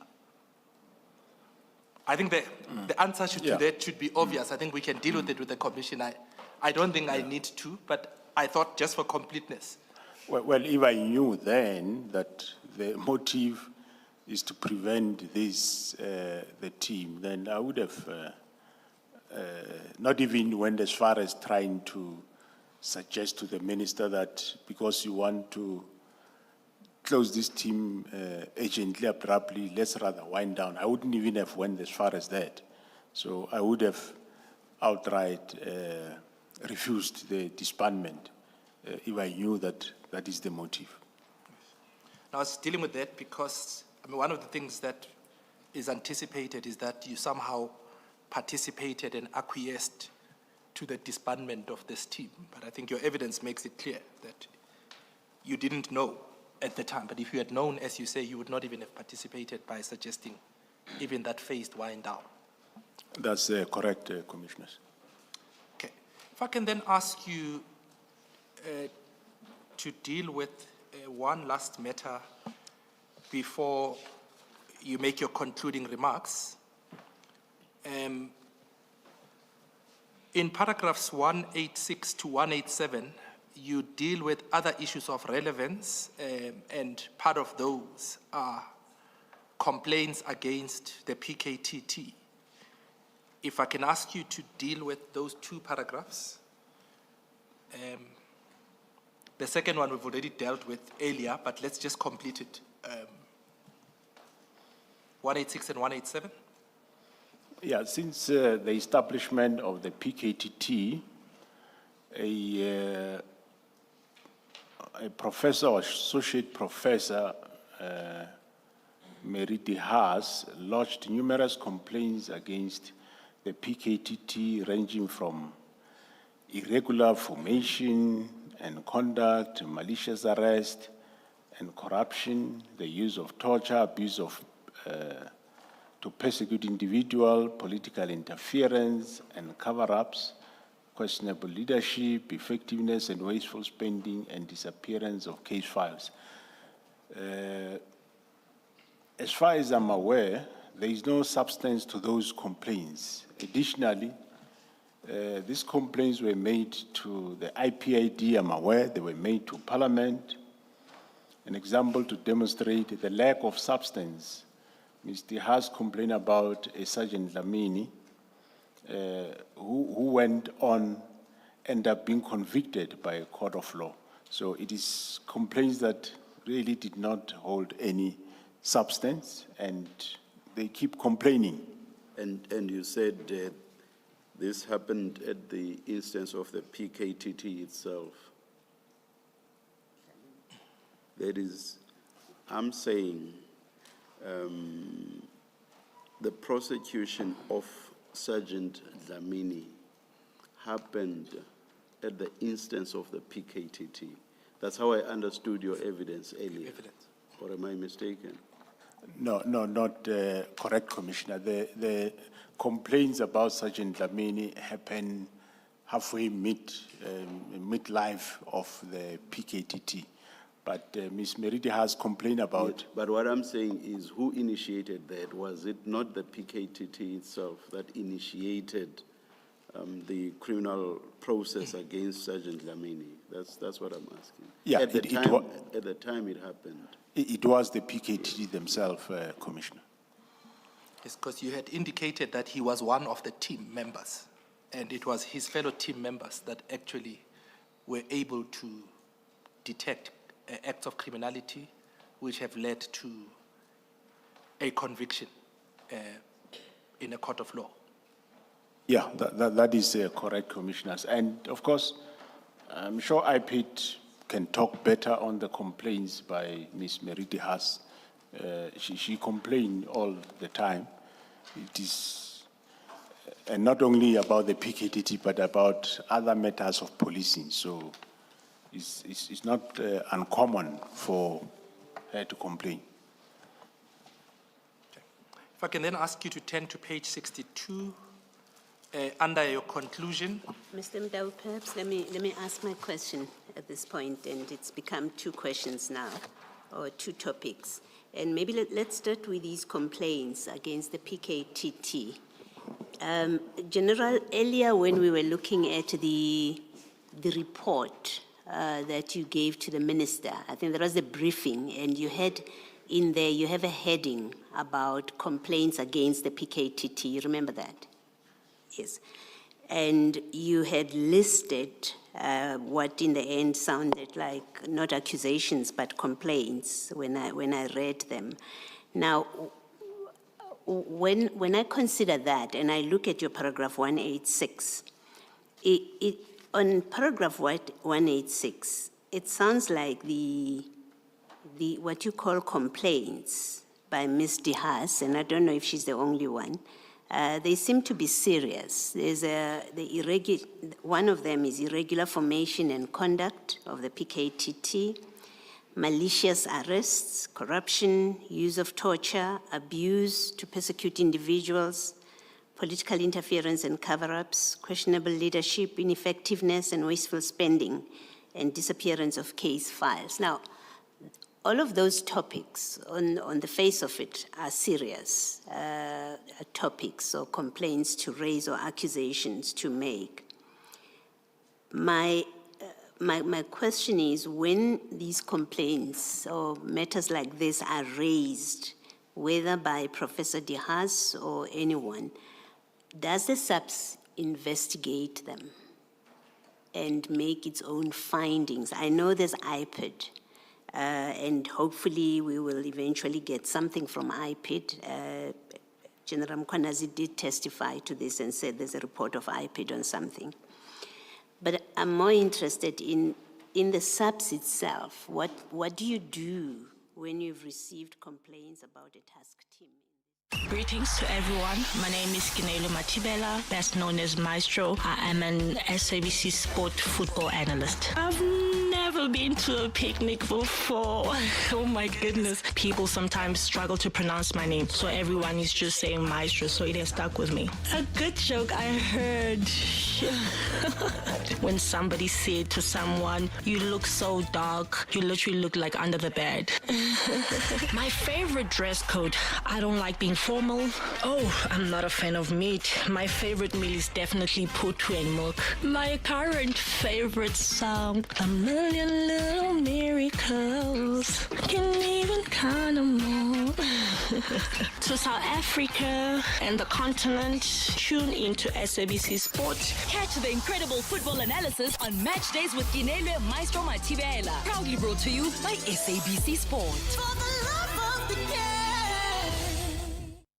This year, the Standard Bank Joy of Jazz Festival presents 3 unforgettable days deep in the art and heart of jazz. From the 26th, 27th, and 28th of September, Umu Sankare, Ababemu, Jasmia Horn, Silent Mo and the Noisemakers, Najbonk Trio, Michelle Ndingio Jello, Willem Sini, Gabby Mutuba, and over 50 world-class acts will be ready to welcome you and yours to 4 magnificent stages of the Sandton Convention Center. Take me there. Buy your tickets at Ticketmaster now. Alttunes made it possible for us to travel more with the money that we save. 725. This is really real. You are the biggest saver we've ever had. 2,794 Rand a month. It was the easiest switch ever. Get real. How is it that Outsurance provided the solution for you? 918 Rand is what I'm saving. Incredible. Go to outsurance.co.za now for a 10-minute quote that could save you thousands. Just phone Outsurance, get a quote and see what they can offer you. If you don't save that 321 like I did, you might say get a 500 or $1,000 back. Service and savings, you'll always get something out. What was the real deal they could offer you? 870. That's amazing. What brought you and Outsurance together? 718 Rand. I end up saving. They gave you the real deal. It literally is the real deal. Go to outsurance.co.za now for a 10-minute quote that could save you thousands. Licensed insurer and FSP. T's, C's and information online. And this message is brought to you by Tuba, the proud operator of the National Lottery. In Mzansi, your dreams could take flight when you play Powerball and Powerball Plus for a massive 152 million rands in total estimated jackpots today. That's right, play Powerball for an estimated 83 million rands and Powerball Plus for an estimated 69 million rands today. So buy your tickets now in store on the nationallottery.coza, the mobile app, cell phone banking, or simply dial star 120 star 7529 hash for USSD. Panda Push-Up Play. Players must be 18 years or older. Play responsibly. Ituba is the proud operator of the National Lottery. Now, having said all of that, let's get back once again to, should I say, wall-to-wall coverage of the Madlanga Commission, with the National Police Commissioner Fani Masemola testifying. We all know a Miss Sarah, that parent who randomly calls to check up on you. Mtanam, when are you visiting?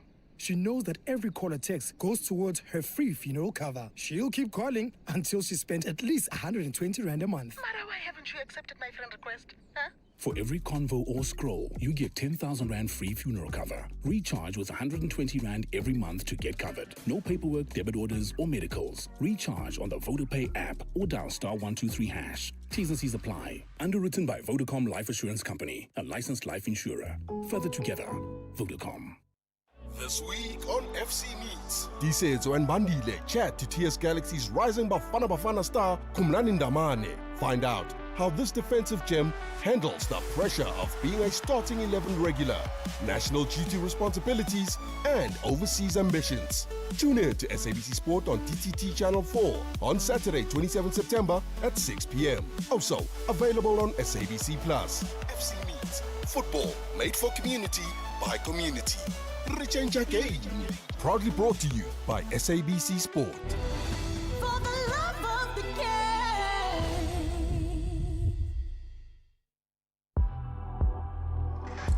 You are listening to the National Pulse with Ashraf Garda.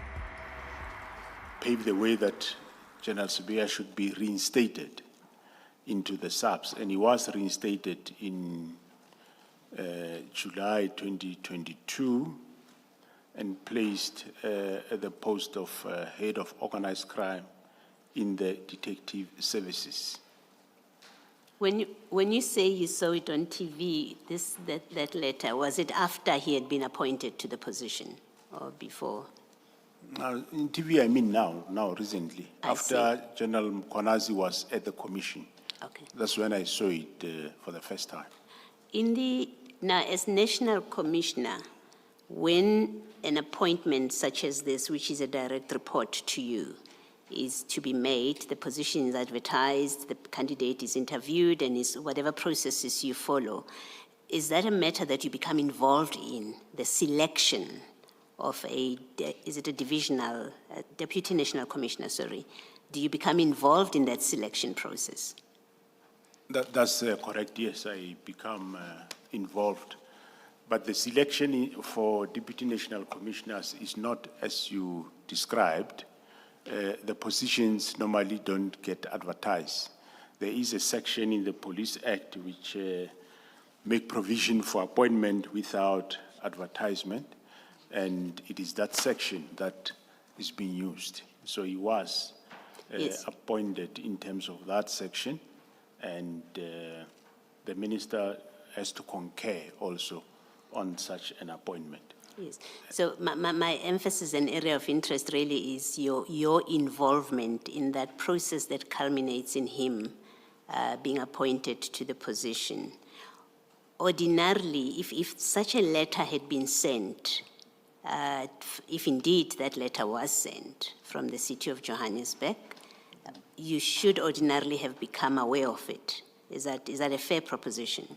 Yeah, no, it is correct. And in this case, you never became aware of it? No, I never became aware of, but I became aware that there was an inquiry and a case opened at the city of Johannesburg. One case was about purchasing of some equipment or alleged buying equipment. The one case was about his appointment. Yes. And those cases were investigated by the DPCI. They conducted a thorough investigation and concluded that on the one for spying equipment, it was concluded that General Sevilla did not contravene the National Strategic Intelligence Act. However, the case docket was still referred to the National Prosecuting Authority, which the National Prosecuting Authority did give feedback that there is no, they did not prosecute Sibia in this case. In one case, the one that he was appointed to City of Johannesburg, they say he's not a suspect, he didn't appoint himself. On the other one, there were even letters from state security that did allude, somewhere in early June, July, alluded that the equipment is not intelligence gathering, and eventually the DPP declined to prosecute in those cases.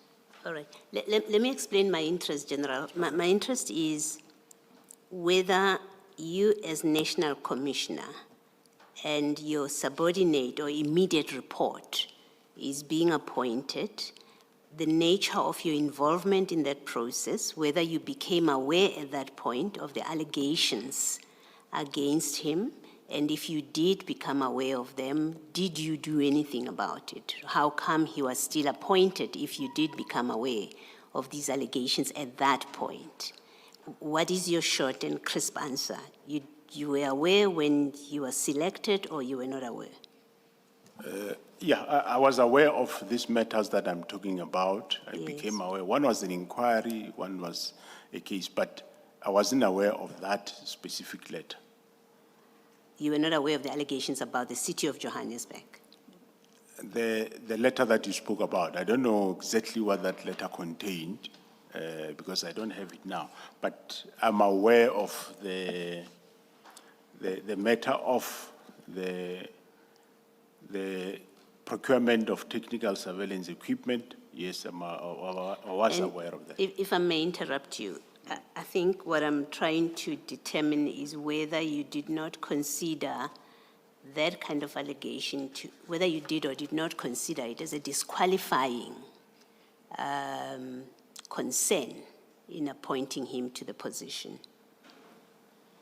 At that point, I think the matter that was the issue of the appointment, and we did not consider that as a matter that will disqualify him to be re-enlisted, because we were not actually employing him, we were re-enlisting him back to the position where he was, which it can be any other position.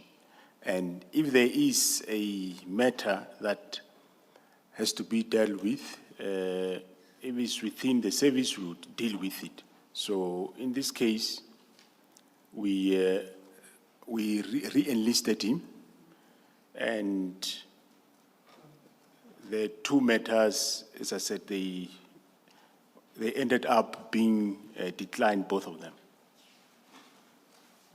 Perhaps just to also just correct myself a bit, In fact, General Mkhwanazi's evidence was he came in, you call it re-enlisting, into one position, and then within a very short space of time, he was now deputy commissioner, the position that he currently holds. And so maybe my question to you should have been, but when he was made deputy commissioner, the position that he currently holds, these allegations, you would have known about them if you did, and did you consider that it didn't matter?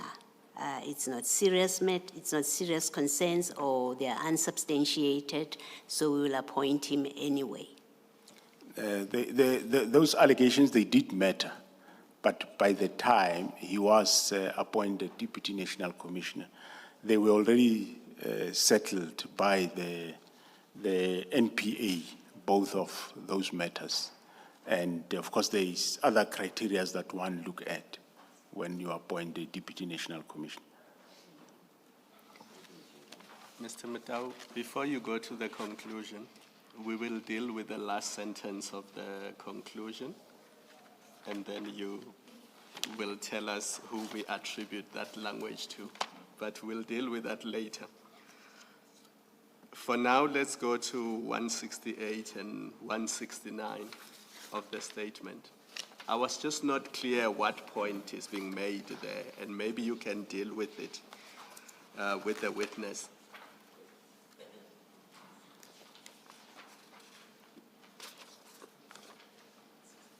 (168) and 169 of the statement on page 54. It is just not clear to me whether it is being suggested that the minister did anything untoward.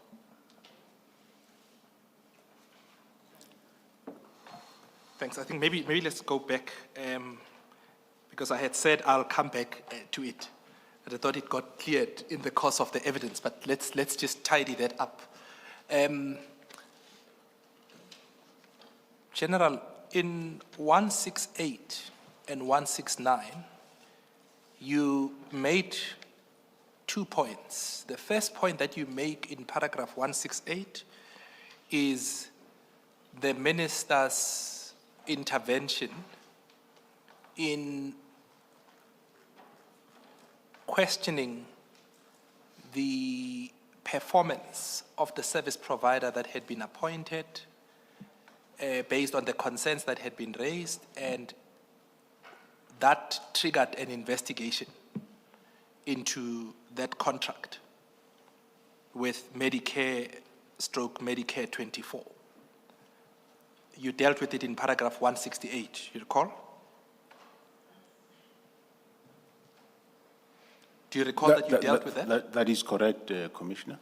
Yes. And then you say in 169, on the conspectus of the facts that have now been revealed, I wonder whether at the time of triggering this investigation, the minister was aware that Brown Mokhotsi and Kat Matlala were associates, and that if he did, would he have triggered it being that investigation?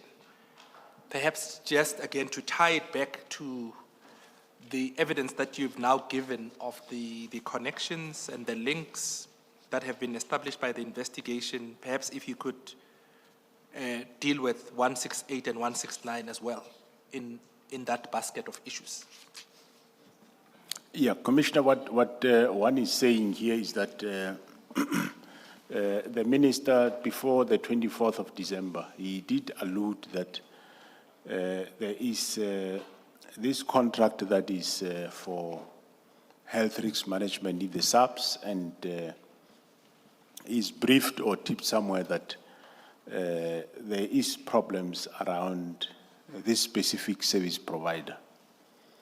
And which I also did indicate to him that somewhere in the year, before the relevant committees awarded the tender to him, I did get a call from the IDEC to say, looks like there is problem around the awarding of this contract, which then at that point one did check whether there is compliance to prescripts, and one found that no, it is compliance. So the minister then in December raised that looks like there is a problem around this specific tender. Then we agreed with him to have a meeting, and that meeting was held on the 24th of December, which we then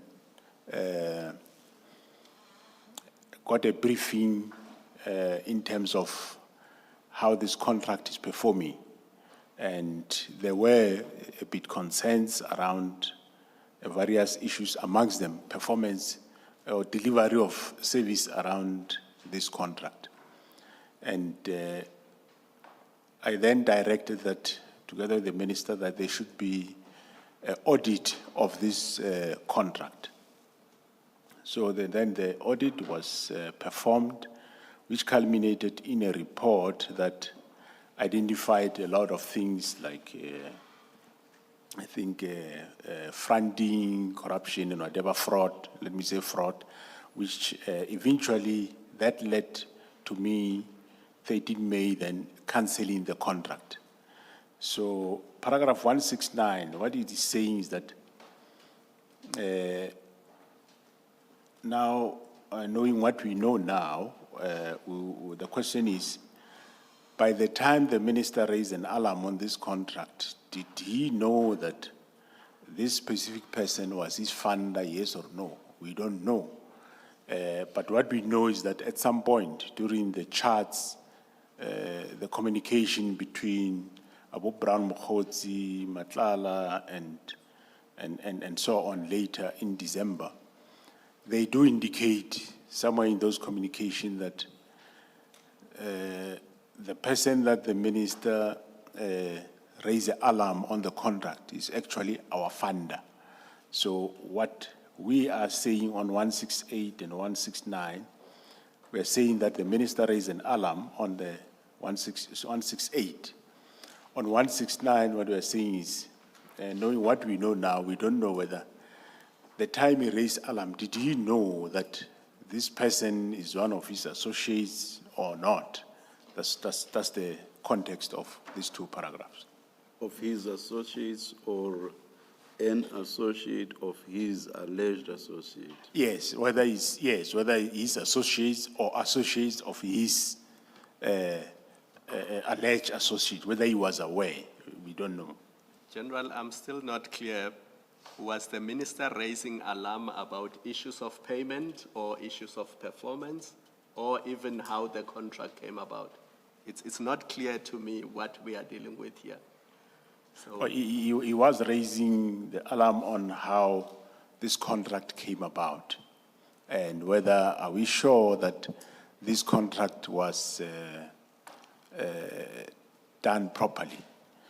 In short, what I can say there is that that's why you see there I wrote Medicare 24 Tshwane district.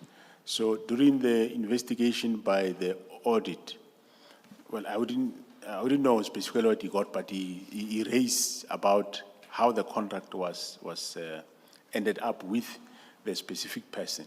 So, but during the audit, it was found that at some point the service provider was Medicare, and at some point it was Medicare 24. And these committees, the bid evaluation committee and the bid adjudication committee, somewhere somebody didn't see through that we're not dealing with one company here, we're dealing with two, which eventually then it became clearer that actually the Medicare 24 Tshwane district was fronting Medicare, not themselves. So, which was one of the conditions of the contract that they shouldn't front, they should. So it was cancelled based on those grounds. It's not only this one that I'm mentioning, but it was quite a number of various grounds. But yes, when he was raising the alarm was that he think the contract was not regularly awarded. And my last question was, are you suggesting that there's anything untoward with the minister raising alarm about this contract? No, I'm not saying there is anything untoward. It's good that what he did. But what I was saying is, later when you realize that this person might be an associate of his associate, whatever. When he was raising alarm, did he know that? That's the question I'm raising, which I don't have an answer for. Yes. Thank you, General. I think if we can then go to the conclusion. I'm trying to get there quickly while the commissioners are formulating the next question. In 190 and 191, if I can ask you to please deal with your concluding remarks. Yeah, it is deeply, on paragraph 190, it is deeply unfortunate that these events have occurred as they do not only erode public trust in the integrity of SAF's leadership, but also risk undermining critical investigation into politically motivated crimes. The disregard of established protocol and the apparent willingness to act outside the chain of command jeopardize the transparency and accountability at the heart of effective policing. Moreover, the shadow of alleged criminal associations, even if yet unproven, cast doubt over the credibility of ongoing investigations and the impartiality of officers involved. In the context where the stakes are the pursuit of justice and the safety of communities, such lapses threaten to weaken the foundational principle upon which the police service relies and diminish public confidence in law enforcement as a whole. I've been asked about the key reforms that would assist within the police service. I would, although I intend to make comprehensive submission in this regard at a later stage, I would like to highlight that the police minister's role needs to be urgently defined, especially in light of there being a minister on leave and the acting minister of police. Thank you. General, is there anything that you would like to say, if perhaps there is, that you could not put across because you didn't get an appropriate question, perhaps, to deal with it? And if there is none, there isn't as well. I'm just checking whether there is anything that you feel you need to highlight or indicate to the Commission. Maybe just to deal with, I think there was, during General Mkonazi's testimony, there was some question around the Richards Bay deployment. So I just want to... The what deployment? Or Richards Bay? Richards Bay deployment.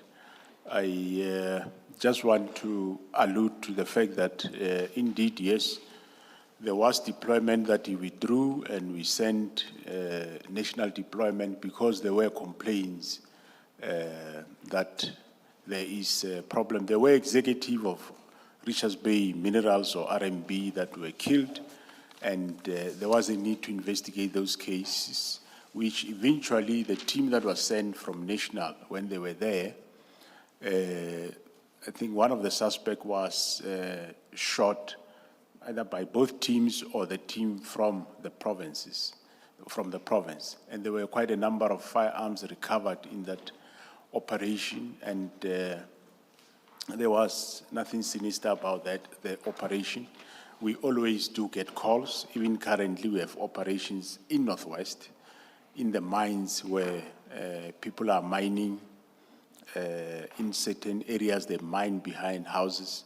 So the coaches there, they do complain and send us what is happening. So we do deploy. Even in Eastern Cape, there was complaint around taxi violence. We sent a team there. And the very same PKTT that we are talking about today, there was complaint about political matters in KZN, and we do deploy and will continue doing that. Thank you very much, Chairperson. On this, General, I understood General Mkwanazi, at least one of the issues being that the this deployment from national was made without him being brought into the loop or being aware of it. The next thing he knew, there was this special task force, and I think he said the National Intervention Unit, and he didn't know anything about it. How do you, in those cases where from national you deploy into a province because of a specific request, a specific issue, what is the process, your communication process with the provincial commissioner or even the district? Because I think I heard him mention a district commissioner. And in this case, he seemed to suggest that even the district commissioner was not aware. They called him because there was an issue, and then he said, I don't know anything about this. How does it work in terms of process? Yeah, normally when we do deploy, there is a call-up that is done by the relevant deputy or what we call National Operational Command Center. They will draft a call-up, it will be signed and sent to whoever must deploy and the province. Well, I think in that deployment, we did pick it up very late that the person that, for some reason, correspondence never reached province, and when you deploy in the province, you must report to the provincial commissioner that I'm here, I'm coming here to do 1, 2, 3. Because some deployment might be with the knowledge and consent or agreement of the provincial commission. Some might not be with the consent or permission, but it might be sent from head office because of the problem that is foreseen there. An example of that is deployment, I think, that's going to deal with taxi violence in both Eastern Cape and Western Cape. But the provincial commissioner will be informed. He might not want or like the deployment, but if there is such, he will be informed, and whoever is deploying the province must report him or herself to the relevant provincial commission.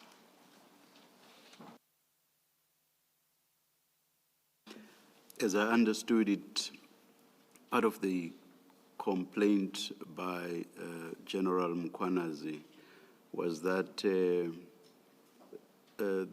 these members that were deployed at the mine over time sort of became the mine's subs unit, because they ended up no longer doing exclusively the work they were deployed for, but rather they would even do theft cases and whatever other types of criminal matters the mine would complain about.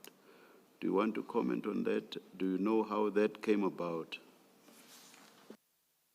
Well, what I know, Commissioner, is that members deployed, they will deploy and fight crime.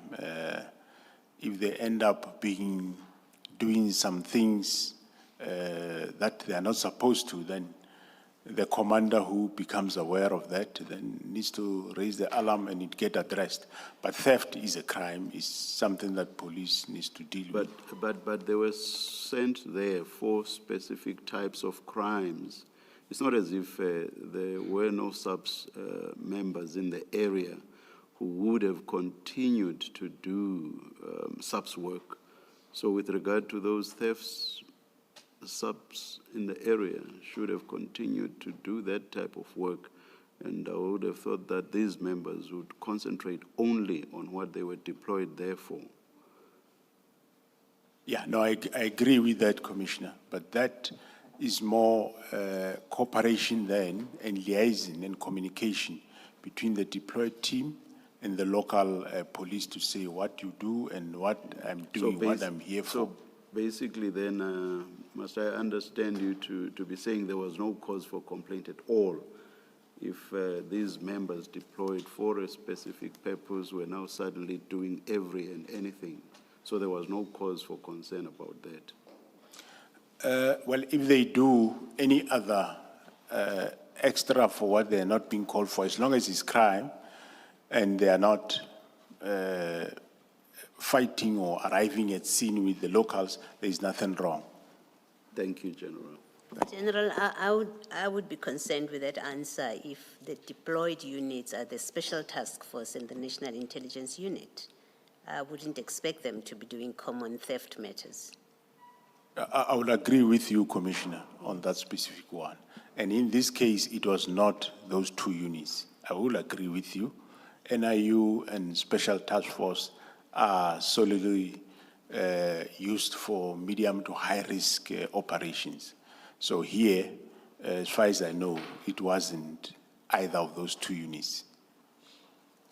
All right, okay, I won't dwell on it. I think he said it's those two units, but let me ask you a different, it's not even a question really. You, in that paragraph, in that concluding paragraph, you do say, and you've mentioned it now, that you've been asked about key reforms you think would assist the police service and you intend to make submissions.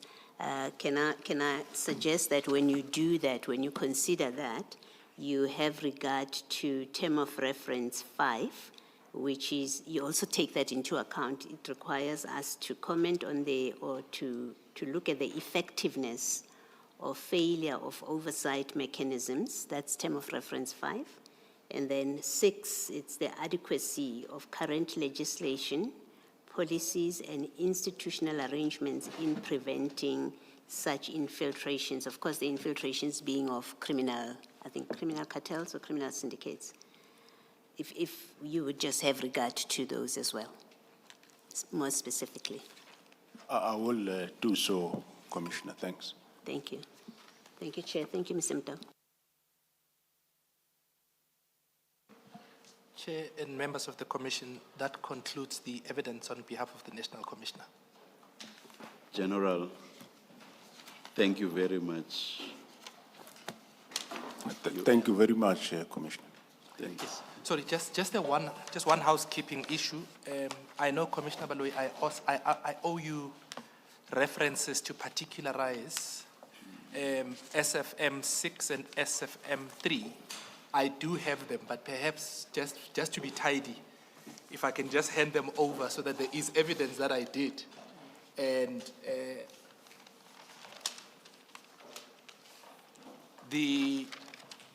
that will be attended to and formally handed up. And just to conclude, there is a co-pilot who was also essential in this team and in the preparation of the work that was done. She joined us late because she had been deployed, but did not exceed the scope of her deployment where she was deployed.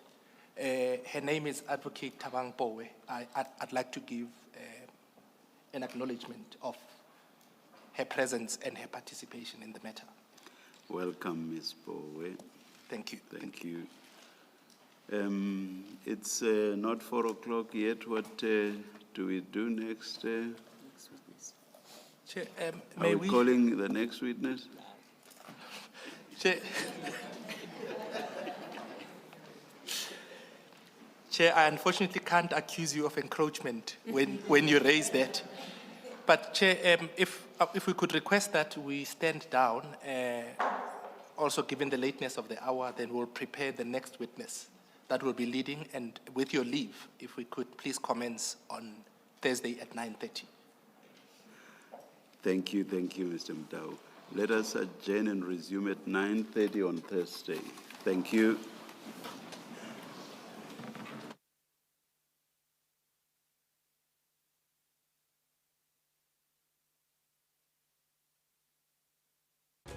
The Blues fully get it that victory at Stamford Bridge brings more joy to their fans. As this corner goes into the centre, and there is Will Pedro! But the Seagulls want to avoid mistakes and deliver an excellent game plan. James Milner with a little shuffle, the run up, and into the bottom corner. Beautifully converted by James Milner against his former club. This is the Premier League. Experience Chelsea FC versus Brighton and Hove Albion FC on Saturday, 27 September at 3:30 p.m. Live on SABC 3 and SABC Plus. Proudly brought to you by SABC Sport. For the love of the game.